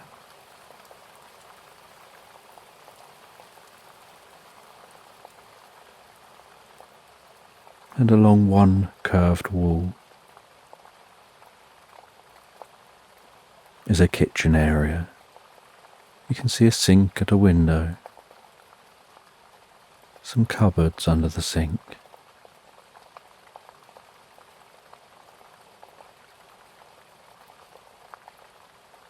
some kitchen items upon the work surfaces. In the centre of the room is a round dining table with a couple of wooden chairs around that table. Almost opposite the kitchen is a sofa, and the sofa looks uncomfortable in its position, with its flat back, and it's moved away from the wall to try to reduce the contrast between the curved wall and the straight sofa.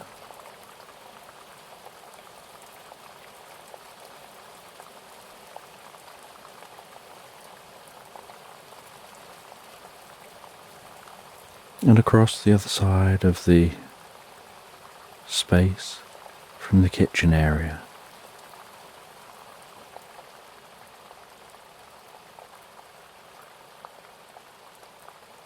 is a comfortable reading nook with a sofa and a couple of seats,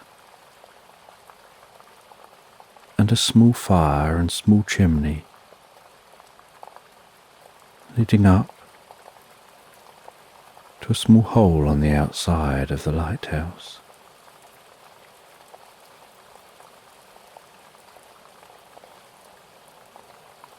And the fire is still crackling away, and you walk over to the dining room table, and on the table is a cup with a half-drunk drink and a letter, handwritten, just saying, "I've gone out, I'll be back in 5 minutes."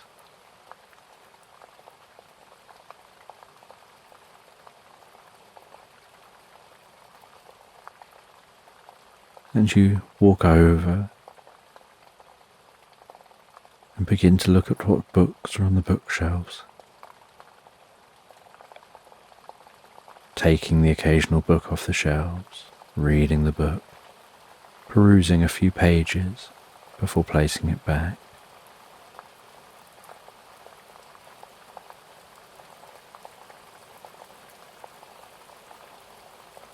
You make yourself a drink. Sit down in the comfortable reading area near the fire,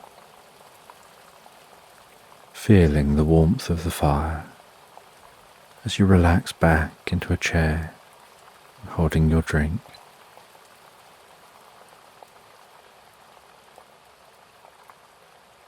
You can hear the faint sounds of the waves of the ocean outside.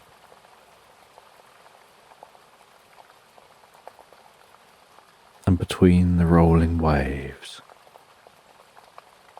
this space becomes comfortably quiet.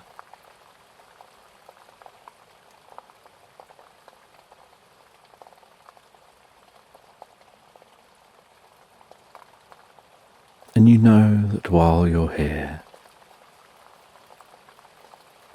there's nothing at all you need to do other than wait and relax.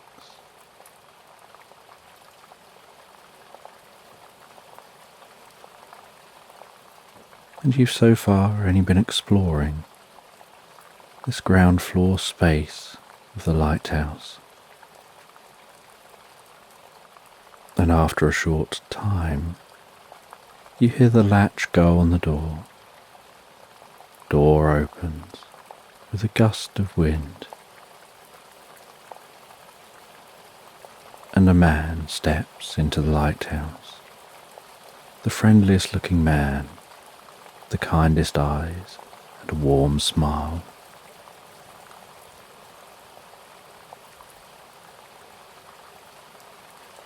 He introduces himself as Jack.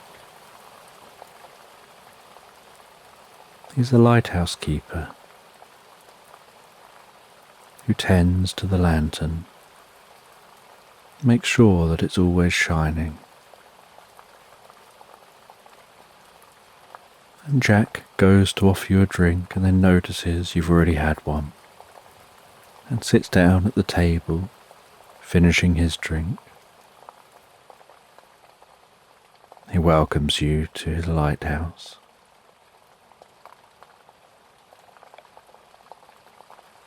And he begins to explain why he's asked you to come here. He explains that as the night time sets in, lately, there's been unusual occurrences. He says it's very difficult to explain, but you'll find out a bit later. And he offers to make some dinner, and so he makes that dinner. And while he's preparing the food, so you sit at the dining room table talking with him in the kitchen area.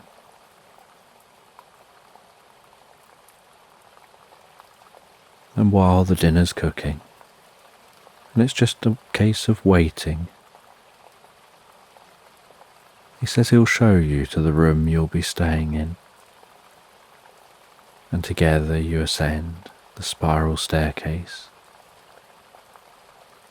which wraps around the inside wall of this lighthouse.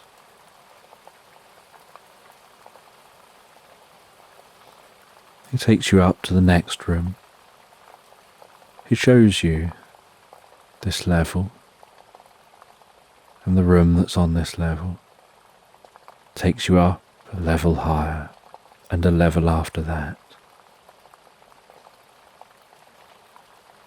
to a small room that's separate, whereas all the other rooms have each floor largely open plan. This room is separate, with the steps wrapping around the room, up to the top, where it comes out into a dome where the lantern for the lighthouse is situated.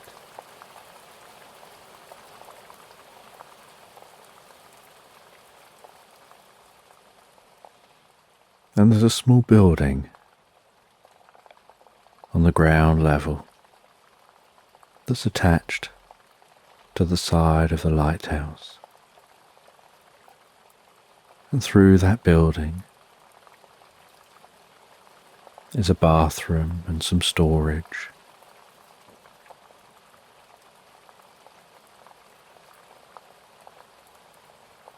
And so you're shown through to the room you'll be staying in. He opens the latch, pushes the door open with a creak. gestures for you to head in. So you head in, you place your bag down on the bed, noticing the way the bed absorbs the bag as you place it down. Seeing the small window in the room, looking out of the window over the ocean. The smell of the food wafting all the way up here. Jack says that he's going to head back down, finish making the food. Make yourself settled, then you can come down for dinner. And so you settle yourself into this room, making this room your own, even though you'll only be here for a short time. The smell of dinner increasing with each passing moment.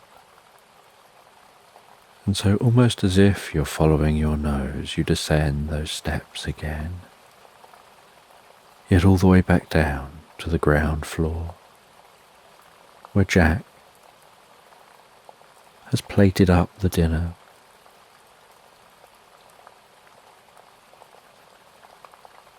It's dark now outside the lighthouse. Both enjoy good conversation and good food. And after eating, Jack washes up as you sit by the fire enjoying a drink.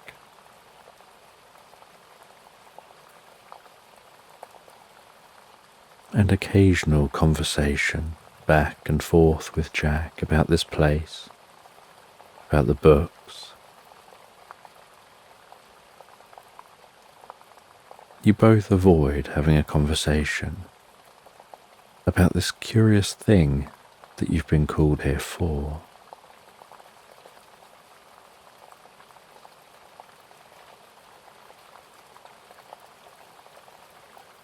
And after washing up, Jack sits with you in a seat opposite. And you ask him about being a lighthouse keeper, what it's like. He shares his experience of what it's like to run a lighthouse, to largely be here alone, to be at the front line of harsh weather and storms. He explains how the top of the lighthouse, although looking solid and sturdy, actually sways ever so slightly with strong wind, and that this is by design. And yet it can feel a little unnerving at first, because you don't expect a building to be moving in the wind. And Jack explains that it's that slight movement that gives this lighthouse the strength to manage even the most challenging weather.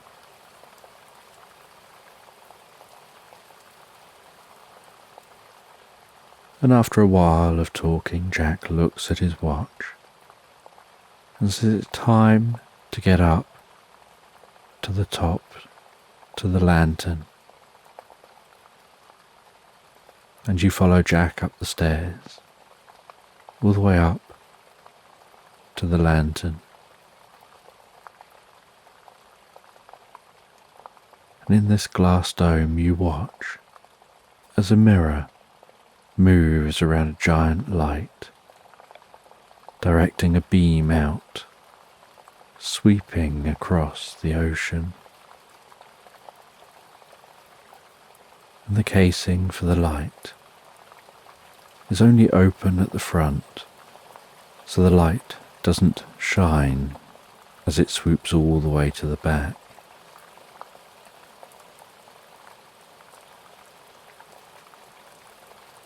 And so Jack and yourself can stand behind the light. Without that light turning and facing you,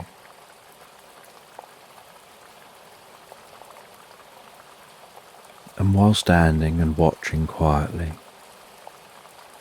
barely able to hear the ocean from up here, seeing some dots of light on the horizon, which Jack explains are ships, keeping themselves away from this shore.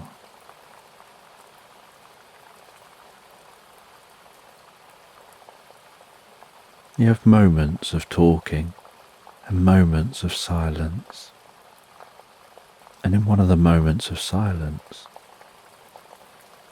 Jack suddenly bursts out with instructions for you to look in a certain direction. And you look off in that direction, and you see what looks like sparkling, fluorescent green lights bubbling beneath the surface of the ocean, moving and weaving and seeming organic.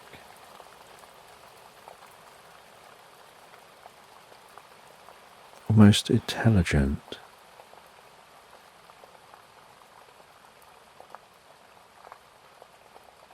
And the lights get brighter and brighter. They reach the surface of the water, and in the darkness you see those lights rising from the surface in a formation and beginning to silently move across the surface of the ocean.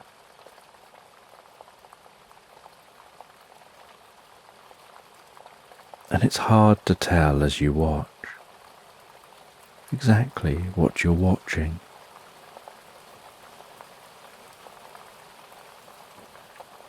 Because all you can see is darkness and those lights, and the points of light on the horizon.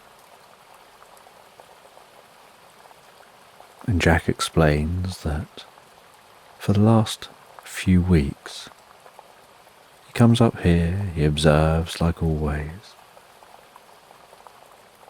checking that the light is still working, looking out at what's in the ocean, seeing that all the boats are keeping a safe distance from the shore. But the last few weeks, he's seen the same thing. Those lights rising from the water, travelling around on the water. They do so for a while, before seeming to sink back down into the water again, and then fading away. And you watch all the way through to those lights, heading back the way they came, and seeming to fade away, as if they've descended beneath the surface of the ocean once more. And you're really curious what it is you've just witnessed. You try to let your eyes adapt to the dark, but the light here is so bright that even though you're keeping out of line of the beam, your eyes never fully adjust to the dark well enough to be able to make anything out, so you don't really fully know what you've seen.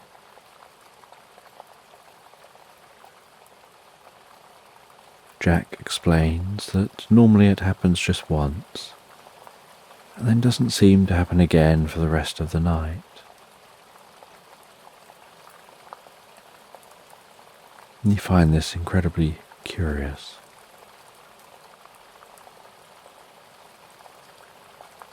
And Jack and yourself descend the steps. It's beginning to get late, so you head to bed. You say that you'll definitely investigate this in the morning. You settle down in bed, finding it to be so comfortable and deeply relaxing as you drift peacefully asleep.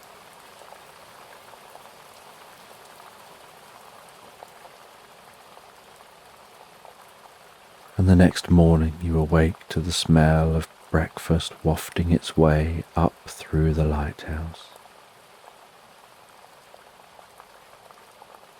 You get ready and dressed, prepared for the day. You descend those steps. You sit and enjoy breakfast with Jack. After breakfast, you explain you'll be going out, seeing if you can learn more about those lights.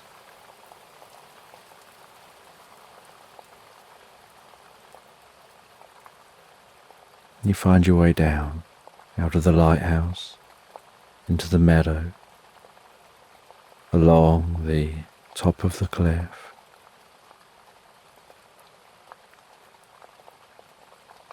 Until you reach a path that weaves and descends down the side of the cliff.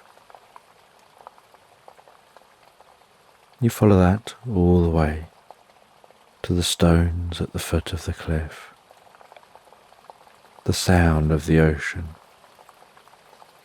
almost thunderous, even though it's not particularly rough, as it rolls up onto the stone, claws them back and drags them into the water.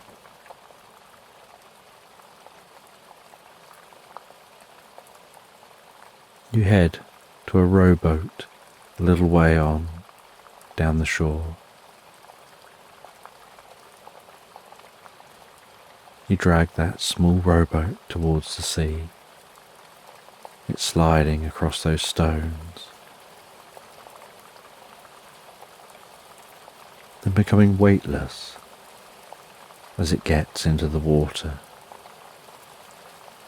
But initially being in the surf, where 1 minute it's floating, next minute the waves pull back and it's on the ground again. But each time it floats, you drag it a little further into the water rising up your legs, feeling that coolness of the water.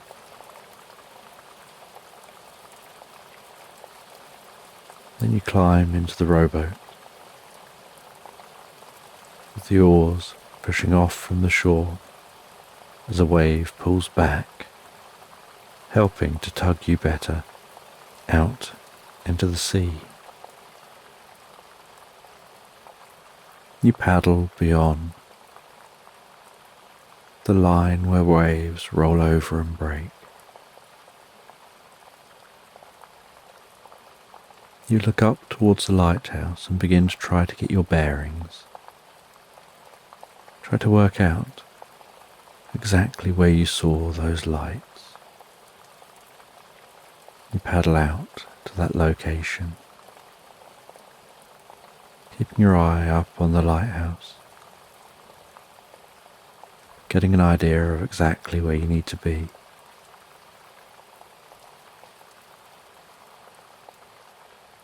Your rowboat now just bobbing gently up and down in the water.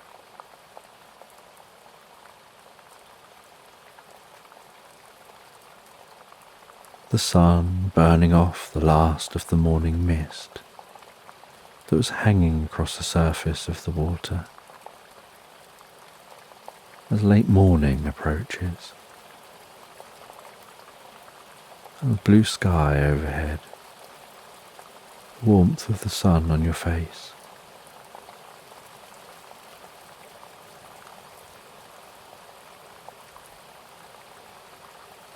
And from where you are, you look down into the water, and you can't see all the way down to the bottom.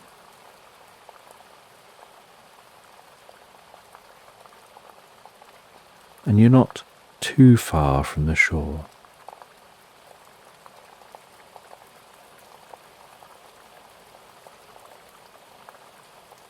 You attach a rope to the front of the boat. You take your overclothes off to reveal a wetsuit. You take a snorkel and mask out of your bag and seal your bag back up.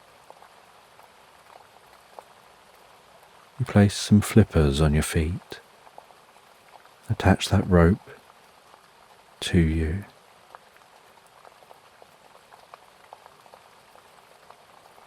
You then drop into the water and swim down underwater. You drop into the water. You take a few deep breaths. Place the mask over your eyes and nose.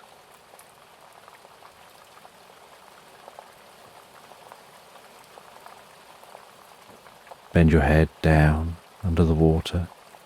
Push your legs up and dive down, and holding your arms alongside your body. You wave your legs up and down, keeping your feet together, propelling yourself down deeper underwater. And in the gloom, you begin to notice a faint glowing, and you continue diving deeper and deeper, keeping yourself so calm, using so little effort. Just the subtle movement of your legs, amplifying that movement through the fins, propelling you down deeper and deeper.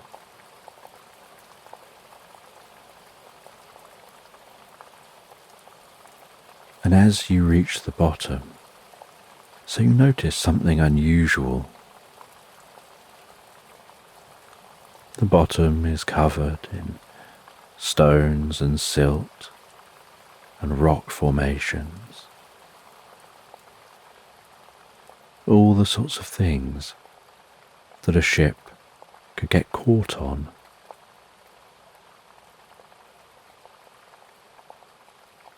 And you notice that among one of the rock formations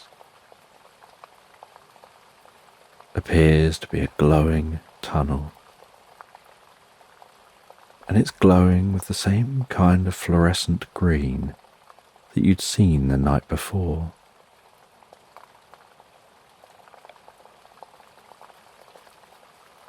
And still feeling relaxed and swimming perfectly comfortably,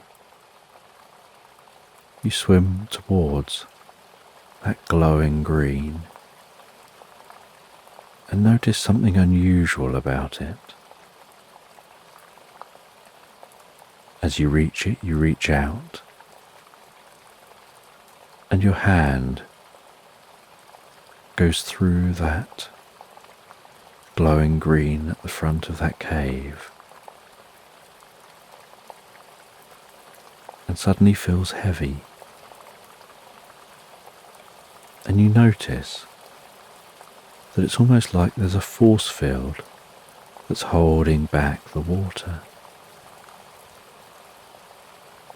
And so you swim yourself towards that and flop down onto the ground as you swim out of the water and into the tunnel. As you land on the ground, you breathe in the air, noticing it's breathable, And there's a glowing green within this space.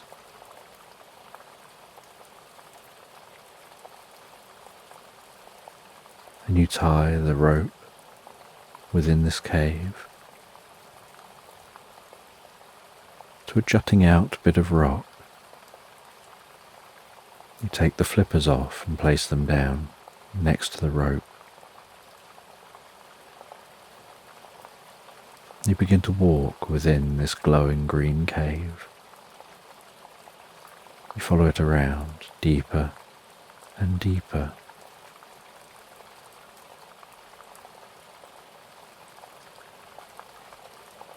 Aware of the silence setting in within the cave. And then you begin to hear some faint noise. And the other side of this cave seems to be what looks like another force field. Only this one seems different. You walk up to this force field and it looks like the other one, like held back by this force field is water. But when you look through the water, it looks like an entire city of swimming beings. All those beings having streaks of green light pulsing down tails from their backs all the way down the tail and to the tips of the tail, each one with slightly different patterns. You realise these all look like mer people. You take a few deep breaths. Lean forward towards the force field in front of you, pushing yourself into the water, and this water feels so still and warm, so comfortable. You find yourself swimming around within an underwater city.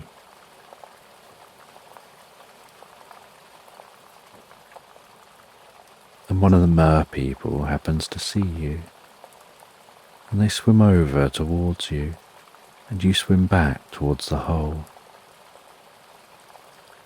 You get back into the cave. The mer person follows you. You back away from the force field to give room for them to come into the cave too. And as they pass through the force field, their tail dissolves into legs, and they're stood there before you. And it's almost like, without saying anything, you can understand and hear what they're thinking.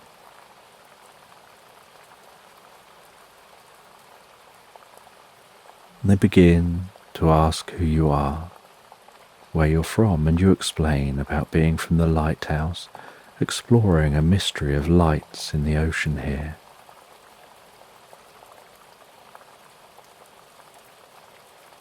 And they explain who they are, that they're a mer person. There's an entire civilization of mer people on a different location to here. And they're a very advanced civilization. They have these portals which allow them to travel to different locations, almost like holiday destinations. And they're able to swim, but when they dry off, their legs form.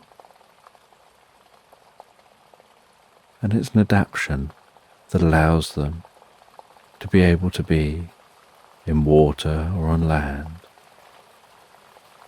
But they can only be out of water for a limited period of time before they need to be back in water again. And so they create these portals. And they create them through these caves where they can walk over to the portal that comes out in their destination they want to visit.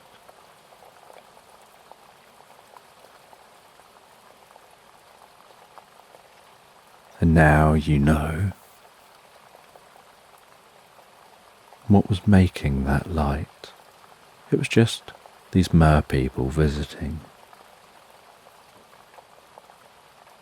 And you're curious to learn more about the mer people, their culture, where they're really from,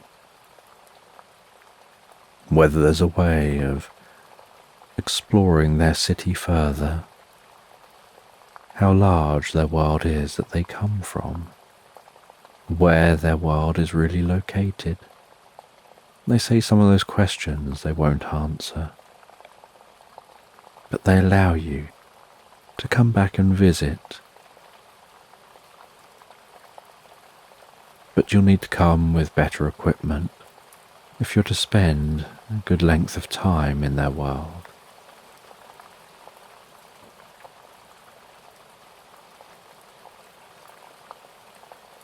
And so, you say your goodbyes. You head back the way you came, placing on your flippers, unhooking the rope, attaching the rope back to yourself, and swimming back up to the boat following the rope, climbing up the back of the rowboat and into the rowboat, and rowing back to the shore. And it hasn't been that long that you've been away. You pull the boat back out onto the shore, placing it back where you found it, heading back to the lighthouse and explaining what you discovered, and explaining that you plan on revisiting, but taking some scuba gear, but that you're going to keep it quiet, because although you'll revisit,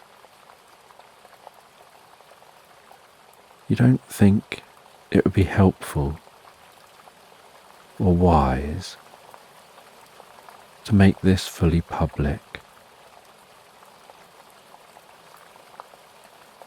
You explain about how the mer people can exist in water and on land, about their tail turning to legs,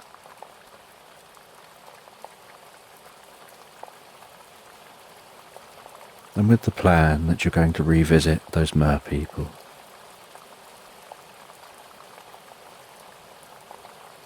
And this time take some scuba gear with you. You head up to bed at the end of the night. You sit there for a while drawing up your plan, exploring what scuba gear you'll need, what you'd like to learn, how long you'll have to explore. You know you won't be able to explore too long, but you're curious what you'll learn in that period of time, and whether there'll be any way of maybe setting up a portal or some kind of system where you can explore in an easier way, like maybe being able to explore using fresh air, explore in an easier way. And after developing your plan, knowing you'll be here for a few more days, but even after you've gone, you hope to come back and visit again, or maybe learn about other locations where you can access the merpeople's world from.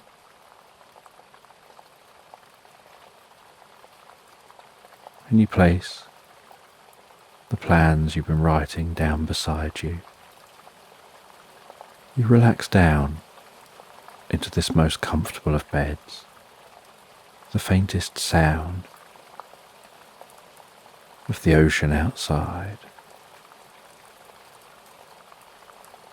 And you drift and float so peacefully, so comfortably relaxed asleep into Slumberland.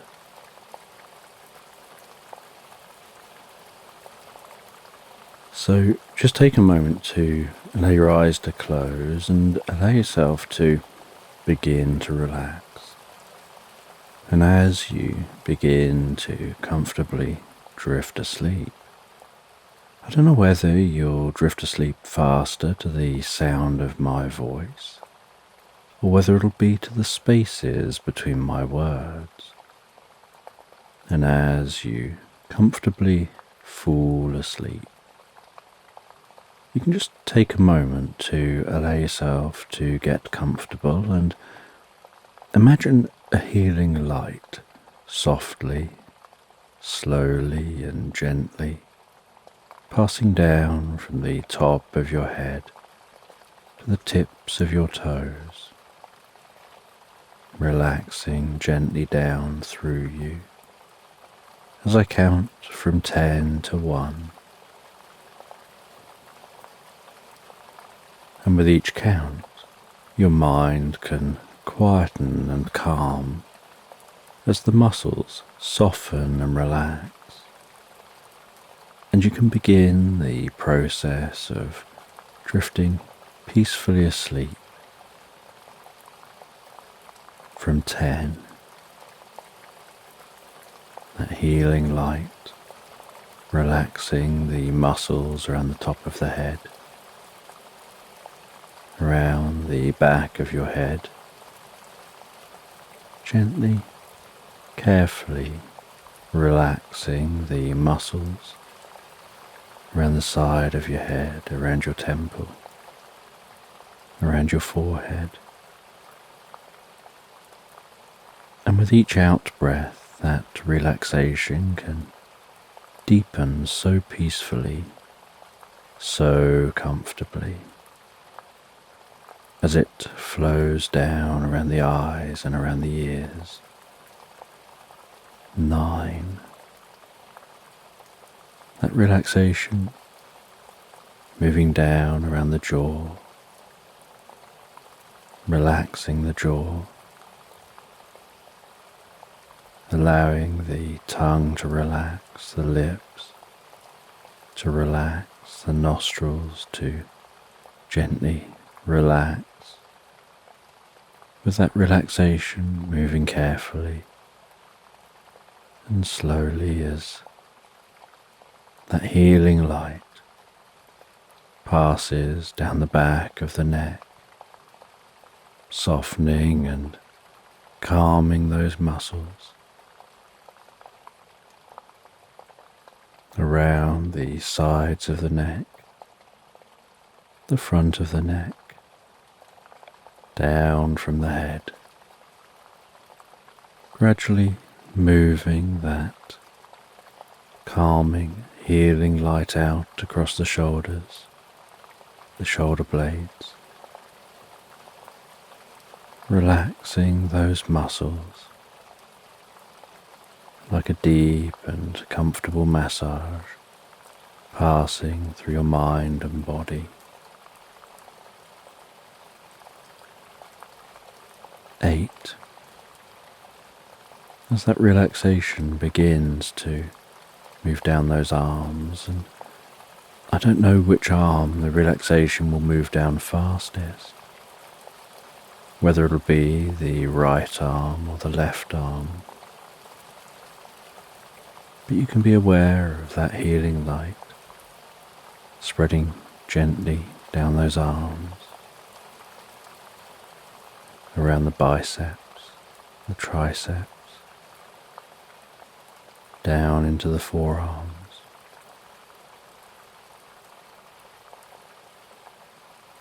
moving all the way down to the wrists, the palms of the hands, down to the fingertips, and perhaps as that relaxation continues through those arms, with each out-breath, the arms begin to feel heavier or lighter, or some other sensation as relaxation sets in. 7. And you know the process for sleep is that the body begins to relax. And while the body becomes physically relaxed, so the mind begins to drift and dream. Initially to brief reveries before settling on the first dream of the night. 6. And that healing light can spread down from the shoulders and down around the chest, the upper back, softening and relaxing those muscles gently, calming the breathing, helping you drift deeper and deeper into the experience.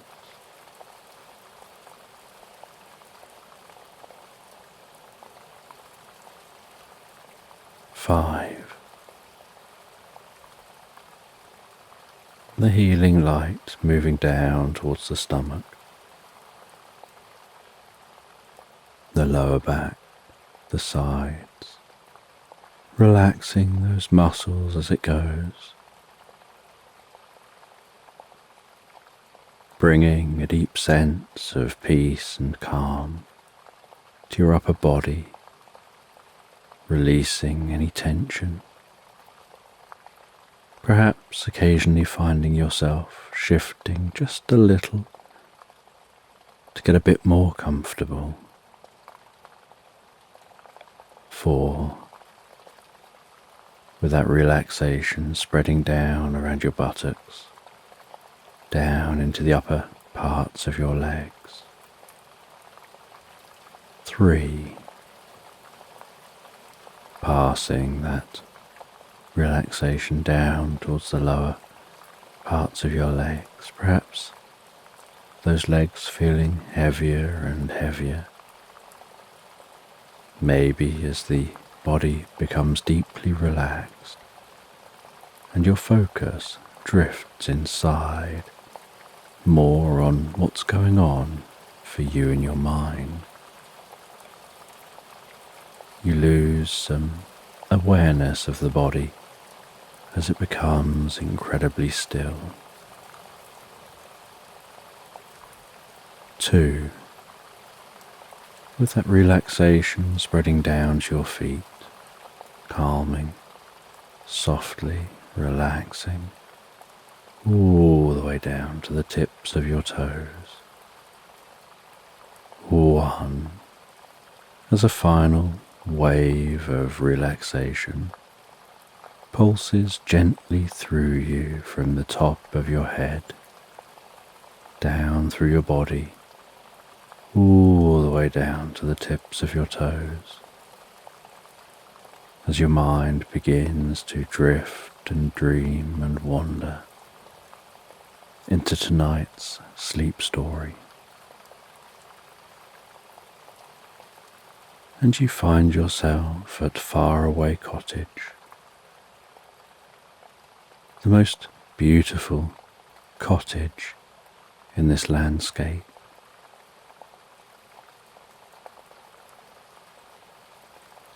An old thatched roof with shaped birds perched on top.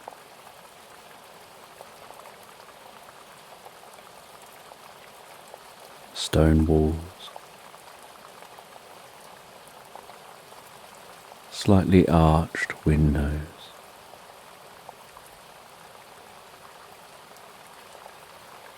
and a garden that attracts so much wildlife and gives off the most beautiful scent of flowers.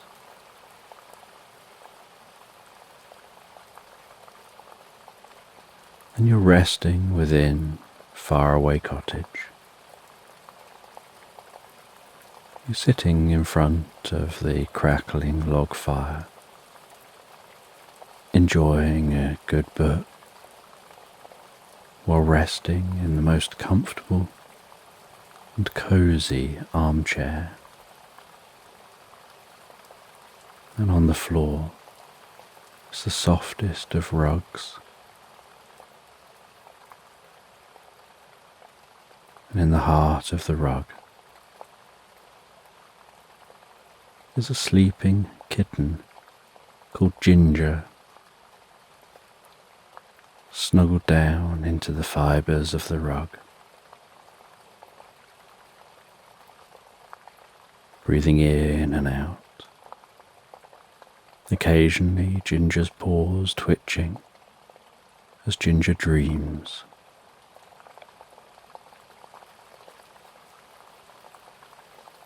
And shadows dancing on the walls as that firelight flickers in the fireplace. The warmth of the fire casting the cottage in the most cosy orange glow.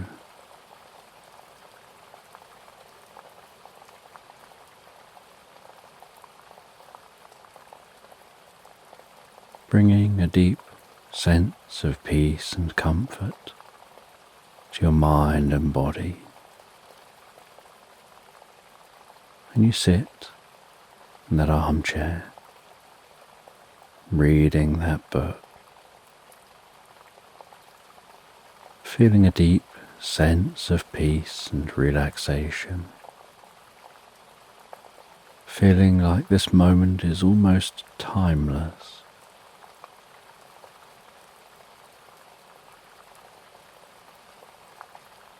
And the living space is all one space within this cottage. It's an open plan kitchen, dining room and living space. At one side is that fire, directing its smoke up a broad chimney.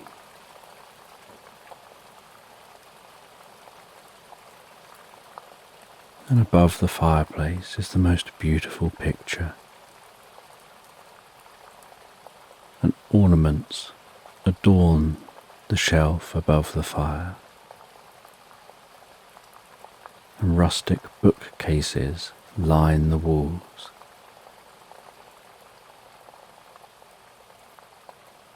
And rugs are dotted across the wooden floor.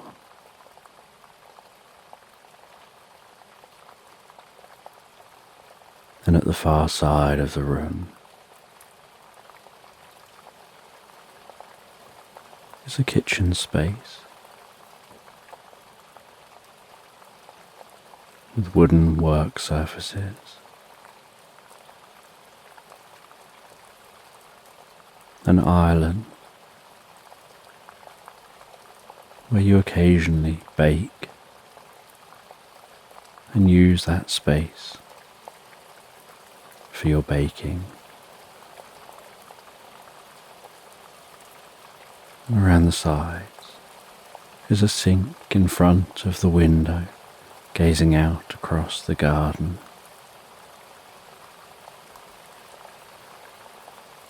An Aga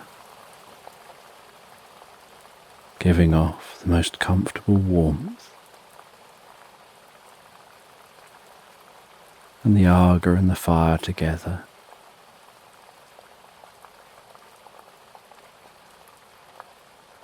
warm the room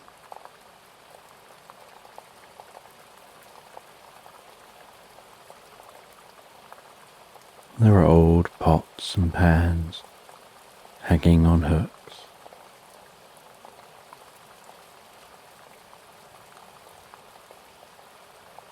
and china plates decorated with the most beautiful, ornate patterns, resting in a rack in front of the front door. Is a draft excluder, and over the windows are the most beautiful curtains.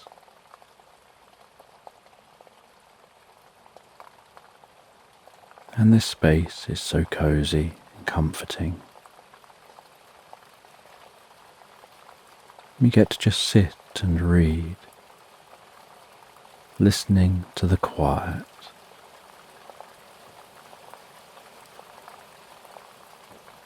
Here in the faraway cottage.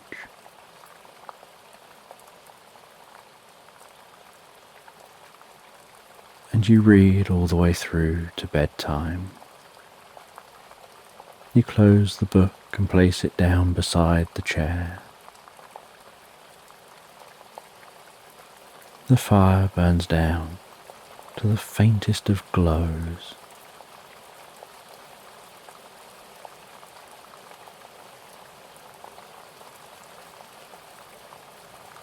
The room still warm and comfortable. Ginger awakes and scrambles up onto your lap. You carry Ginger to your bedroom.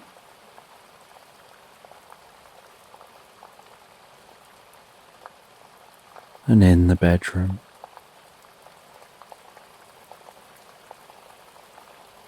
is a thick and soft mattress.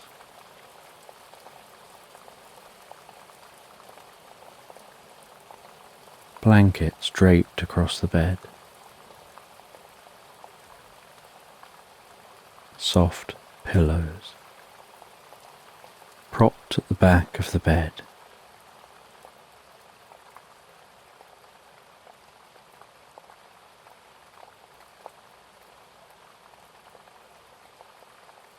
A couple of cuddly toys resting in the bed.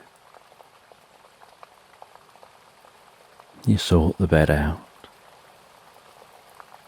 climb into the bed, having a low light on, just a little lamp beside your side of the bed.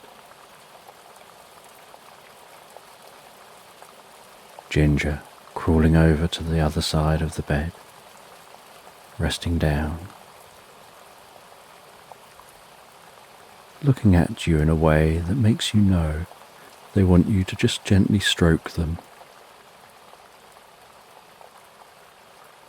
And so you gently stroke them as they drift back asleep, purring beside you, while you read a little bit more book in bed under this dim and cozy light.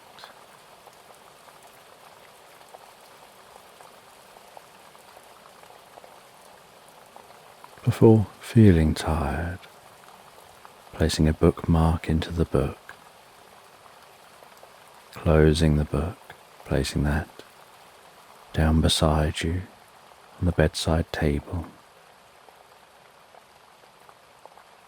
turning off the light so there's just the faintest moonlight penetrating through the curtains into the room.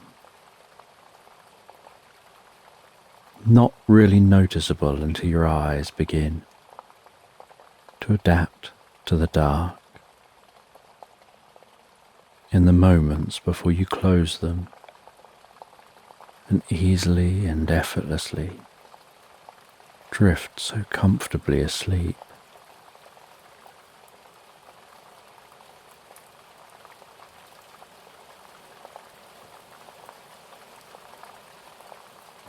And as you rest and drift and dream, your mind and body heals.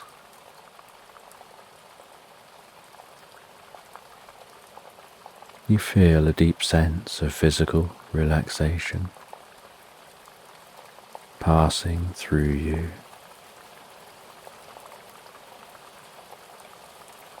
As your awareness drifts deeper and deeper into the most pleasant dream.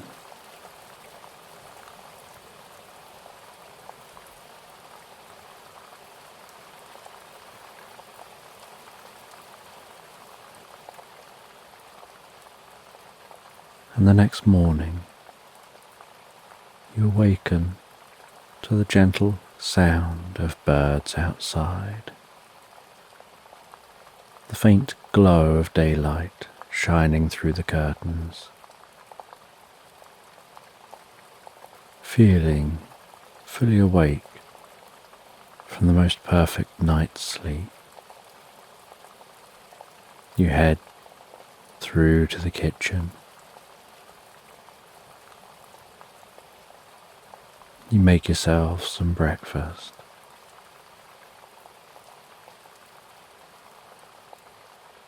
You head out into your garden, sitting on a metal chair with a soft cushion on the chair. At a metal table, enjoying the breakfast and a drink, breathing in the fresh country air. There's a slight coolness to the air as the sun is just beginning to warm the earth.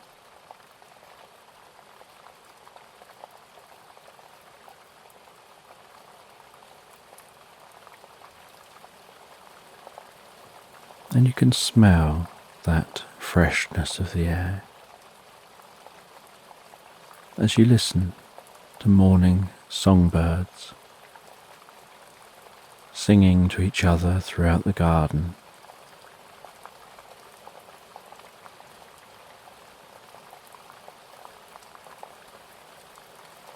You see a butterfly resting on a plant in a beam of sunlight, wrapped between shadows. Its wings spread, absorbing the warmth of that light.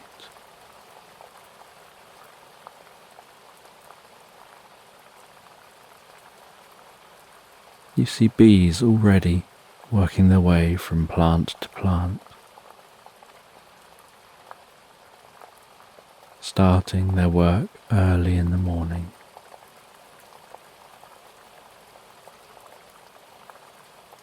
You hear the sound of the pond at the end of the garden and the waterfall that gently trickles into that pond, creating rhythmic soft ripples which dance across the surface of the water.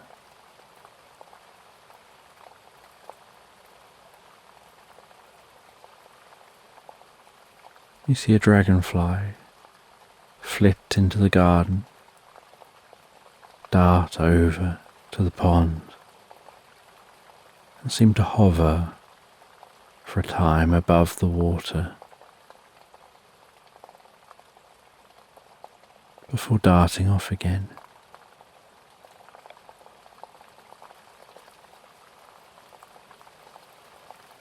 And the sky is the most beautiful morning blue, with just the faintest wisp of some clouds.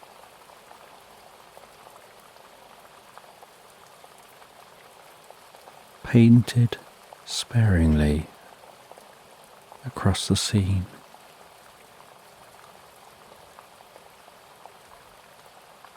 And after enjoying your breakfast, you head back into the cottage You wash up your plate and cup and cutlery. You place them on the draining board to dry.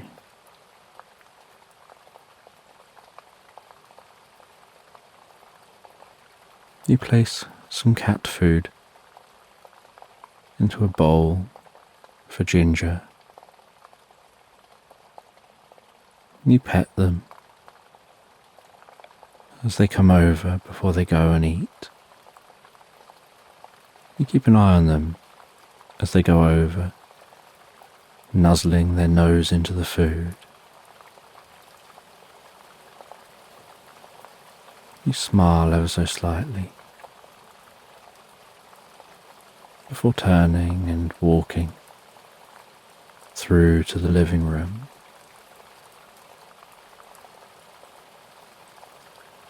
And in a heavy drawer, in a cabinet below the bookshelves, you open the drawer. You take out a roll of thick wool and 2 knitting needles poked through that roll of wool. You close that drawer behind you and head back outside. The sun continuing to gently rise up into the sky.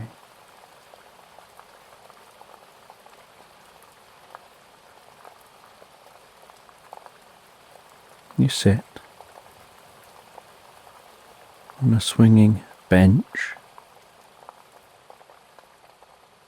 overlooking the garden.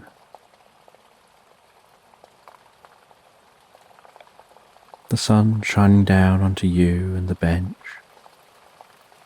and onto the garden,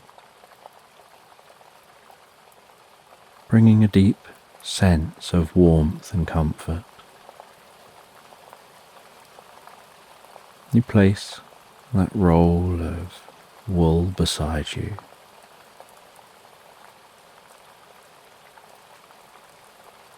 With the knitting needles, you begin to knit. The sound of those needles tapping against each other, the movement of your fingers moving the needles, weaving your fingers out and back as you move the wool around those needles as you knit.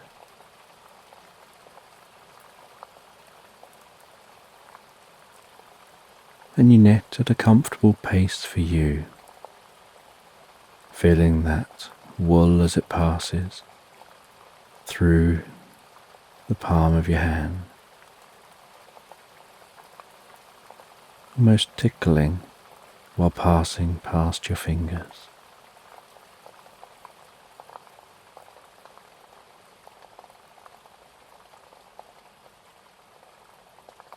Noticing out the corner of your eye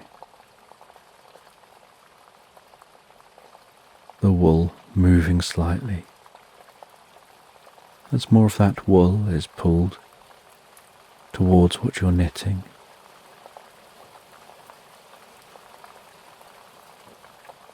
And you knit at a very comfortable pace.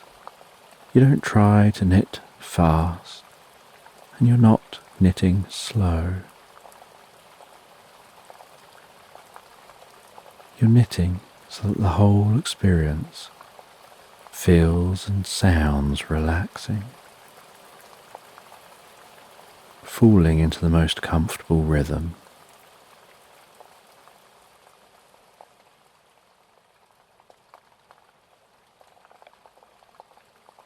And you're actually knitting a small item of clothing for Ginger.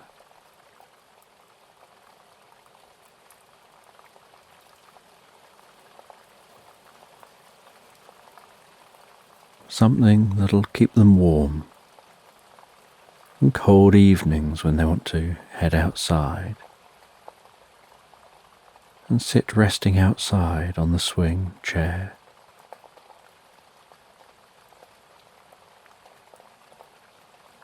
Or at the table.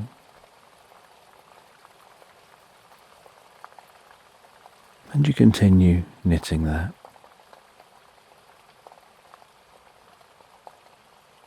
And while you continue knitting, so the sun continues passing across the sky, rising higher in the sky as lunchtime approaches.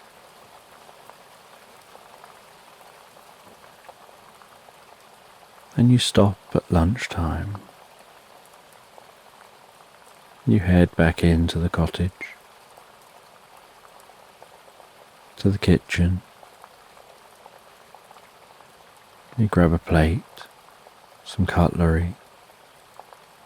You grab some items from the fridge and from the cupboards. You make yourself some food.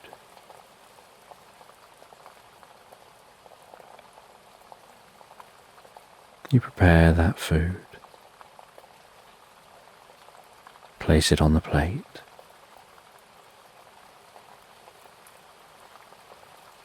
You check on Ginger again.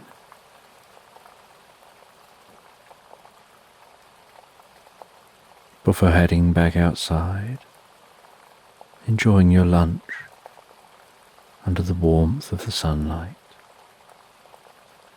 relaxing in this cozy garden out the back of your cottage. Sounds of leaves rustling as the wind gently blows a breeze. Songbirds singing.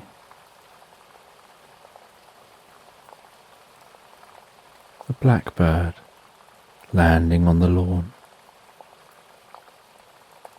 hopping around and pecking at the grass before launching back up to a tree.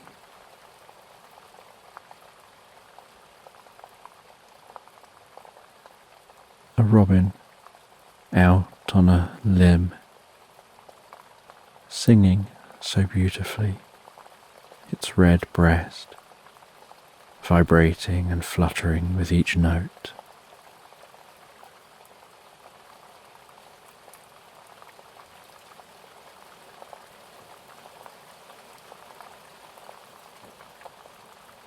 And after eating, you continue to knit.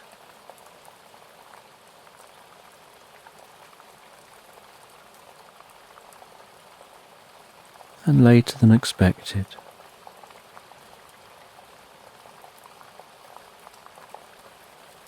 the post is delivered to a mailbox at your gate.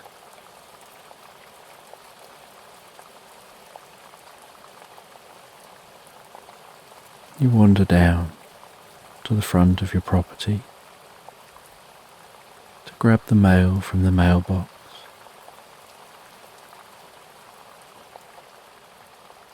And among the mail is a postcard. And you look at the picture on the postcard. It's a picture of the most beautiful beach scene, the setting sun, a palm tree stretching into the image, fluffy white sand reaching down to the seashore, azure blue wrapped around that shore, delicate waves rolling in onto the shore.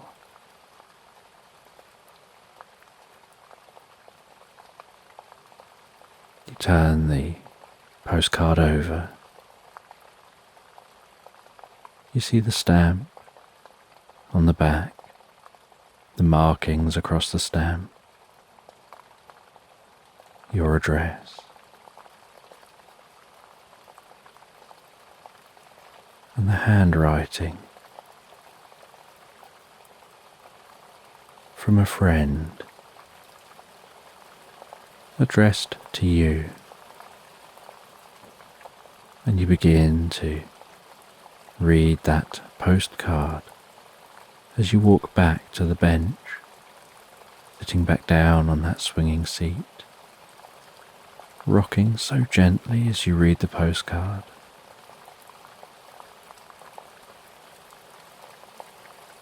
And it's only a couple of paragraphs long of text, maybe no more than 300 words.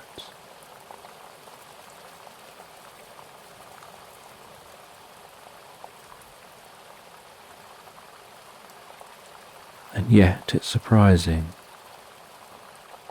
how much your friend has been able to squeeze into that text about what they've been doing, about where they are, asking how you've been, saying it'll be great to catch up when they're back.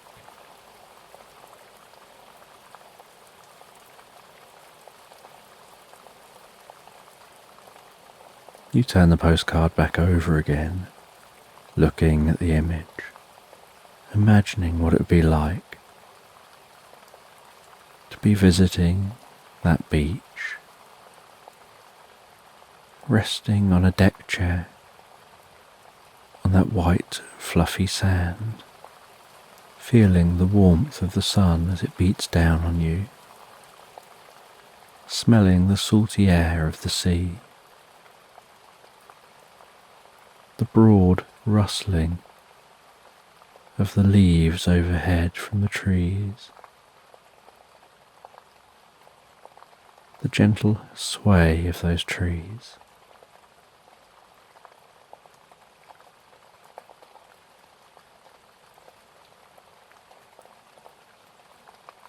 The sound of the ocean softly lapping onto the shore, pulling a little bit of sand into the water as it goes.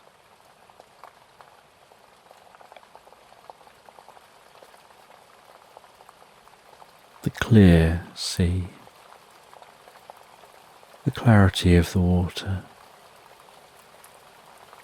perhaps struggling to define where the sky ends and the ocean begins, as at the horizon, the colour of the ocean and the sky almost blend together. Maybe walking down to the seashore barefoot through the warm sand, feeling that tickle touch of the sand underfoot, and the coolness when your feet pass beneath the surface of the sand, the way the sand firms up as you approach the water's edge, the warmth of that tropical water, and standing a little way into the water, perhaps just above your ankles, and watching small fish swimming around your ankles.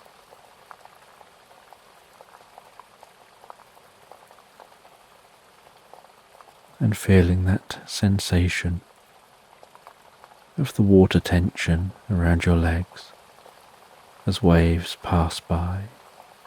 The water rises and lowers around you.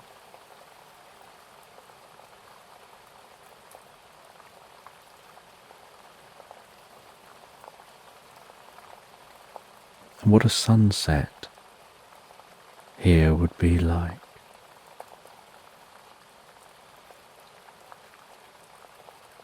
And how sunsets can bring a sense of peace and silence and stillness to the air. And then nighttime setting in on a beach where there's no light. and so the environment becomes incredibly dark. But overhead, the stars look like a dusting of flour splattered across the sky.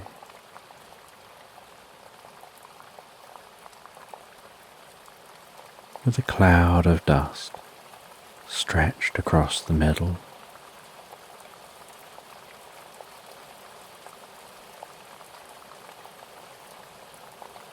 The occasional shooting star fizzing past overhead.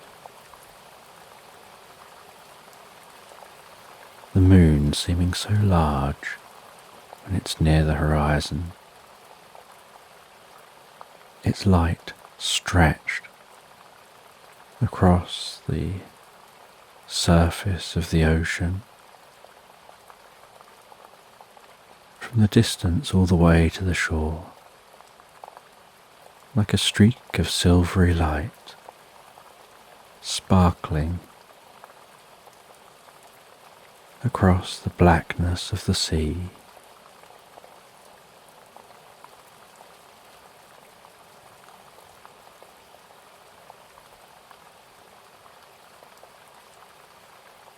And you place that postcard down beside you. Ginger jumps up and sits beside you, and you continue knitting. As the sun continues to mark out its afternoon trajectory, and you relax deeper and deeper into the experience of that knitting, becoming so absorbed that it's almost like time stands still.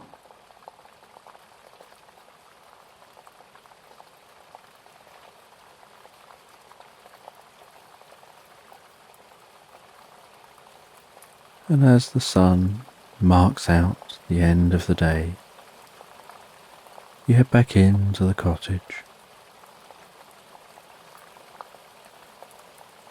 You place your almost finished knitting, the needles and the wool back in the drawer.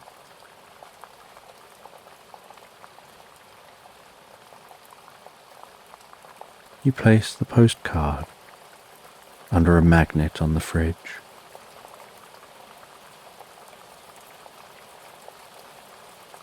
You make yourself some tea and sit back down in the living area, eating the tea.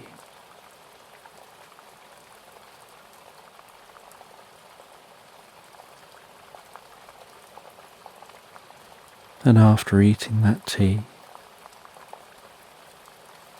you light the fire, place some logs on the fire. Ginger settles down in front of the fire.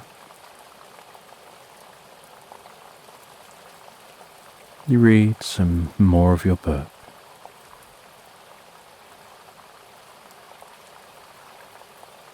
Enjoying how slow and comfortable life is.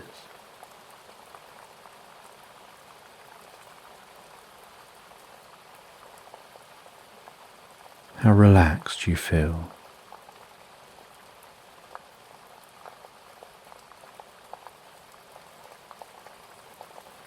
And as another night sets in,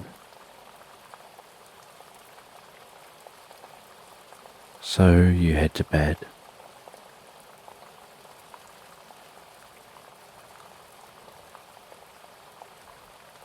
You relax down in bed.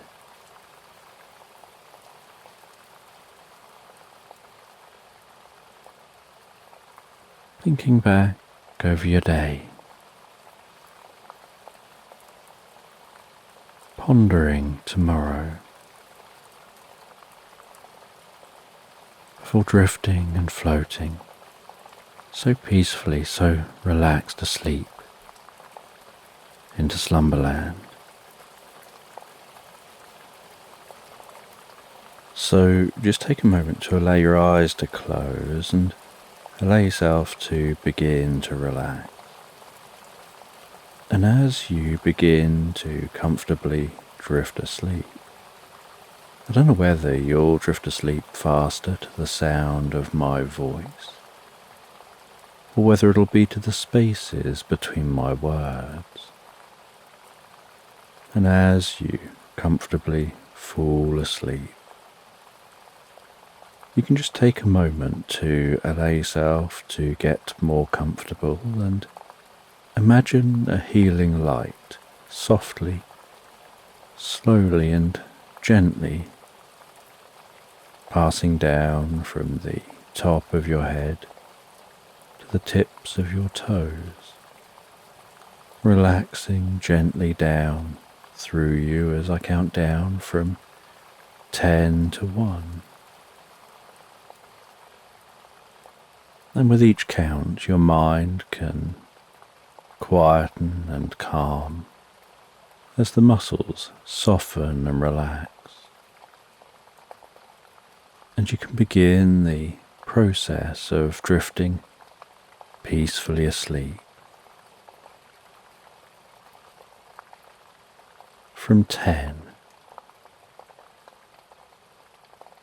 that healing light, relaxing the muscles around the top of the head, around the back of your head gently, carefully, relaxing the muscles around the side of your head, around your temple, your forehead. And with each out-breath, that relaxation can deepen so peacefully, so comfortably, as it flows down around the eyes and around the ears. 9. And that relaxation can move down around the jaw, relaxing the jaw, allowing the tongue to relax, the lips to relax, the nostrils to gently relax. With that relaxation moving carefully and slowly as that healing light continues to pass down the back of the neck, softening and calming those muscles around the side of the neck, the front of the neck, down from the head, gradually moving that calming, healing light out across the shoulders, the shoulder blades, relaxing those muscles. Like a deep and comfortable massage passing through your mind and body. 8. As that relaxation begins to move down those arms, and I don't know which arm the relaxation will move down fastest, whether it'll be the right arm or the left arm. But you can be aware of that healing light spreading gently down those arms, around the biceps, triceps, down into the forearms.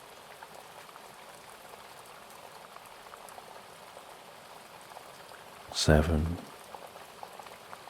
moving that relaxation all the way down to the wrists, the palms of the hands, down to the fingertips. And perhaps as that relaxation continues through those arms, with each out-breath, the arms can begin to feel heavier or lighter,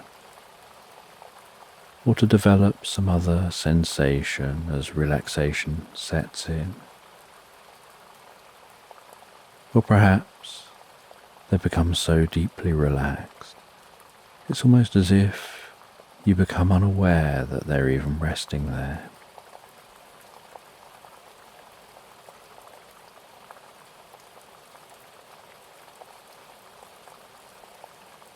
And you know the process for sleep is that the body begins to relax, and while the body becomes physically relaxed, so the mind begins to drift and dream, initially to brief reveries before settling on the first dream of the night. 6. And that healing light can spread down from the shoulders and down around the chest, the upper back softening and relaxing those muscles, so gently calming the breathing, helping you drift deeper and deeper into the experience.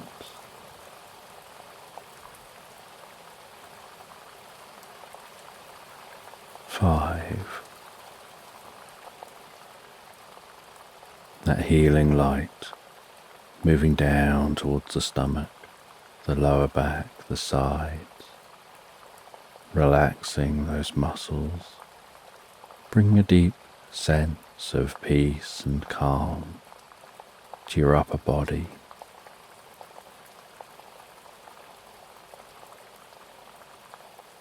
Releasing any tension, perhaps occasionally finding yourself shifting just a little to get a bit more comfortable.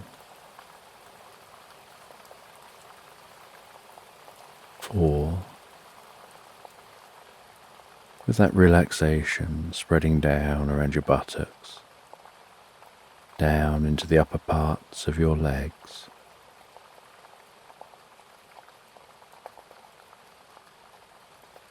3. Passing that relaxation down towards the lower part of your legs. Perhaps those legs feeling heavier and heavier. Maybe as the body becomes deeply relaxed and your focus drifts inside.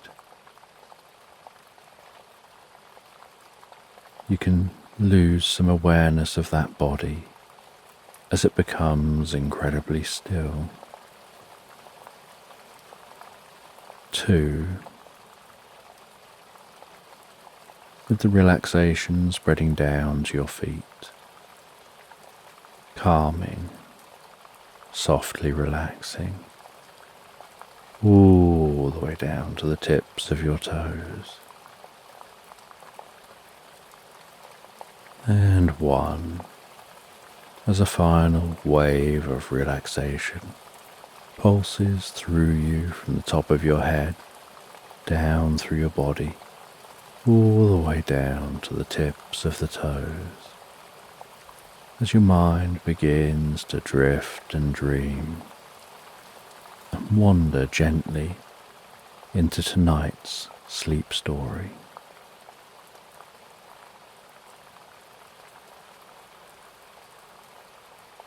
And in tonight's sleep story,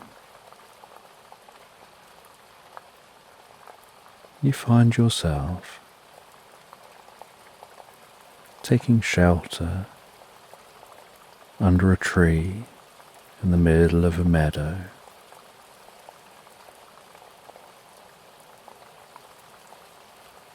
And it's early in the morning. The sun is just in the process of rising,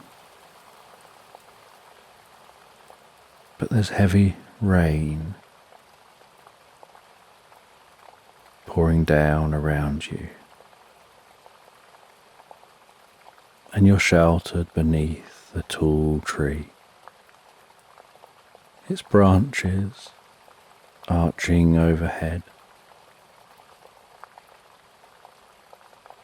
like nature's umbrella. The view from under this tree of a dense curtain of rain, no sign of the sunrise.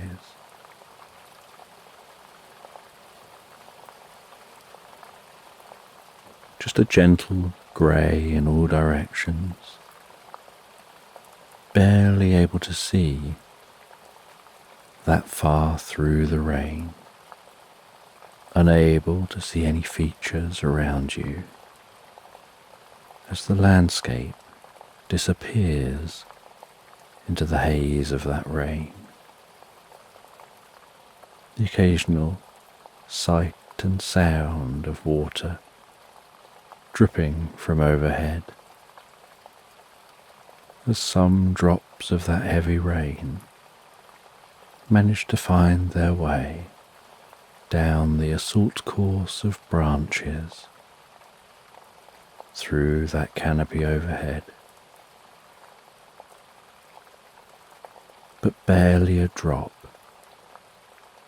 reaches the ground underneath this tree, and the air smells so soft and fresh.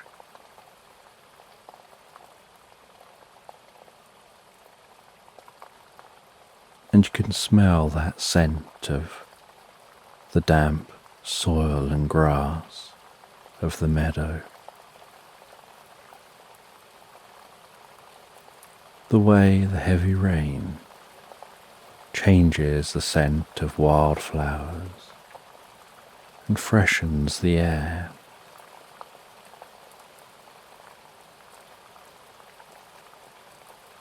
The sound of that rain as it pelts the leaves of the tree and strikes the ground around you.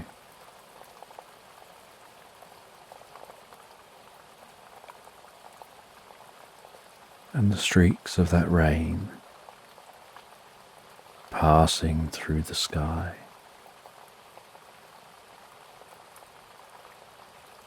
And gusts of wind whipping up some of that rain, changing its direction as it tries to flow to the ground.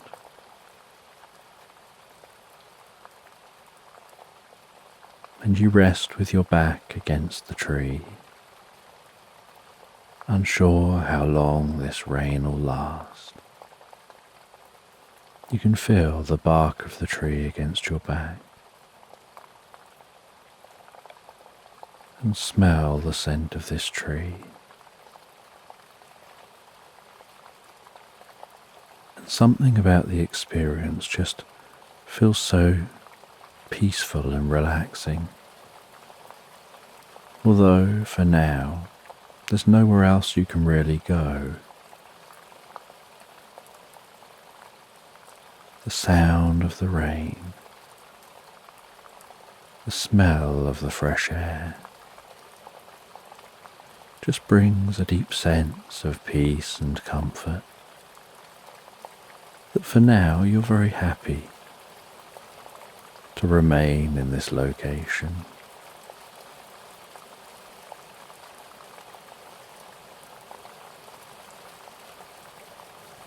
And you would love to have seen the sun rising, but you're comfortable to just be here and dry. And after quite some time of resting here beneath this tree, you notice the sky seems to be lightening very slightly. The rain still seems to be just as heavy at the moment, but you notice that the sky is getting lighter. And so you anticipate the rain will shortly begin to calm down.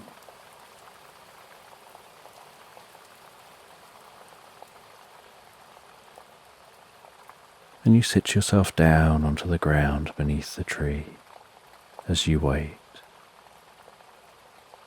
And after a while longer,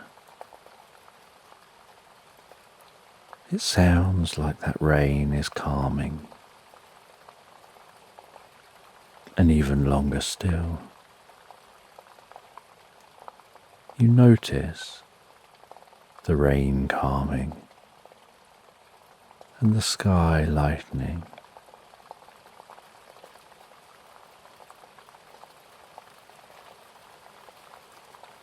And those rain clouds beginning to move on from this area. And there's still moisture in the air. But there's something deeply refreshing about the environment after the rain.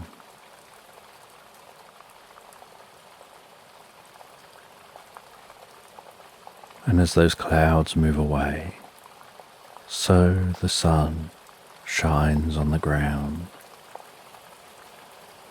A gentle mist begins to form as the warmth of the sun begins to evaporate that rain.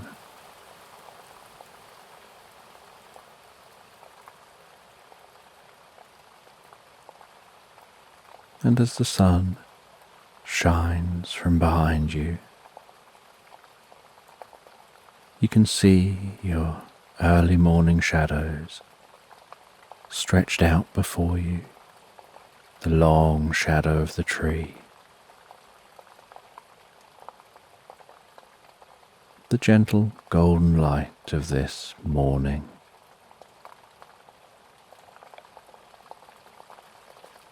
And a rainbow forming before you against those dark, receding clouds. Its striking colours arched across the sky.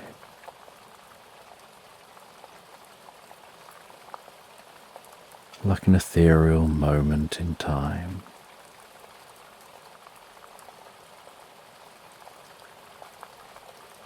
And you think to yourself how everyone has their own unique rainbow. No two people see the same rainbow.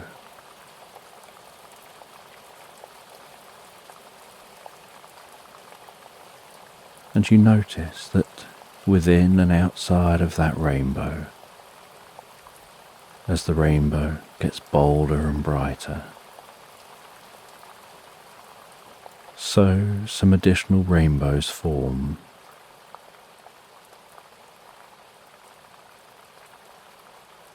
And then no sooner have they formed than they begin to fade away.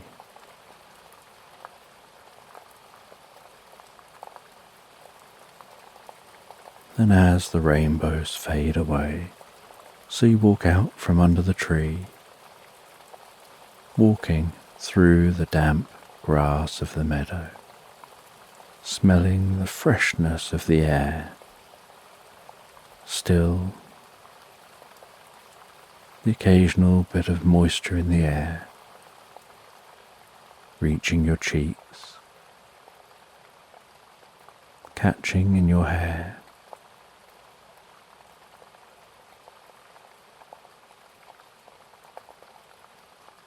And now you can see the whole landscape. Now the shroud of rain has lifted.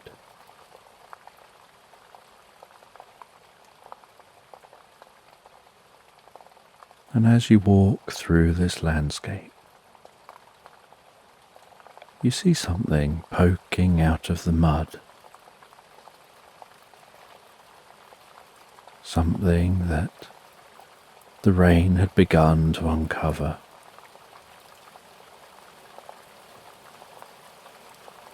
And you reach down with curiosity. You tuck your fingers around that object. You move it a little beneath your fingers, feeling its shape and weight, and realize it looks a bit like a mask. And you carefully pull it out while uncovering it more with the other hand. separating that mask from the mud. And it looks like an old wooden mask which has probably been buried for many years within this mud. And this mud here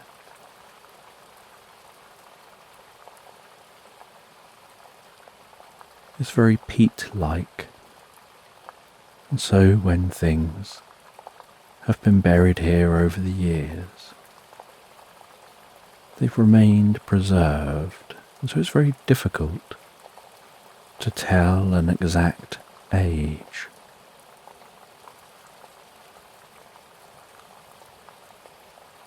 Then you wipe the mud off the mask, and you crouch down and wipe your fingertips among the damp fronds of grass, using the grass almost to wash and clean your hands, and then wiping the mask in the tall grass, to use the grass to try to clean the mask off a little more.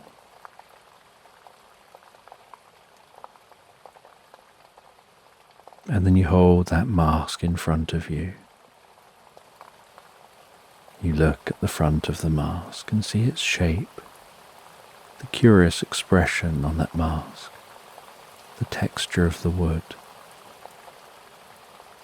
the peaty smell of the mask. You turn it round and look at the rear side. And it almost appears a little bit smooth, as if worn down from frequent wear, like it's an item which someone had owned and worn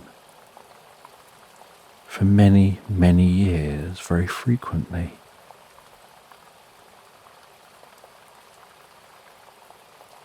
And you feel this compulsion to move the mask towards your face just to see what it looks like and its size compared to your head. And as you move it to your face and get it so it's almost touching your face, you suddenly feel it almost stick in position for a moment, as through the eye holes the world around you shifts and changes, and then you hear the world as different, and you see the landscape change and undulate, almost as if different realities are flashing by, as if you're in space, watching moving images in clouds.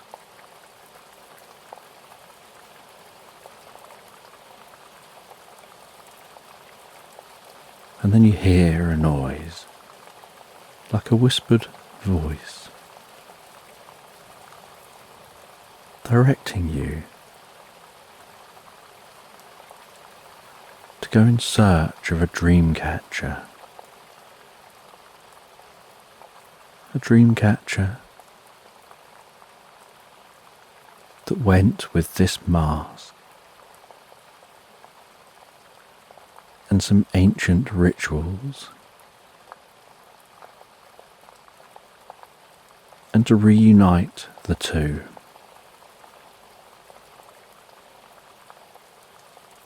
And give them a proper burial together, storing them in the same location. And you don't know where the voice came from.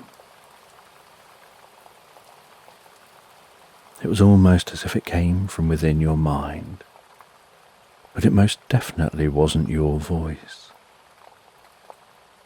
And it was an unusual accent, although the words could be understood.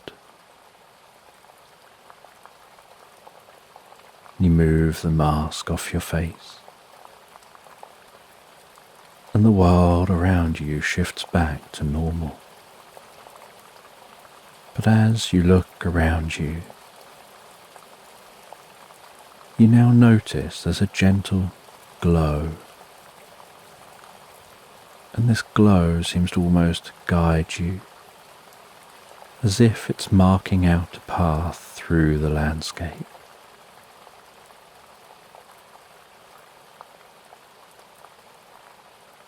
And so you begin to follow that glow, walking through this meadow.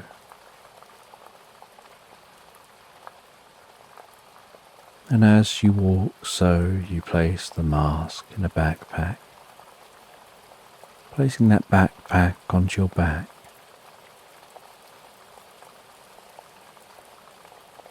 And it's as if a change has happened within you.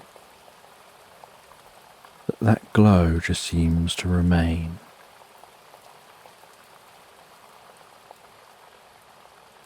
You continue on through this meadow.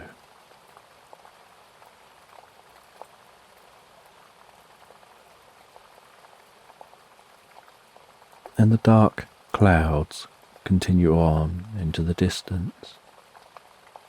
The sky now turning the most perfect blue.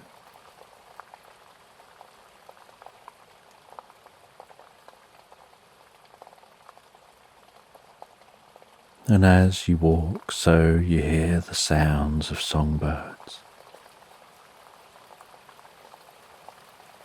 The rustle and dull thud of each footstep that you take. You watch as bees and butterflies come out after the rain and begin to flit from plant to plant.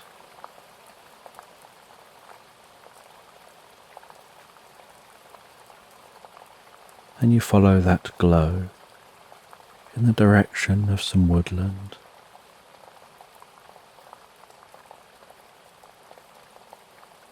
And you wander into the woodland. And the ground is firmer in the woodland, each footstep like a dull thud.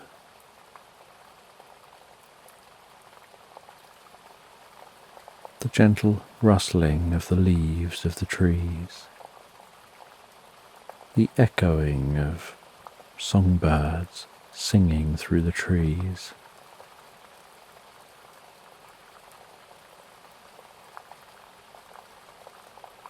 And you continue to follow the glow, curious where the glow is going to lead you. Whether it's somewhere you can get to on foot, but feeling an almost compulsion to want to continue on this quest, to find that dream catcher.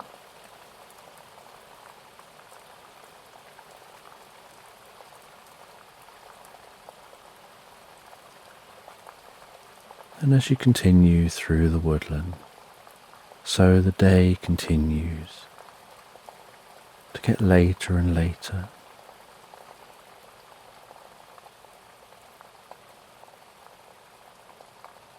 Gradually, afternoon approaches. You decide to stop and have something to eat. You light a small fire, cook yourself some food.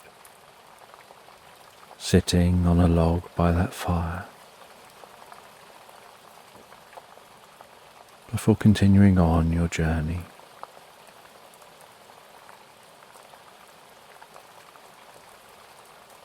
And you notice, as afternoon moves to early evening,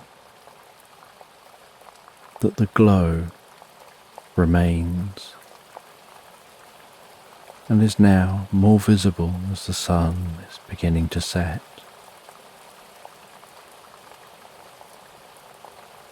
And in the distance, you see the lights of a cabin.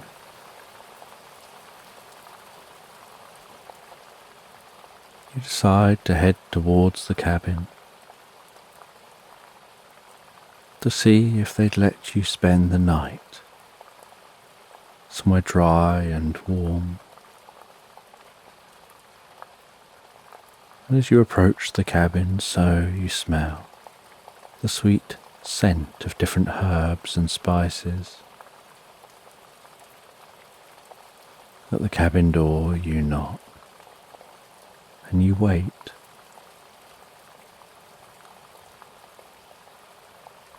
And after a few moments, a small, hunched-over elderly man with a long grey beard,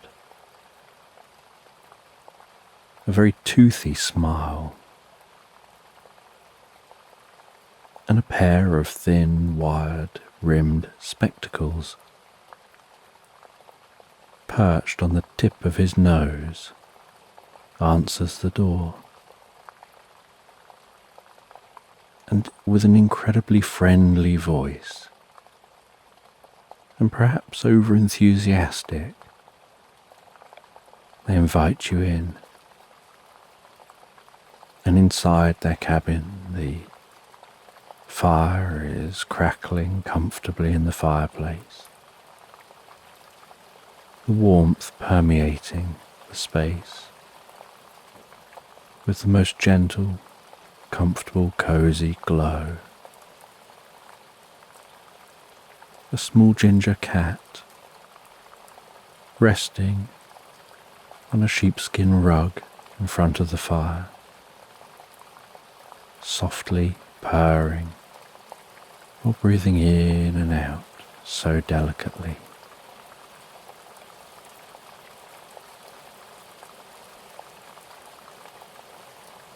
You share your journey with this person and say that you are wondering if it would be okay to spend the night somewhere dry and warm.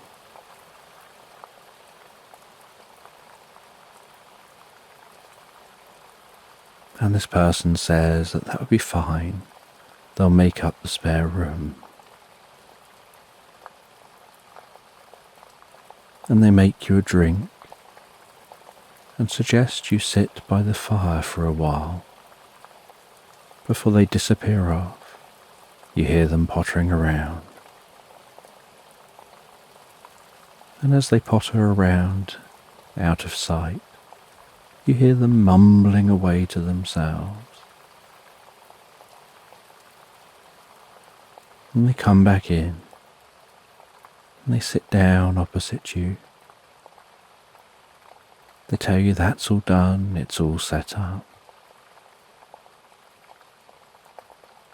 You ask them who they are and what they do, and they explain that they're a herbalist. They mix herbs and spices and other ingredients to get curious and healing effects. You explain about the mask and even show the mask. And they take the mask from you. And they try the mask on and nothing happens to them. They get no experience at all. And they hand the mask back. But you feel there's a certain energy with this mask. And you gaze up from the chair and look out the window, and you can see that glow out of the window. The glow you've been following. And you ask the herbalist what they can see out the window. And they just say that all they can see is a darkening woodland. And they can't notice this light you speak of.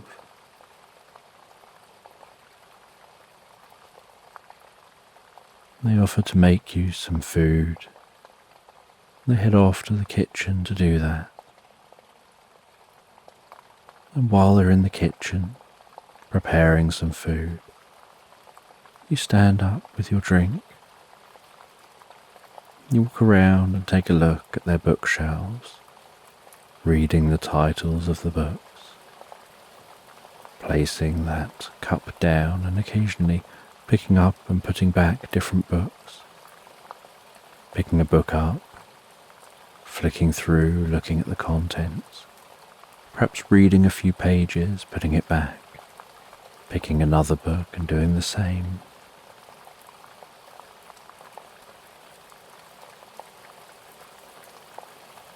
And as you look at those different books, you eventually begin to smell the cooked food.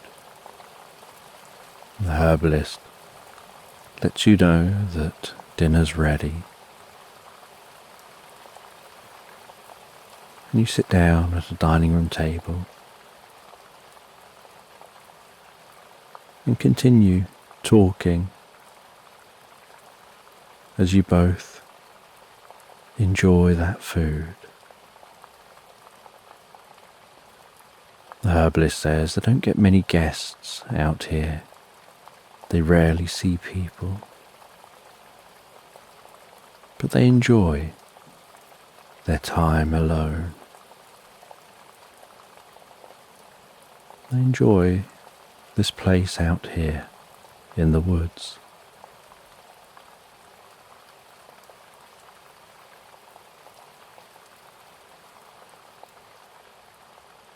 And after eating, you settle down for a bit longer, reading in front of the fire, before saying you're going to head to bed. And they show you to the room they've prepared. You head into that room, the smell of fresh bedding. You sit down on that most cozy and comfortable bed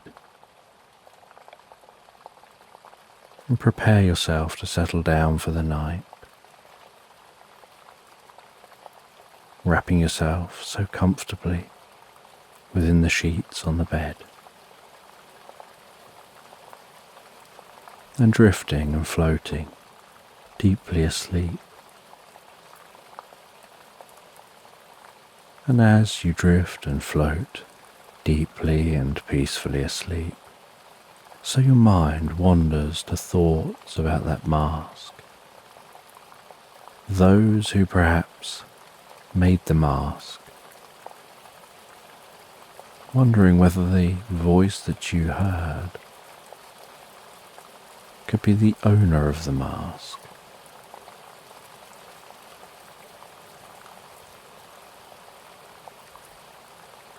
And you drift into the most pleasant dreams before passing into the most comfortable, deep, recuperative sleep.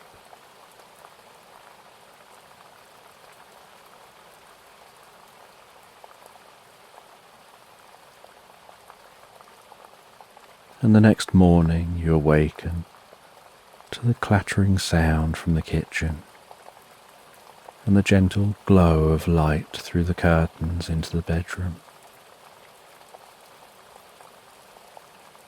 and the scent of the most beautifully cooked breakfast.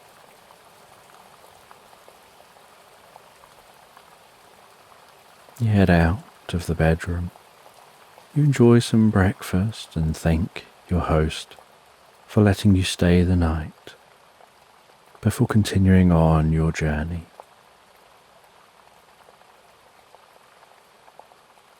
And you're surprised to see that that glowing light is still outside the cabin. And you follow that light, initially deeper and deeper into the woodland. As the woodland gets darker and darker, the deeper you go. But then the woodland begins to thin out. And the weather today is so dry and clear.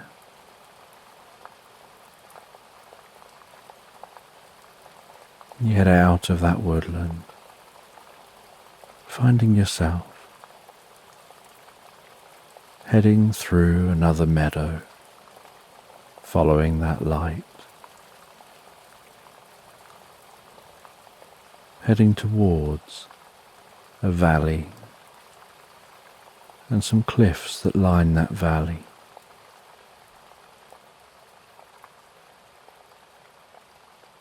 And you follow the light along the edge of a cliff, having to work your way through the trees that are at the base of the cliff. And you find your way to a cave, and the light passes into that cave.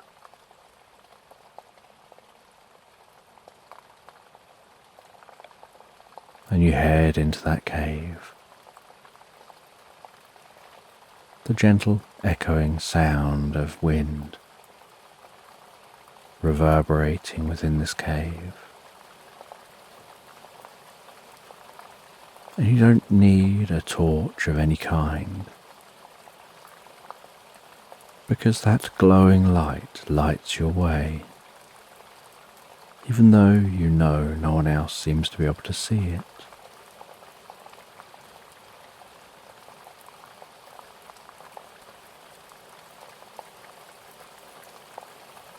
And this cave opens up into a vast chamber, and around the walls of the chamber you see different cave art.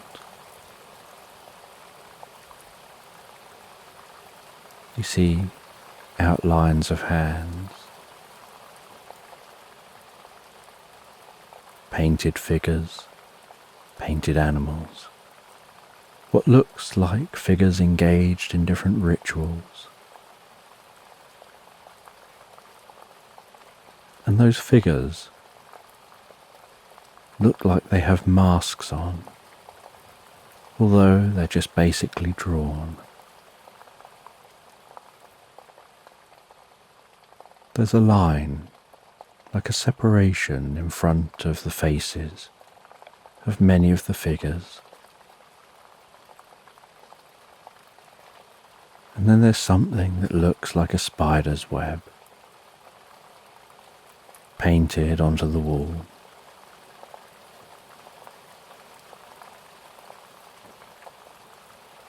And you continue to follow the glowing light. And it takes you right to one specific spot at the back of this chamber.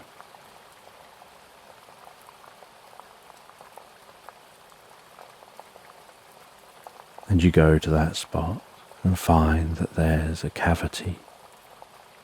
And you reach in with an arm and pull out a box from within that cavity. You carefully open the box, and inside the box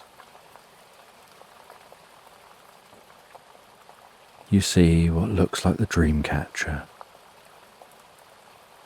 in such good condition.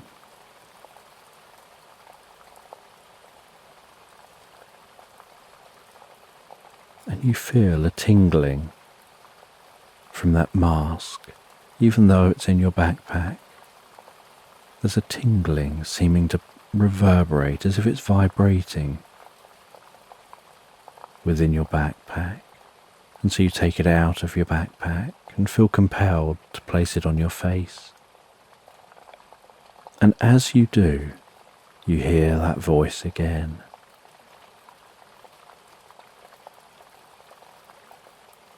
And the world shifts around you. You hear the sound of drumming. You hear the crackling of a fire. As you look through the mask, around you, it appears like there's a tribe of people dancing around a fire wearing those masks. There's a dream catcher hung up near the fire, and it seems to be catching the sparks which find their way up into the air from that fire, and the voice in your mind talks about that dream catcher and the ritual and the masks, and how the masks allow you to access an altered plane of reality. And the dream catcher then captures the negativity from that other level of reality and holds onto that negativity so that you can live without it. They explain that it takes on the negativity of negative thoughts and ideas that come to mind. It takes on doubt. And it holds on to all that for you so that you can be free of it to live your life. But it was important that the masks and the dream catcher should be buried together. But they had been separated from their tribe, and their mask had ended up elsewhere. But now's the time to be able to return that mask. And a glow of light appears in the center of this chamber. And a voice says that's where to bury the mask and the dream catcher. And you remove some stones that seem to be piled up in that center location. And with your hands you carefully dig down a little way into the mud. You notice there are many masks carefully laid atop each other, and the voice in your mind tells you that these masks were placed here, awaiting this final mask before the dream catcher is also buried with them.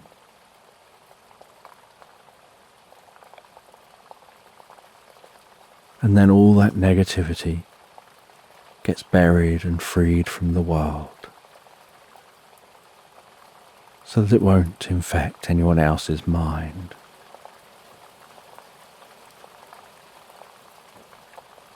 And their spirit can then rest.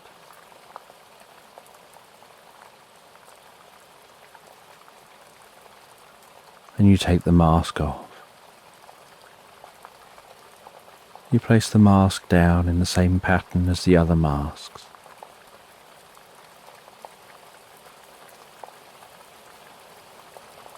You then place the dream catcher on top, carefully reburying, placing the stones on top as you found them. The light now faded. Silence within this chamber. Knowing you've helped bring peace and close a chapter on a very old story. And feeling like a weight is lifted from your shoulders in some way, and a connection deeper than you could ever understand has been formed.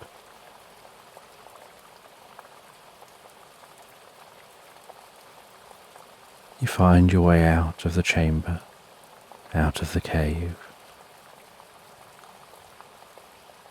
and begin making your journey back to where you came.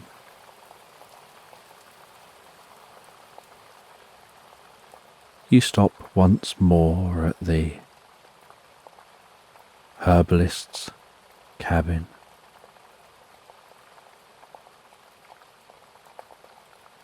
You explain the experience you'd had, the journey you'd been on.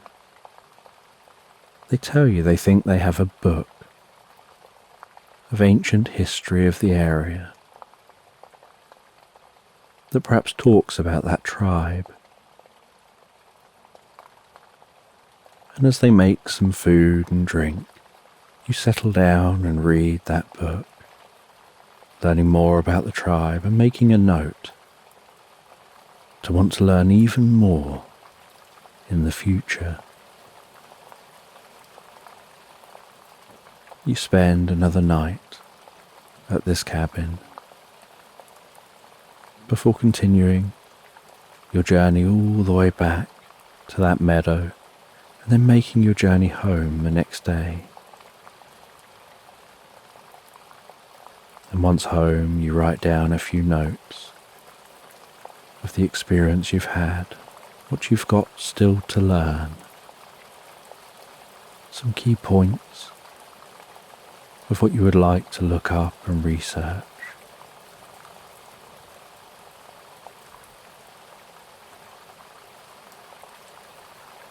And feeling a deep sense of peace and calm.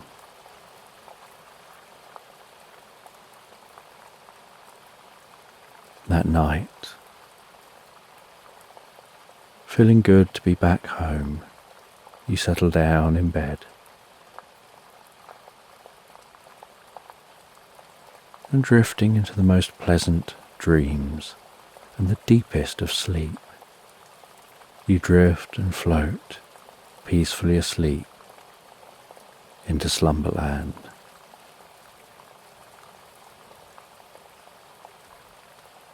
So just take a moment to allow your eyes to close and allow yourself to begin to relax. And as you begin to comfortably fall asleep, I'm just going to count down from 10. As I count, I don't know whether you'll drift asleep faster to the sound of my voice or whether it'll be to the spaces between my words. 10, and while I count, you can imagine a healing light softly passing through your body, healing and relaxing the muscles, gently calming the mind, relaxing the muscles around the top of the head, around the face, around the jaw and the temple and your forehead, smoothing, calming, relaxing those muscles so peacefully. 9. As that relaxation works its way around your neck, around the back of your head, around your jaw, tingling gently with peace and comfort. And with each out breath that you take, you can find yourself relaxing deeper and deeper asleep. And I don't know whether you relax deeper to the sound of my voice or the spaces between my words. That's it. 8. As that relaxation moves down from your neck, along your shoulders, down around the upper back, around your chest and down into those arms. And I wonder which arm will relax the fastest as you continue to drift and float deeper and deeper relaxed asleep. As the relaxation continues moving down those arms towards those fingertips. 7. The arms can perhaps feel heavier or lighter, or maybe some other sensation as they drift deeper and deeper.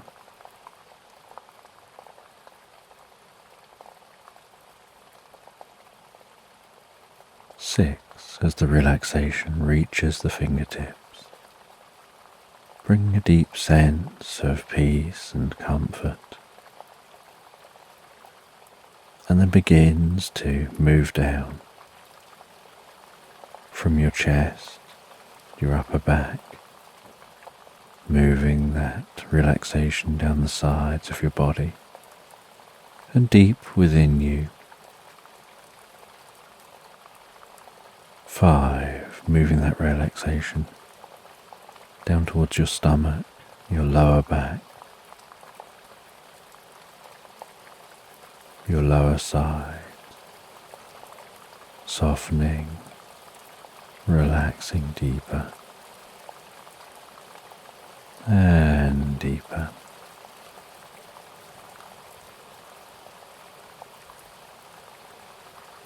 4, moving that relaxation down around your bottom, around your legs, carefully moving the relaxation down towards your feet.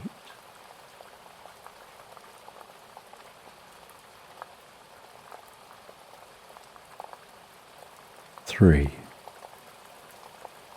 moving that relaxation all the way down those legs, deeper and deeper down, and perhaps those legs begin to feel heavier as they relax deeper, as the whole of your mind and body drifts deeper and deeper relaxed, bringing a deep sense of peace and calm.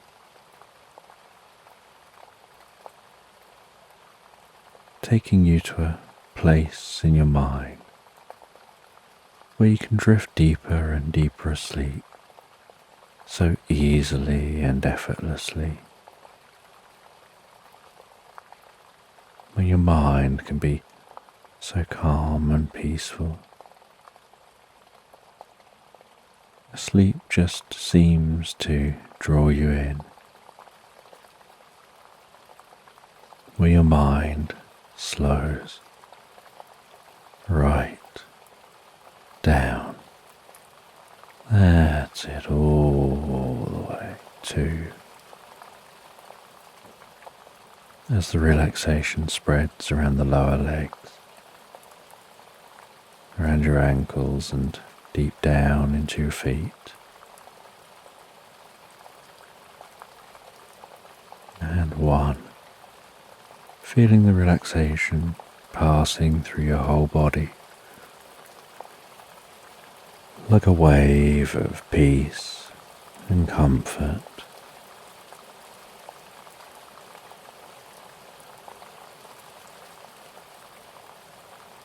And you know the process of sleep involves the body relaxing fully as the mind begins to drift almost into its own reverie before passing into pleasant dreams.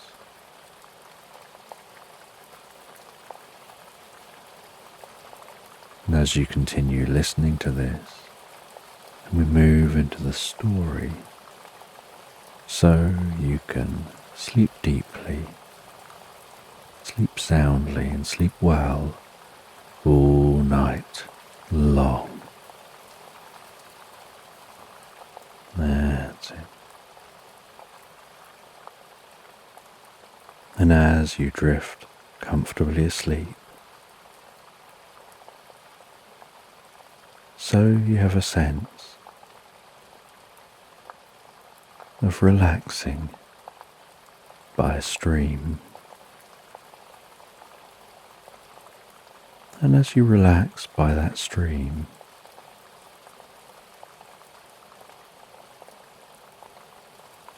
your dog comes along and rests beside you. And with just a minimal gesture, They snuggle up next to you. You rest an arm around them, gently stroking them. And that relaxed stroking is almost like a sign giving them permission to rest, just as you can give yourself permission to rest and relax deeply and comfortably. And you find yourself lost in thought as you gaze out across the stream. And there are ducks tootling along that stream, and occasional sticks floating past, and some leaves drifting like boats on that stream, bobbing up and down on the small waves. The sound of the stream bubbling along the bank, the breeze blowing so comfortably, so relaxed.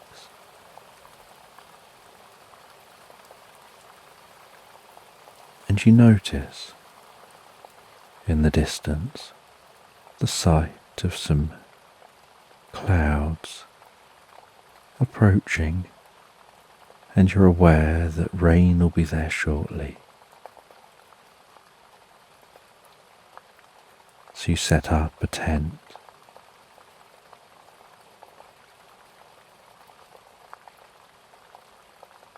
And your dog and yourself settle down in that tent.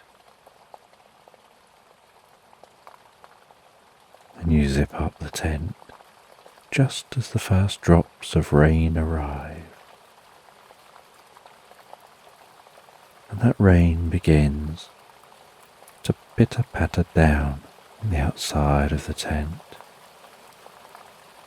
The outside of the tent gently waving in the breeze. Sound of the rain increasing on the tent, bringing a deep sense of peace and comfort. And you're on a journey to deliver a message.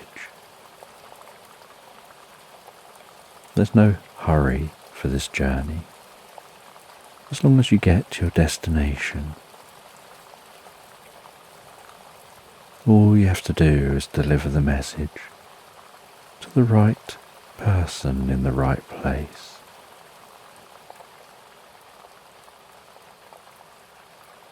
And it doesn't take long for your dog to fall asleep, as if they also find the sound of the rain deeply calming and relaxing.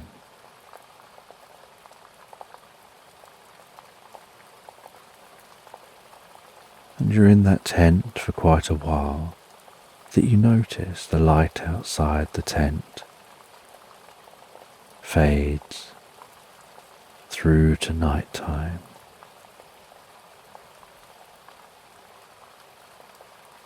And as the light fades to night, so you drift deeper and deeper asleep. The warmth of the dog helping soothe your soul.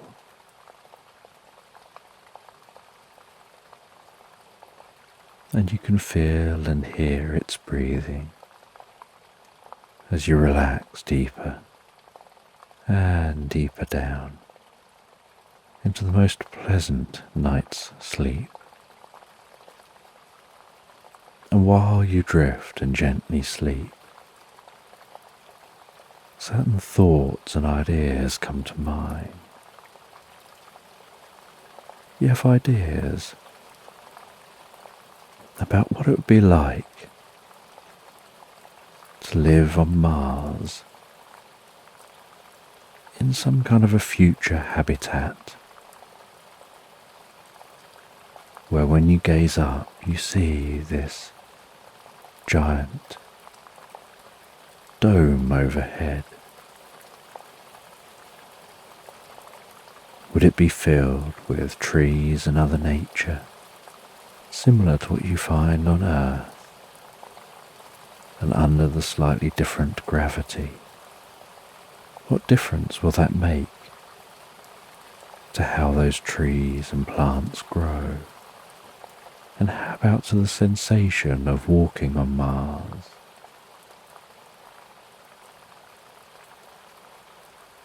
And you're curious what the temperature would be within a Martian habitat.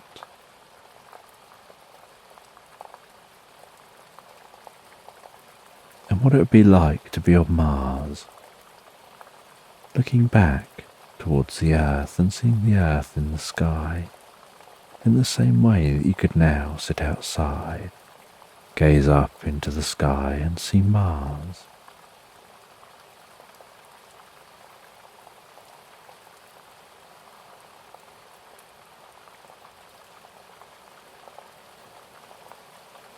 And you drift from these dreams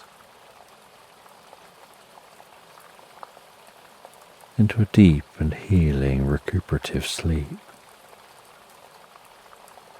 And at some point during your sleep, the rain fades and comes to a halt. The breeze calms down,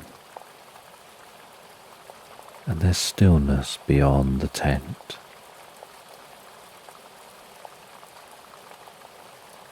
And in the morning, you awaken to the sounds of songbirds and your dog wanting to go out of the tent.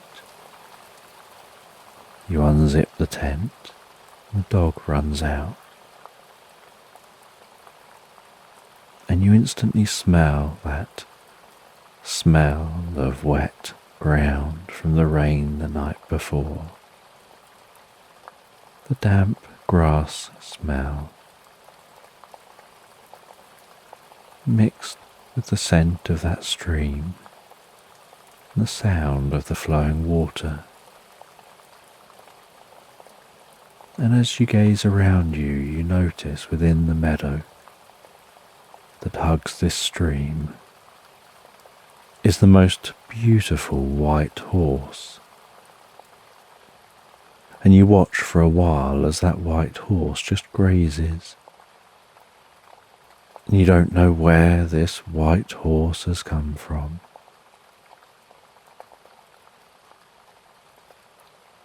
But you know that this is an area of wild horses. And so you wonder whether that white horse is a wild horse. And you have yourself some breakfast and pack everything away, ready to continue on your journey to deliver that letter.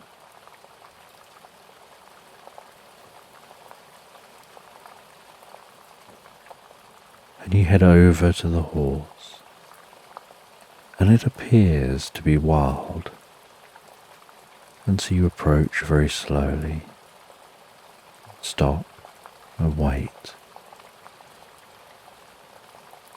giving it an opportunity to recognize and notice you. Then your dog follows a few paces behind and sits patiently. And the horse continues grazing, and then raises its head and walks a little closer and continues grazing, and you walk a little closer to the horse and you keep your head down, and eventually the horse comes to you. You gently touch the side of its neck in a very calm yet firm way. And as you touch the side of its neck, you feel a deep connection between the two of you. You feel your breathing shifting to be in time with the horse's breathing, and the horse seems to notice that as well. and it doesn't take long before you're able to climb onto the horse, and with the slightest of nudges, you continue your journey on horseback, with your dog walking alongside you, occasionally running off into the undergrowth, and then coming back and joining you, running off ahead a little way, sniffing around, exploring, stopping and waiting, and then returning to your side. As you walk along very slowly on horseback, looking around you, taking in the environment,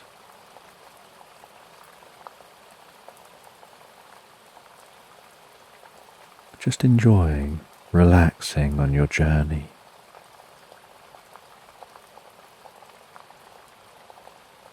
Feeling the warmth of that horse beneath you, hearing its breathing,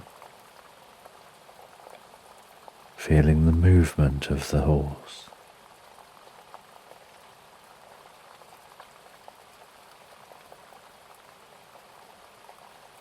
And you continue on through most of the day, and you don't even stop when you get out the map and check the map to make sure you're still on track.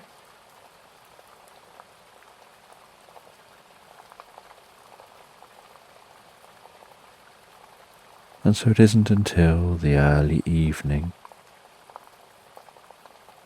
and the horse has occasionally slowed down, put its head in the ground, eaten some grass. But once you're ready, and you think the horse has eaten enough, just giving the slightest nudge has encouraged it to continue on. Then you've been in the most pleasant rhythm all day long. And now you're ready to stop and rest and eat and set up camp for the night.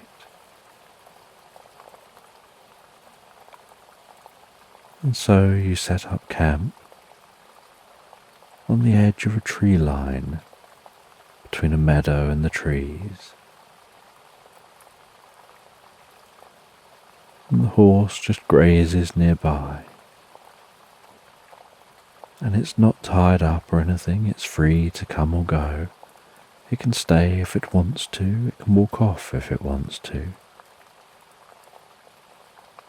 And your dog continues to keep you company.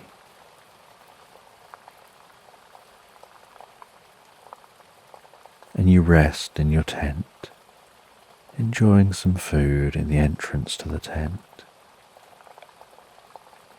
enjoying a warm drink, and your dog enjoys some food.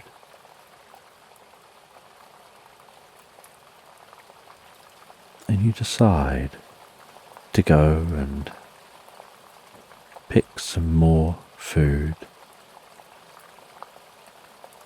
before it gets totally dark, and so you don't walk too far from the camp, just exploring the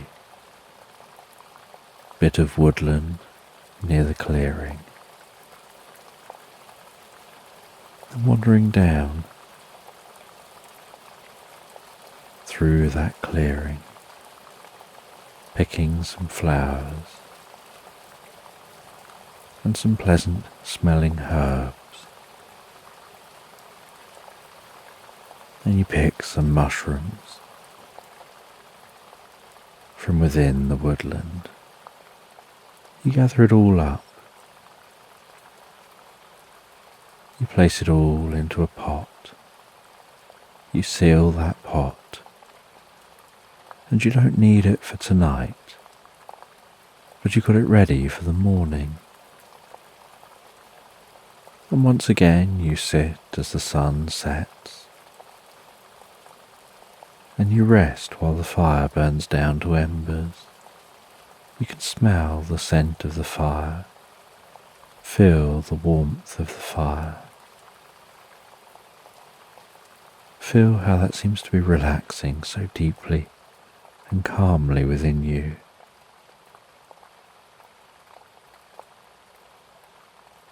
That it seems to bring peace deep down to your core.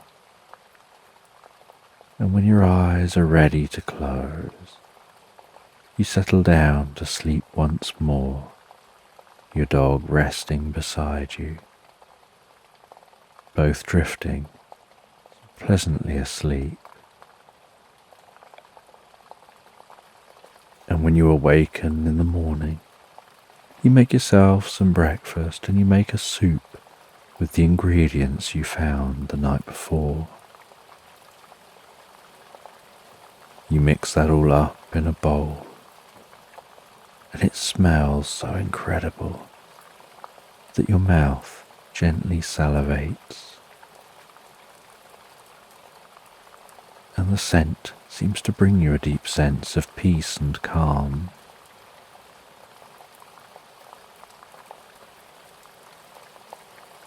And once it seems to have cooked and thickened, you have a couple of spoonfuls of that soup, and you can feel the soup as it passes into your mouth, down your throat, and warms within your body, seeming to warm and tingle out to the tips of your fingers and the tips of your toes.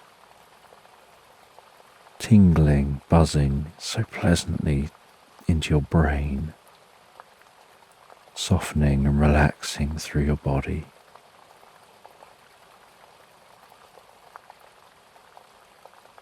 And you can feel that deep relaxation being caused by the soup. And your dog rests beside you.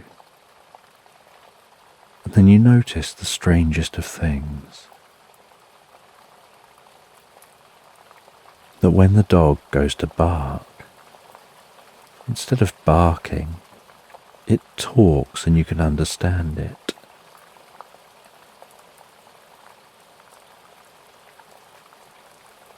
And the dog asks you if you're okay, and you answer saying that you are. That you seem to have a strange experience where it's as if you can understand what they're saying, and you're responding to your dog, unsure whether the experience is real, but just treating it as if it is. And as you begin to talk with them, they engage you in conversation. And they explain that they could smell that the mushrooms you'd picked were a specific type of mushroom that creates altered states. And perhaps, when cooked, that altered state connects you with a consciousness that allows you to somehow understand the dog.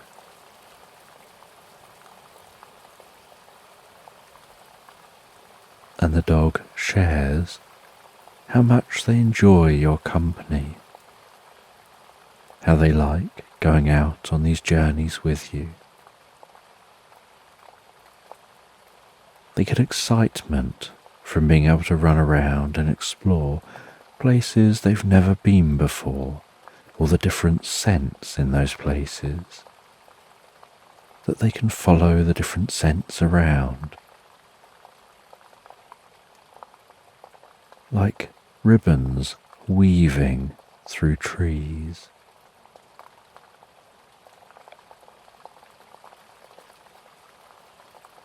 And you wonder how long this effect will last. You have to continue on your journey, so you pack everything away, still feeling slightly like you're in an altered state and still being able to understand your dog. And the horse is still in the meadow, and so you gently call over to it to get its attention, and it acknowledges you, and you realize you can understand the horse too.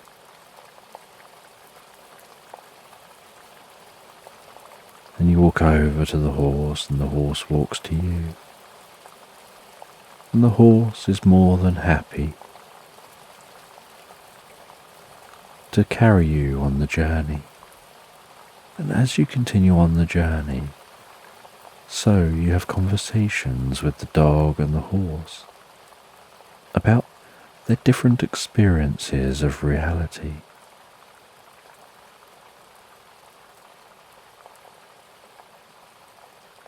And they both have very different types of experiences.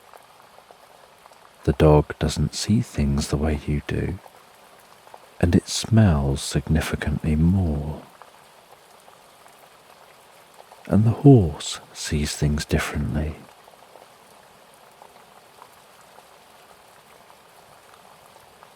And so you start to understand the world from these different perspectives.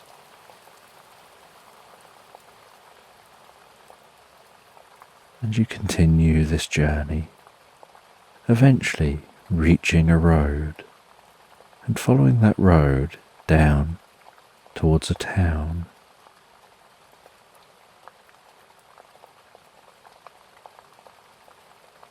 And the horses' hooves change how they sound as they go from walking on the grass and mud to walking on the stony ground. And you dismount in the town. You walk through that town, over a stone bridge across the centre of town, where a river passes through this town. And there are people milling around and markets, different scents of different herbs and spices. And you head through to a specific building. You knock on the door of that building. You hear the latch go and the door creak open, and you're greeted by somebody who looks a lot like a wizard,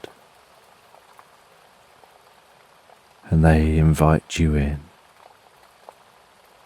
And you and your dog head into their home, and the door closes behind you. And in the main room are walls of old books, piled floor to ceiling, and a deep scent of old book smell, and a stillness to the air.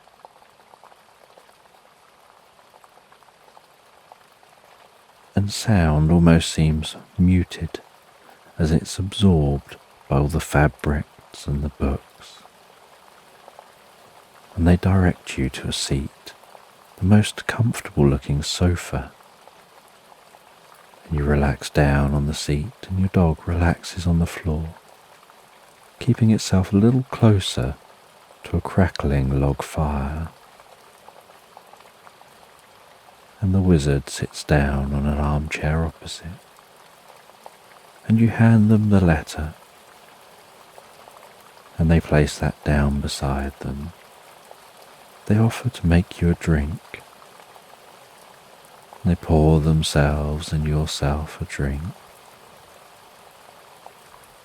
They say that they'll open the letter in a little bit. They'd like to hear your journey, how far you've come, what you've experienced. And they listen for a little while, and you're curious about the letter. And they open and read the letter, and they share that this letter is a letter about a magical spell that can be used to help to bring peace and comfort to people. They really want this spell to be within their collection. And the message with this spell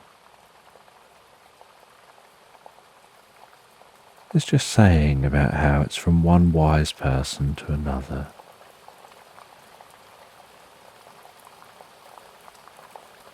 And it had been hand copied from an older document.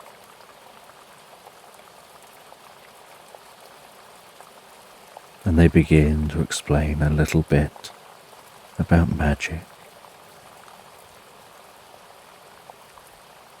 And as the sun is setting outside, so the room, which is already dim, is getting darker. So they light a few candles. And the candles flicker around the room, shadows dancing from the corner of your eye. Your dog has fallen asleep in front of the fire, and you feel tired and deeply rested on that sofa. And it doesn't take long for you to feel that your eyes want to close, and so you say that you should perhaps go and find somewhere to rest for the night, maybe check in at the local inn. And the wizard says, no, don't be stupid. You can spend the night here. And they show you through a door to a staircase leading upstairs, and your dog opens its eyes and follows, and you ascend a spiral staircase to a room with what looks like the comfiest of beds. They say that they'll make you breakfast in the morning. Just tap your head a couple of times on the pillow, the number of times for the hour you want to wake, and you'll wake perfectly fine at that time, feeling deeply refreshed and revitalized. And you climb into the bed, reading for a little while before resting yourself down, tapping your head 7 times on the pillow. The 7th time sends you into the deepest, most pleasant sleep.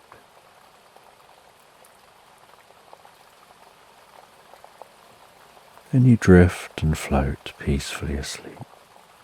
And while you drift and float asleep, so you have the most relaxing dreams. You dream of wandering over undulating hills. You dream of exploring strange lands.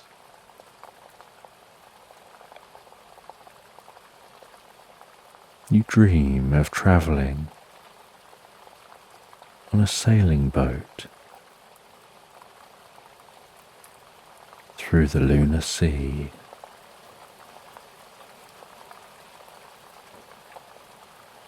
May you explore the possibilities here and watch the way the moon's light reflects across the waves. You dream about passing through lunacy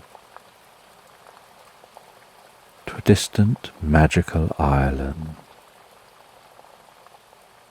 where, climbing off the boat onto the shore, you land on the shore with a splash, and each step through the sandy shore splashes beneath your feet as if the sand is water, and yet it's dry like sand, has the texture of sand, but each step is a splash. And when you touch the trees, they wobble like jelly.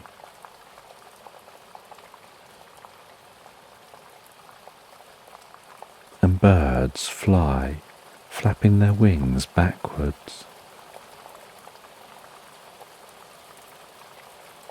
And their chirps are made with inhalations rather than exhalations.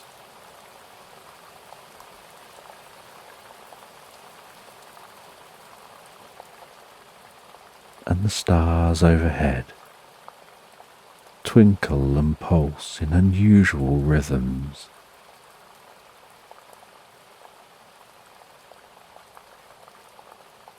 And the glowing sheets of light flap like curtains in a breeze, almost ethereal, and begin to reach down towards the land,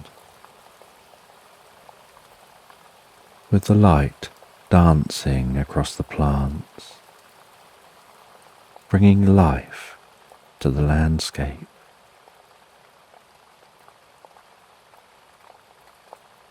And at the deepest point in the night, when the sky is darkest, the trees open their eyes, the grasses come to life, the plants mix and mingle and chat.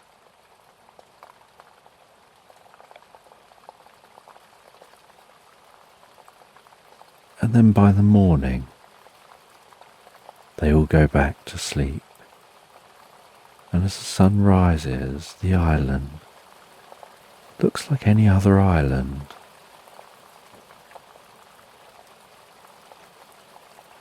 And you drift and dream these curious dreams as the night continues on. And in the morning you're awoken to the most pleasant smell of food being cooked downstairs.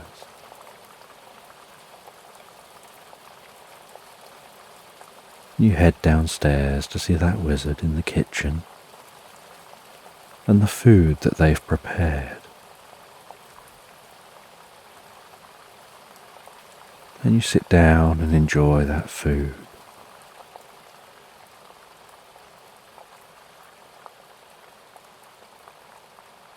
And you ask if you can take a look at their books and see their collection. And after eating, they show you their collection of books. Old magic books, curious stories,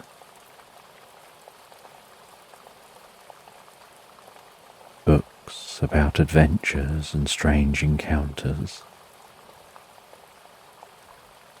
and a long-lost history of the wild, unknown to most mortals nowadays.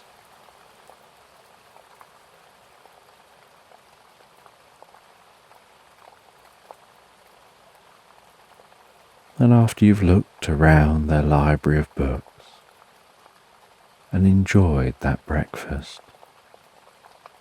you know you have to make your journey home.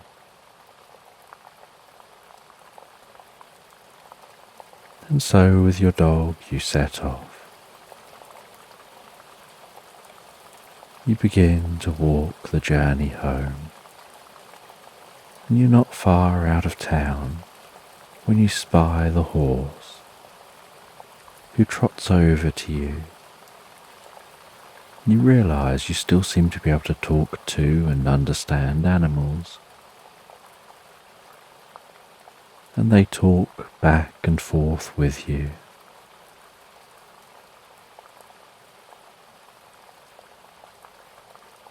And you climb up onto the horse. You make your journey towards your home.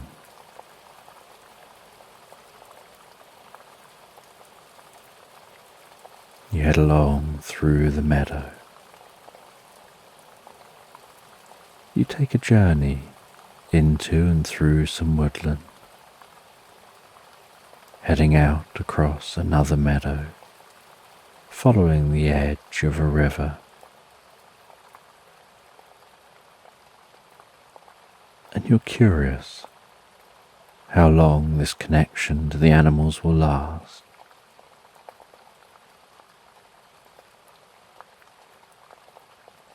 And you're also curious about the magic contained within the wizard's shelves.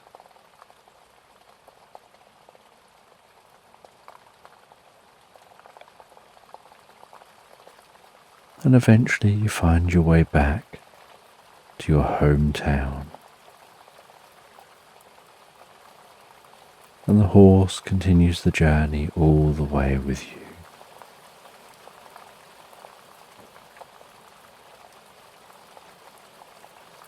And they say they're happy to join you and to live with you in your land that you have.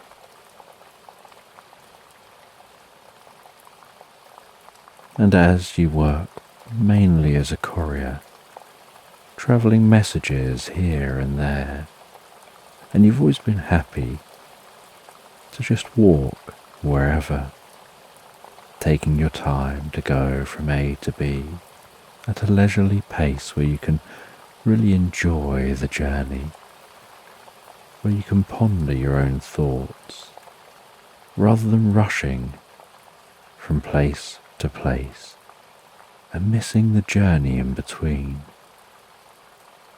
and everything it is that you can learn from that journey, really slowing life down to enjoy the finer things in life, the little things in life, just those moments between what people normally pay attention to.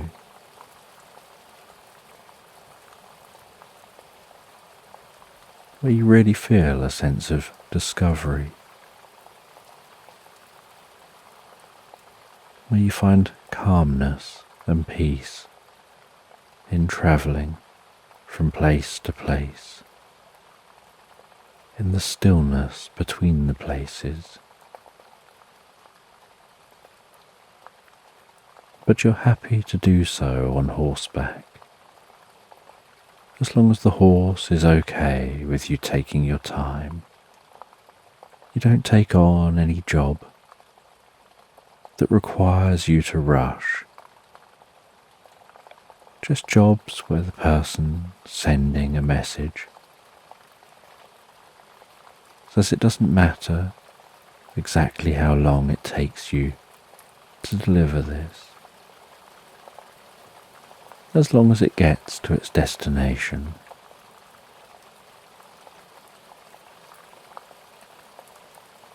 And yet you always like the idea of returning home to your own sanctuary, your own safe space,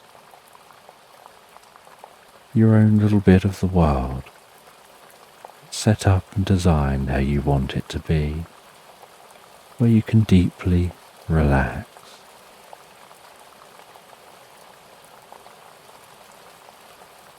And so now you enjoy being back home.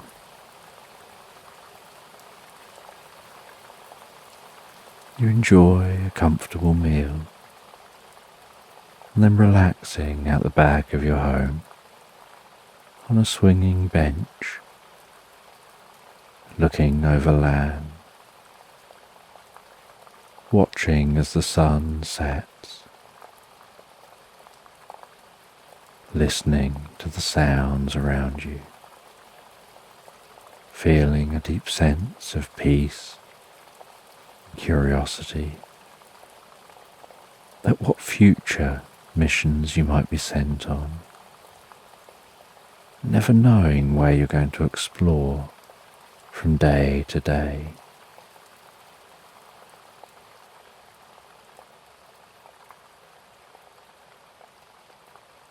And then as the night continues on and tiredness creeps in,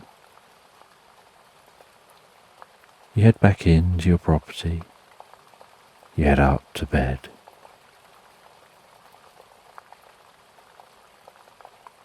You sit in bed for a while, your dog climbing up on the bed and settling down on the end of the bed.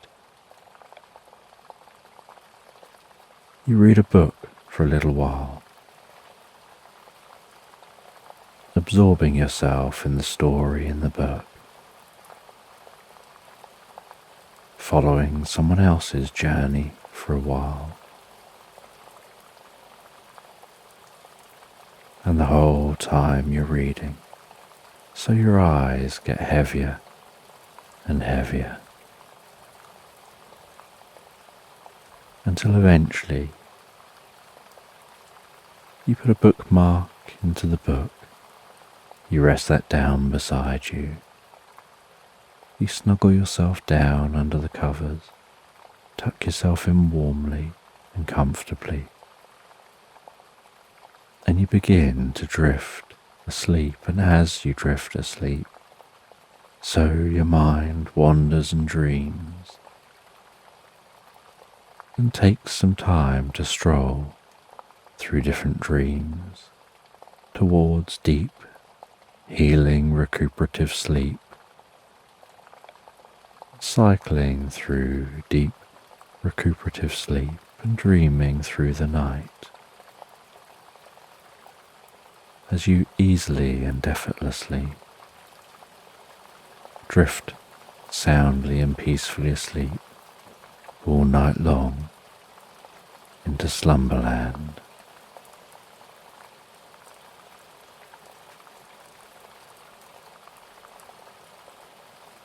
So just take a moment to allow your eyes to close and allow yourself to begin to relax. And as you begin to comfortably fall asleep, I'm just going to count down from 10. As I count, I don't know whether you'll drift asleep faster to the sound of my voice or whether it'll be to the spaces between my words. 10, and while I count, you can imagine a healing light softly passing through your body, healing and relaxing the muscles, gently calming the mind, relaxing the muscles around the top of the head, around the face, around the jaw and the temple and your forehead, smoothing, calming,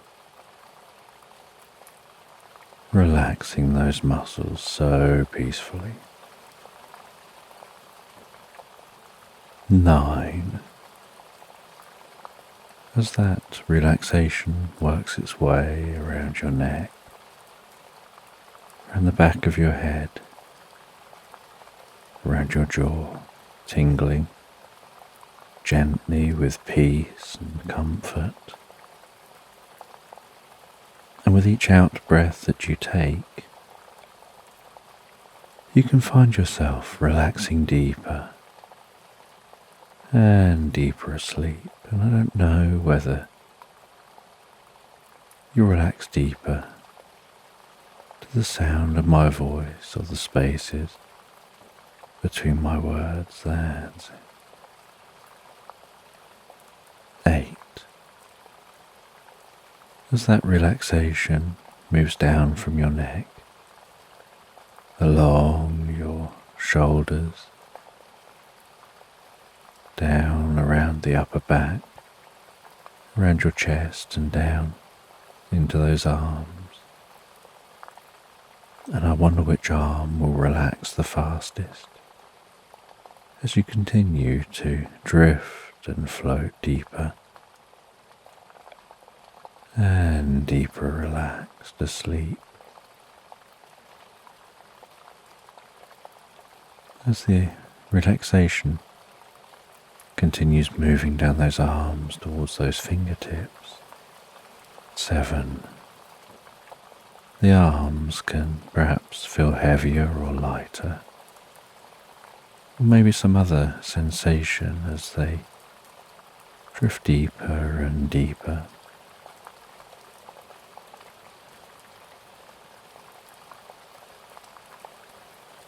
6 as the relaxation reaches the fingertips. Bring a deep sense of peace and comfort, and then begins to move down from your chest, your upper back, moving that relaxation down the sides of your body and deep within you. 5, moving that relaxation down towards your stomach, your lower back, your lower side, softening, relaxing deeper and deeper.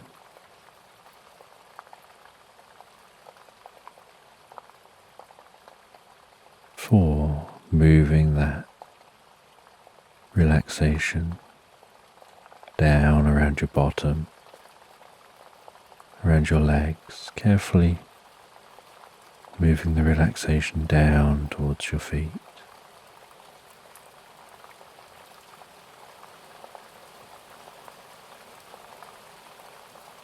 3, moving that relaxation all the way down those legs, deeper and deeper down, and perhaps those legs begin to feel heavier as they relax deeper, as the whole of your mind and body drifts deeper and deeper relaxed, bringing a deep sense of peace and calm. Taking you to a place in your mind where you can drift deeper and deeper asleep so easily and effortlessly, where your mind can be so calm and peaceful. Sleep just seems to draw you in, where your mind slows right down. That's it, all the way to, as the relaxation spreads around the lower legs, around your ankles and deep down into your feet. And 1, feeling the relaxation passing through your whole body like a wave of peace and comfort.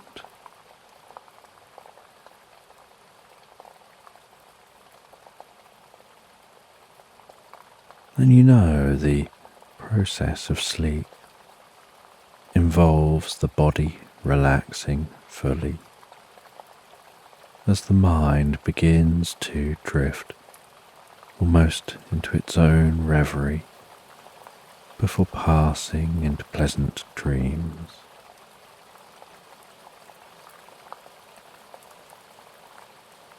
And as you continue listening to this, and we move into the story, so you can sleep deeply, sleep soundly, and sleep well all night long. That's it. And as you continue drifting deeper and deeper asleep, you can have a sense of resting under a tree in a meadow, gazing out across that meadow, feeling the texture of the bark of the tree against your back.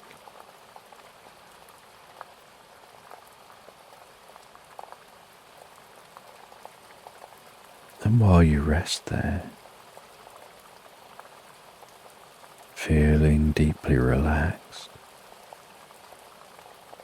listening to the sounds of birds,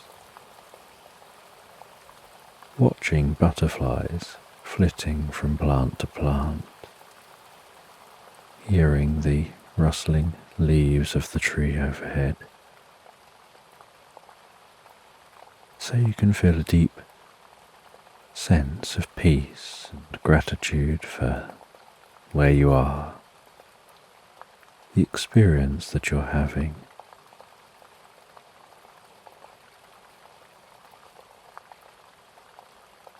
You have this sense of time beginning to pass, and as you rest there, deeply relaxed, you pick up a cup of drink beside you, feeling the weight of that cup, the size of that cup in your hand, and how you choose to hold the cup as you raise it up towards your mouth. Feeling the slight movement of the cup as the liquid within the cup shifts and moves while it moves towards your mouth. Feeling the temperature of the cup through your hand and the temperature of the liquid as you begin drinking, the sensation of the lip of the cup on your lips, and the sensation of the liquid as it passes into your mouth, down your throat, calming, relaxing you deeper and deeper into the experience.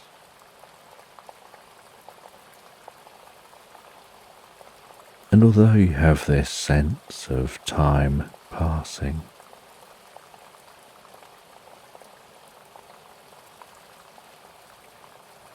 something feels slightly out of sync, as if the universal clock is moving faster than expected. Yet you're remaining still in your bubble at your own speed. So from your perspective, it's as if everything around you begins to speed up, and your perception speeds up with it, to help it still maintain a normal look. And yet you're aware that it's speeding up, and you're not, and the tree's not. The tree and you seem to be almost in a time bubble, watching time pass out there. Then as you watch time passing, you see the sun passing across the sky. You watch as that sun begins to set.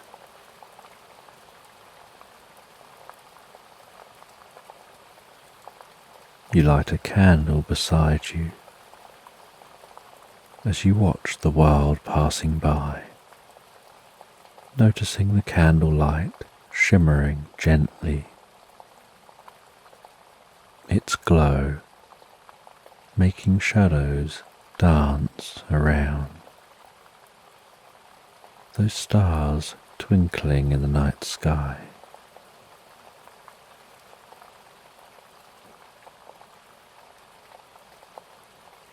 You watch as deers enter the meadow,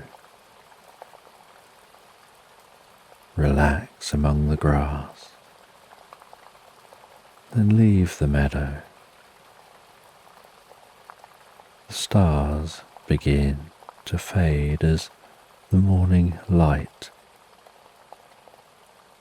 glows brighter and brighter, and a new day dawns.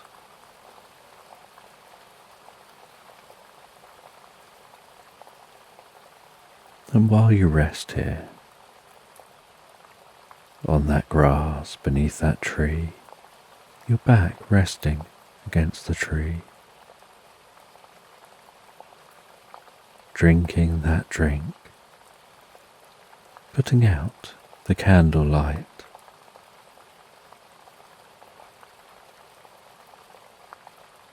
you decide that perhaps you should investigate this time anomaly. Stand up, and you can see the gentle shimmering of the bubble that you're within as time continues passing outside this bubble, and it's giving you a chance to see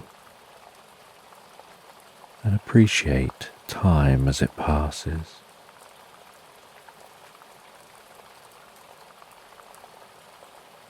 And you touch the edge of the bubble and you feel the sensation of the bubble under your fingertips. A slight tingling sensation, almost like there's energy contained within the bubble. That sensation like touching a soap bubble that doesn't pop. But as your fingers move along the bubble, so you begin to notice time shifting even more, like as a hand moves from left to right, time speeds up, and as a hand moves from right to left, time slows down. And if you move your hand far enough to the left, time begins to reverse.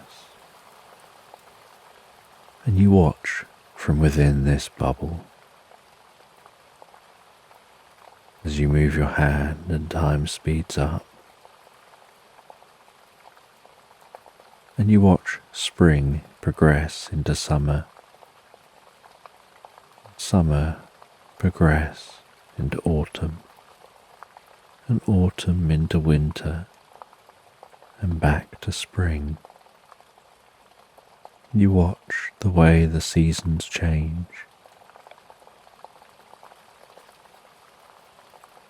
The different life and activity in this meadow as those seasons change. The changing height of the sun, where it's lower in the sky as it approaches winter, and it begins raising again, being at its highest point in the summer. You see the different birds coming and going, different animals exploring the meadow. You see the night sky, auroras,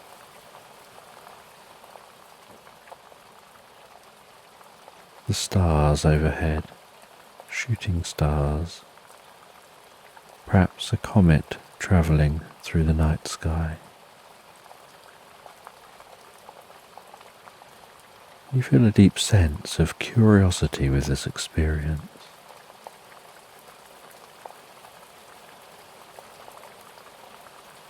And now you know that you can control time, speeding it up in one direction or the other. You're also aware that you could move your hand swiping to a point where it isn't going in reverse and it isn't going forward, but slows right down to a stop.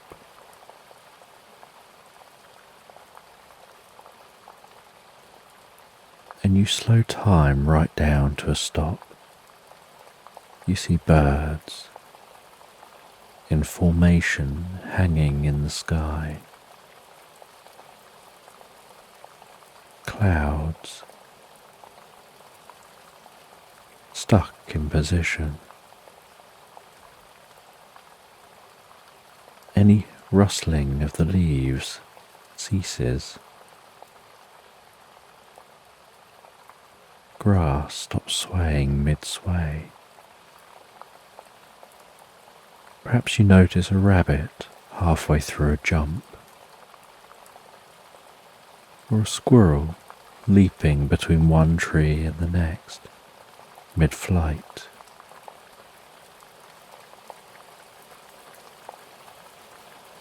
You're curious what it is you can learn from this experience of watching the world from within this bubble, and what it is you have to do to be able to leave this bubble. This bubble wasn't here when you sat down, and you don't know how this bubble formed.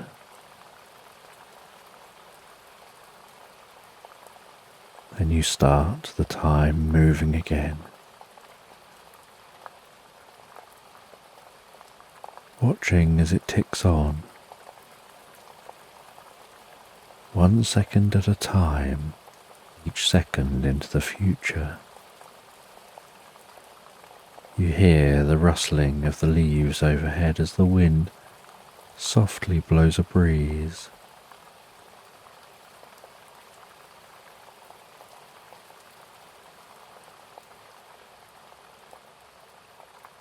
You stand up, you walk around the tree, touching the bark as you go, feeling the texture of that bark. You notice, as you stand under the centre of the tree looking up into the branches, that it looks like that bubble is emanating from within the tree, almost like a magnetic field emanates from a bar magnet. And you're curious whether you can stop that field so that you can leave from by the tree. As you climb up into the tree, and you find within the tree a small box wedged into a crook of the branches, and that small box has a gentle hum. And you pick the box up, you examine the box, you find a button on that box. Pressing that button stops the humming, but also makes the force field drop. And as the bubble fades away, so you descend back down the tree, and you've noticed that everything beyond the bubble has reset to the time it was in the same time period as the time of the tree. So the time within the bubble and the time outside the bubble seem to have reset to be the same. And you wander through the meadow, and as you walk through that meadow, feeling the grass underfoot, smelling the sweet scent of flowers, you want to know where that device came from. What triggered the device to make that bubble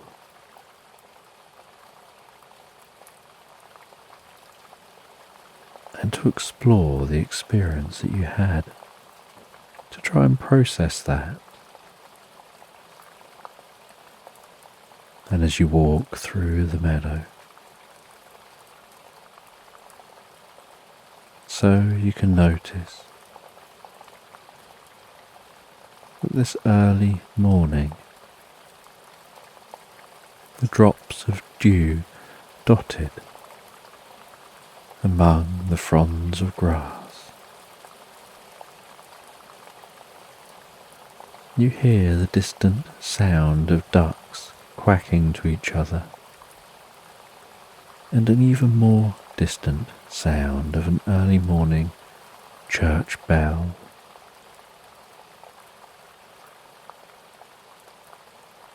And you feel the warmth of the morning sun on your skin as the water begins evaporating from the grass, and the finest of mists tickles the tops of the grass.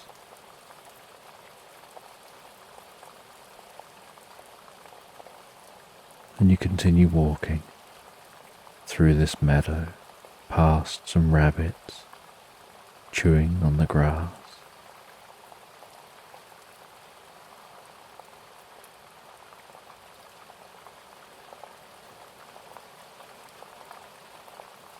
And as you continue walking,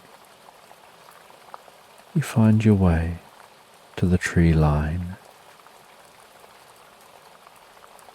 You begin to head into those trees, the sun continuing to rise,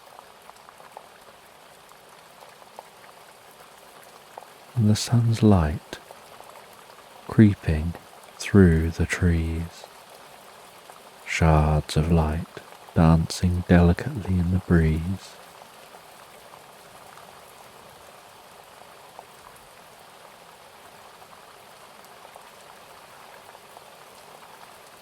And as you walk among the trees, you feel yourself relaxing deeper and deeper. You feel the muscles around your face relaxing, your shoulders gently relaxing, as if the sound of the trees rustling around you, the scent of the undergrowth, the sounds of birds brings a deep sense of peace and relaxation to your mind and body, automatically and unconsciously.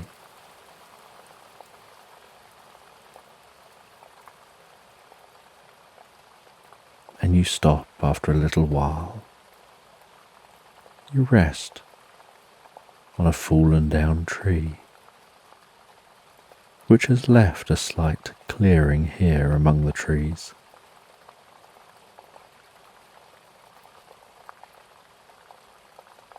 You get your cup and make yourself a drink, and while resting there, occasionally drifting into a reverie, you enjoy that drink.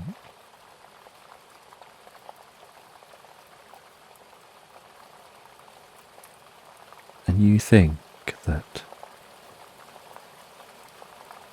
the sun's light, now golden, weaving its way through the branches, seems to almost shimmer and dance like candlelight as the wind continues to blow a breeze.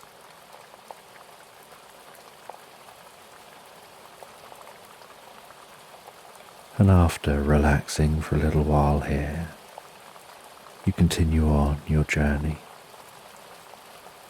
walking deeper and deeper into this woodland. Each step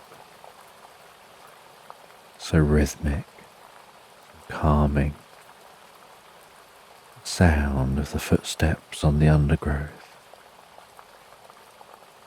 the rustling of leaves overhead, the movement of your body as you walk and weave around and among the trees. The environment seeming to bring a deep sense of peace and calm to your body as your mind begins to relax deeper and deeper into the experience.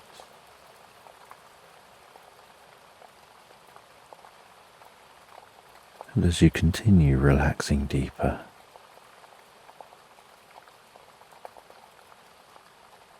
so you start to see what looks like an orb weaving among the trees in the distance. And with curiosity, you quietly head towards that orb, walking slowly, a very measured kind of way. The closer you get, the more you see that orb looks like a small sprite that just seems to be glowing so bright. You can hear its wings buzzing as they flap so fast behind its back. And that sprite sees you and stops flying around and heads towards you, settles down on a branch near you. They introduce themselves as being a nature spirit. They head around among the trees. They look after this environment. They protect the environment from any trouble.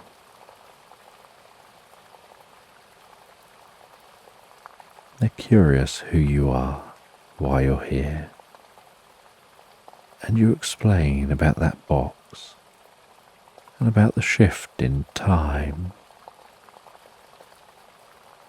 and how that box seemed to have been triggered in some way. And this nature spirit says that they think they know how the box was triggered, but they don't know where the box came from. And they explain that the most likely explanation for the box being triggered is perhaps an overexcitable squirrel which may have leapt onto the box, pressing the button that powers it, turning that bubble on.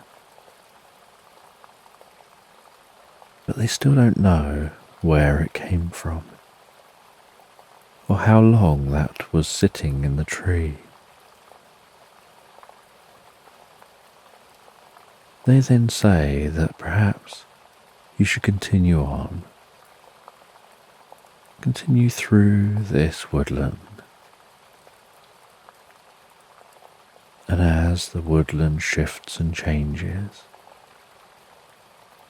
so you'll learn more about yourself, about this place,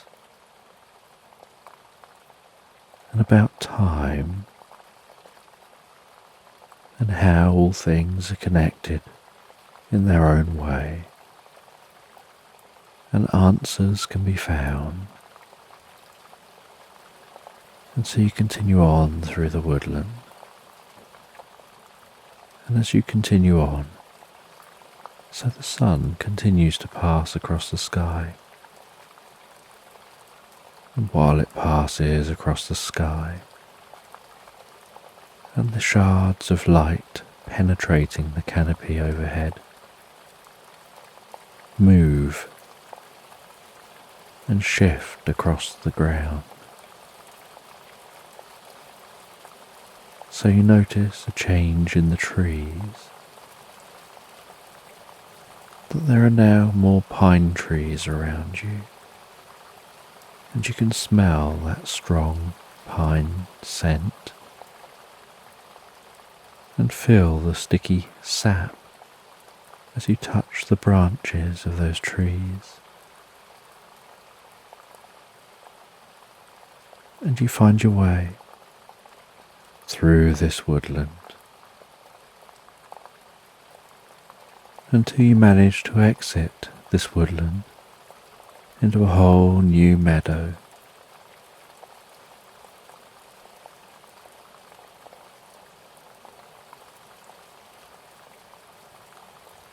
Then you walk through this meadow as the sun is just beginning to set.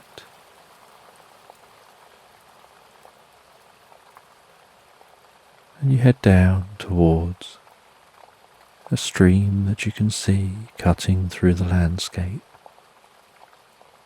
The setting sun glistening across the surface of the water. The trickling sound of the water. You set up camp beside the stream.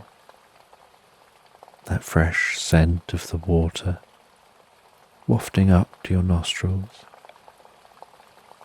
You light a campfire. You enjoy something to eat and drink.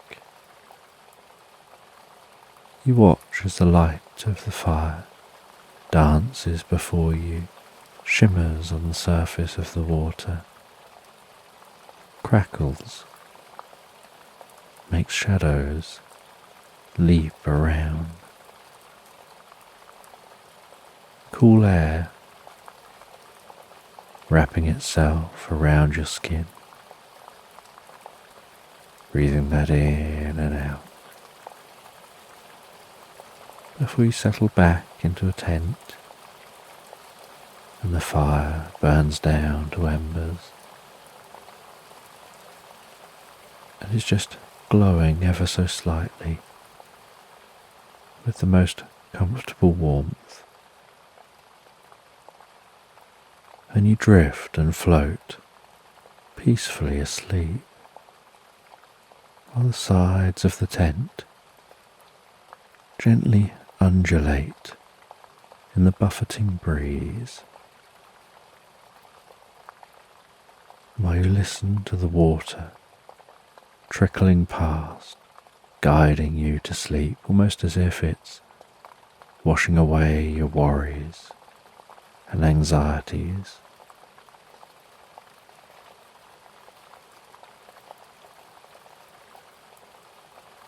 And while you relax and drift and dream, you dream of being in a bubble,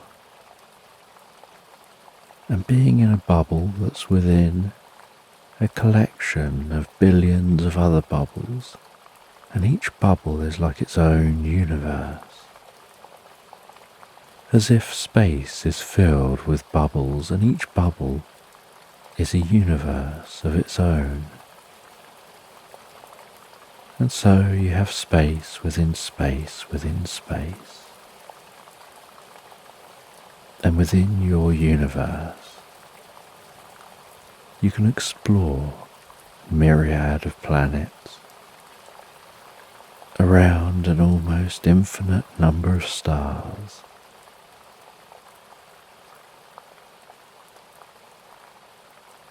And you can see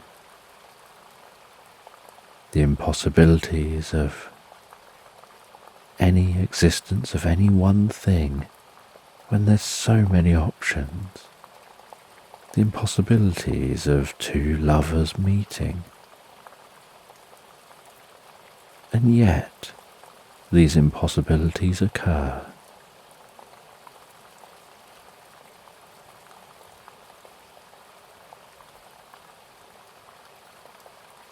And within your bubble, you focus your consciousness on one point, and you find yourself drawn to a strange new world. And as you settle on that world, and you begin to explore, you're aware you're now just a tiny speck, deep within a bubble within bubbles, surrounded by more bubbles.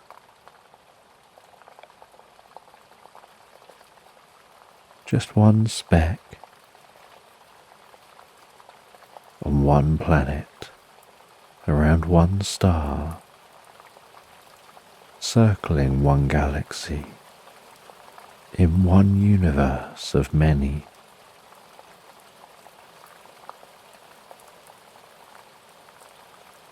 And although you feel small here, you're aware of your connection, the thread that weaves through you all things and connects all the universes. Even though consciously, you'll never be able to understand all of that. It's just something that you're grateful for. That deep inner knowledge and wisdom. The unknowing knowing.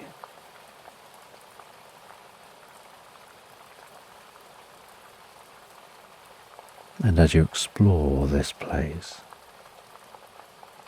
you meet curious creatures you've never seen before. You see mushrooms that glow and sparkle in the breeze. You watch as an unusual toad-like creature leaps through the grass of this meadow, leaving behind a trail of light, before diving into a pond. And as it passes through the water, so it leaves a trail like a rainbow behind. Wrapped in bubbles, it swims deeper and deeper into that pond.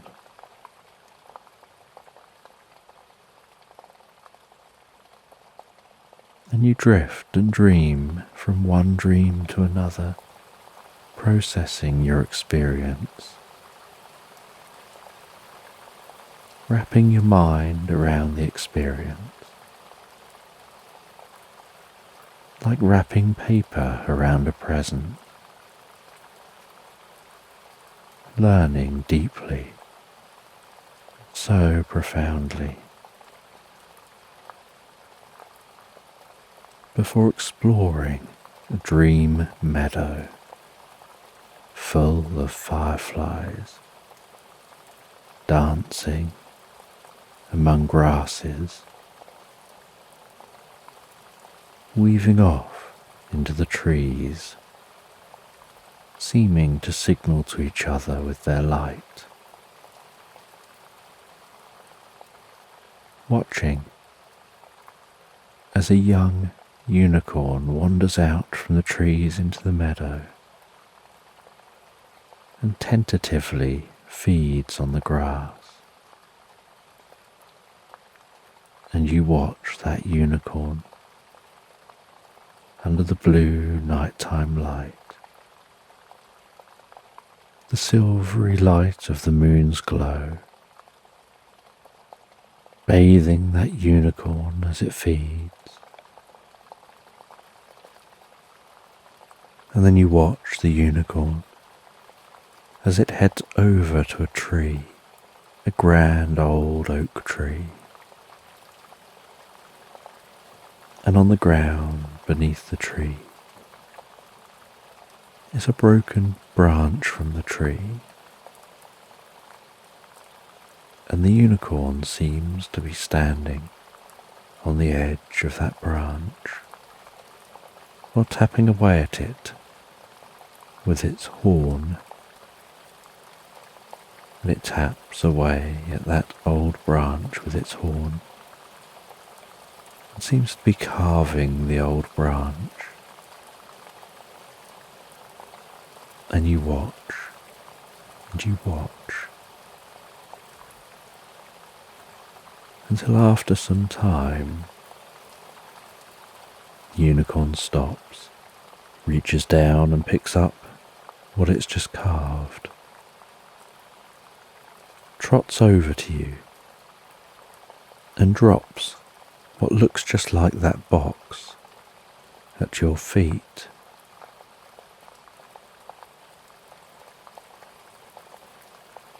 And you pick that up. And somehow you understand that this is your answer. Your unconscious has solved the riddle and shared the answer with you as to where the box came from.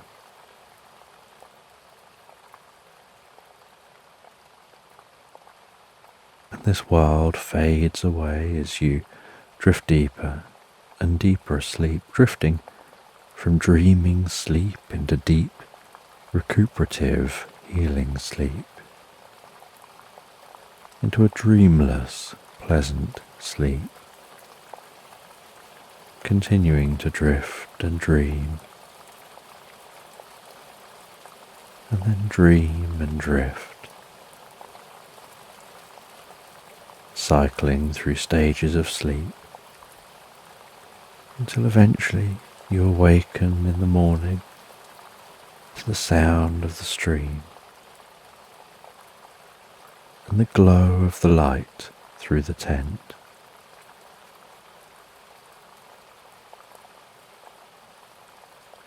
And when you awaken and open the tent and feel the cool air, you relight the fire. You feel a deep sense of relaxation passing through your body. You cook yourself something to eat. You warm up a drink. You take that cup in your hands and bring that drink to your mouth. You drink that drink and feel deeply relaxed.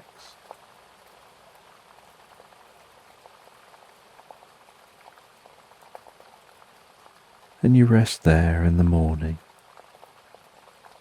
preparing yourself for the journey ahead.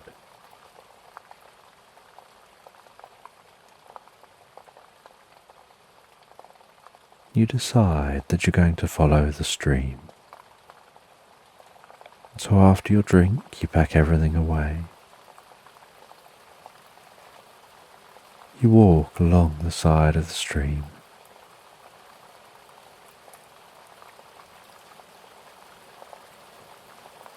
And as you walk along the side of the stream, so it flows into a larger river. And the river gets wider and wider. And you continue along the edge of this river, the sound of the water keeping you company as you go. Clouds passing overhead. And while walking, you feel like there's a presence around you, someone watching over you, or perhaps something.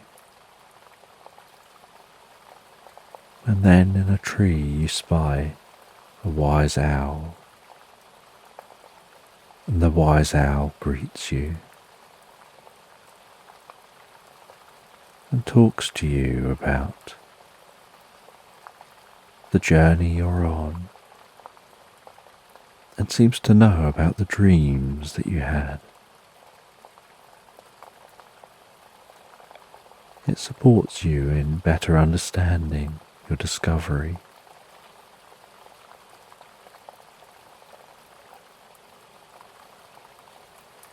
And you continue walking along, and the owl for a time flies alongside you, flying much faster than you're walking, so it often flies and circles round as it talks. It then lands in trees and then flies and circles round.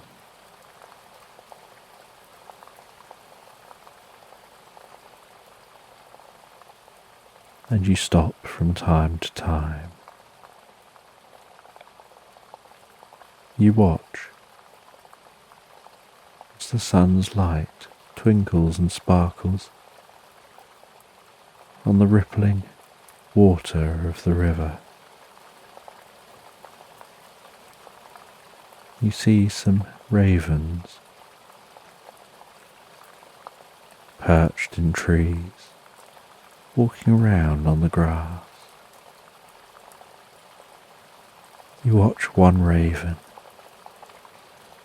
as it uses a stick to pluck something from the river.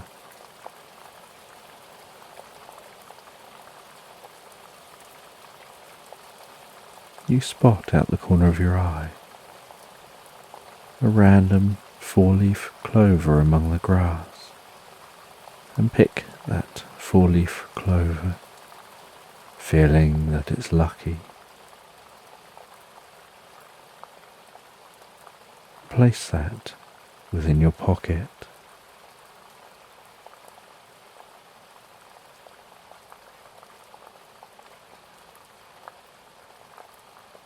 And the landscape begins to open up wider and wider. The river leads into a vast lake, and as you gaze out across this lake, under the warmth of the afternoon sun, so you can see a sailboat out on the lake, gliding around on the water. You can feel the warmth of that light on your cheeks, and when you close your eyes and face the sun, so it feels like that soothing light is passing its healing energy through you with each breath that you take, as if the healing, soothing light is pulsing and flowing within you, deeper and deeper, more relaxed with each moment.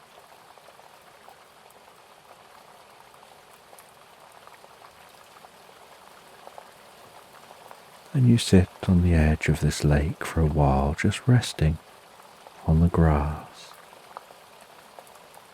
the water lapping so gently on the shore, exploring the environment. The owl landing near you, talking to you, educating you, sharing its wisdom.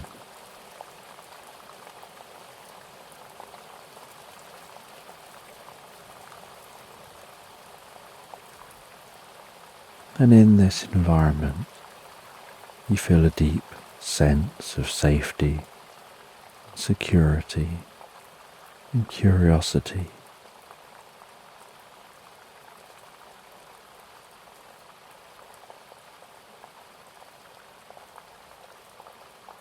You decide as the sun begins to set,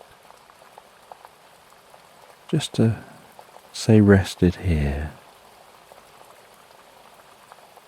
You set up your tent here. You light a fire. You make yourself a drink and enjoy that drink.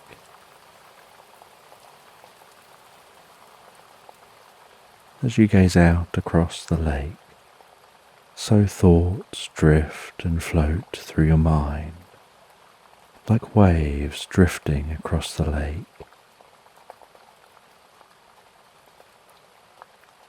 You hear the nighttime sounds set in. You begin to have a sense that this is like a sanctuary, a safe haven for you. Somewhere you can relax, somewhere that can feel so peaceful and calm and like home, as if there's something magical about being out in nature. Distant trees, leaves rustling gently in the breeze, lying back on the grass, watching the stars twinkling overhead, eyes adapting to the dark and seeing the dusty stretch of the Milky Way arching overhead. The occasional shooting star fizzing past. The sounds of the wildlife. Off in the distance, some settling down, some waking up. Feeling deeper relaxed with every moment.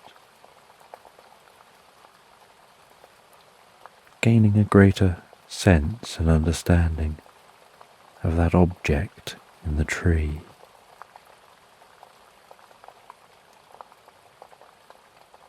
Having a sense as you gaze up at the stars that that is where it came from, that it's a very unique item, and you don't exactly know how it got in the tree. Perhaps it got lost and it was a chance encounter, and it was just luck that you happened to stumble across it.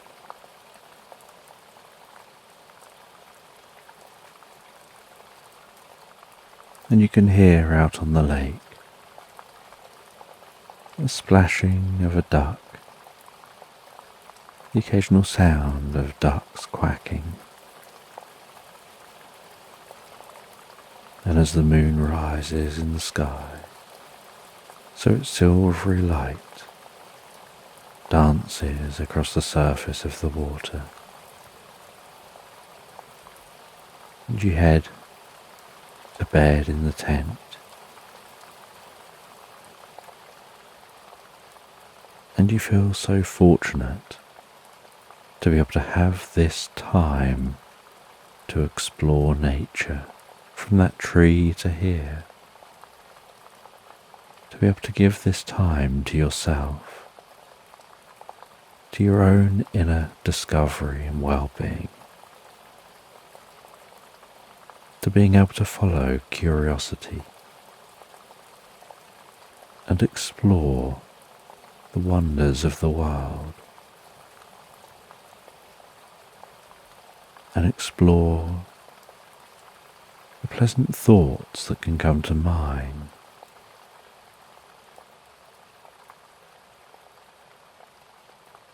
And the later it gets, the more you decide to settle back into the tent once more.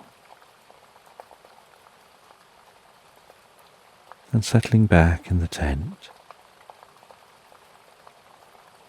you relax down so incredibly comfortably,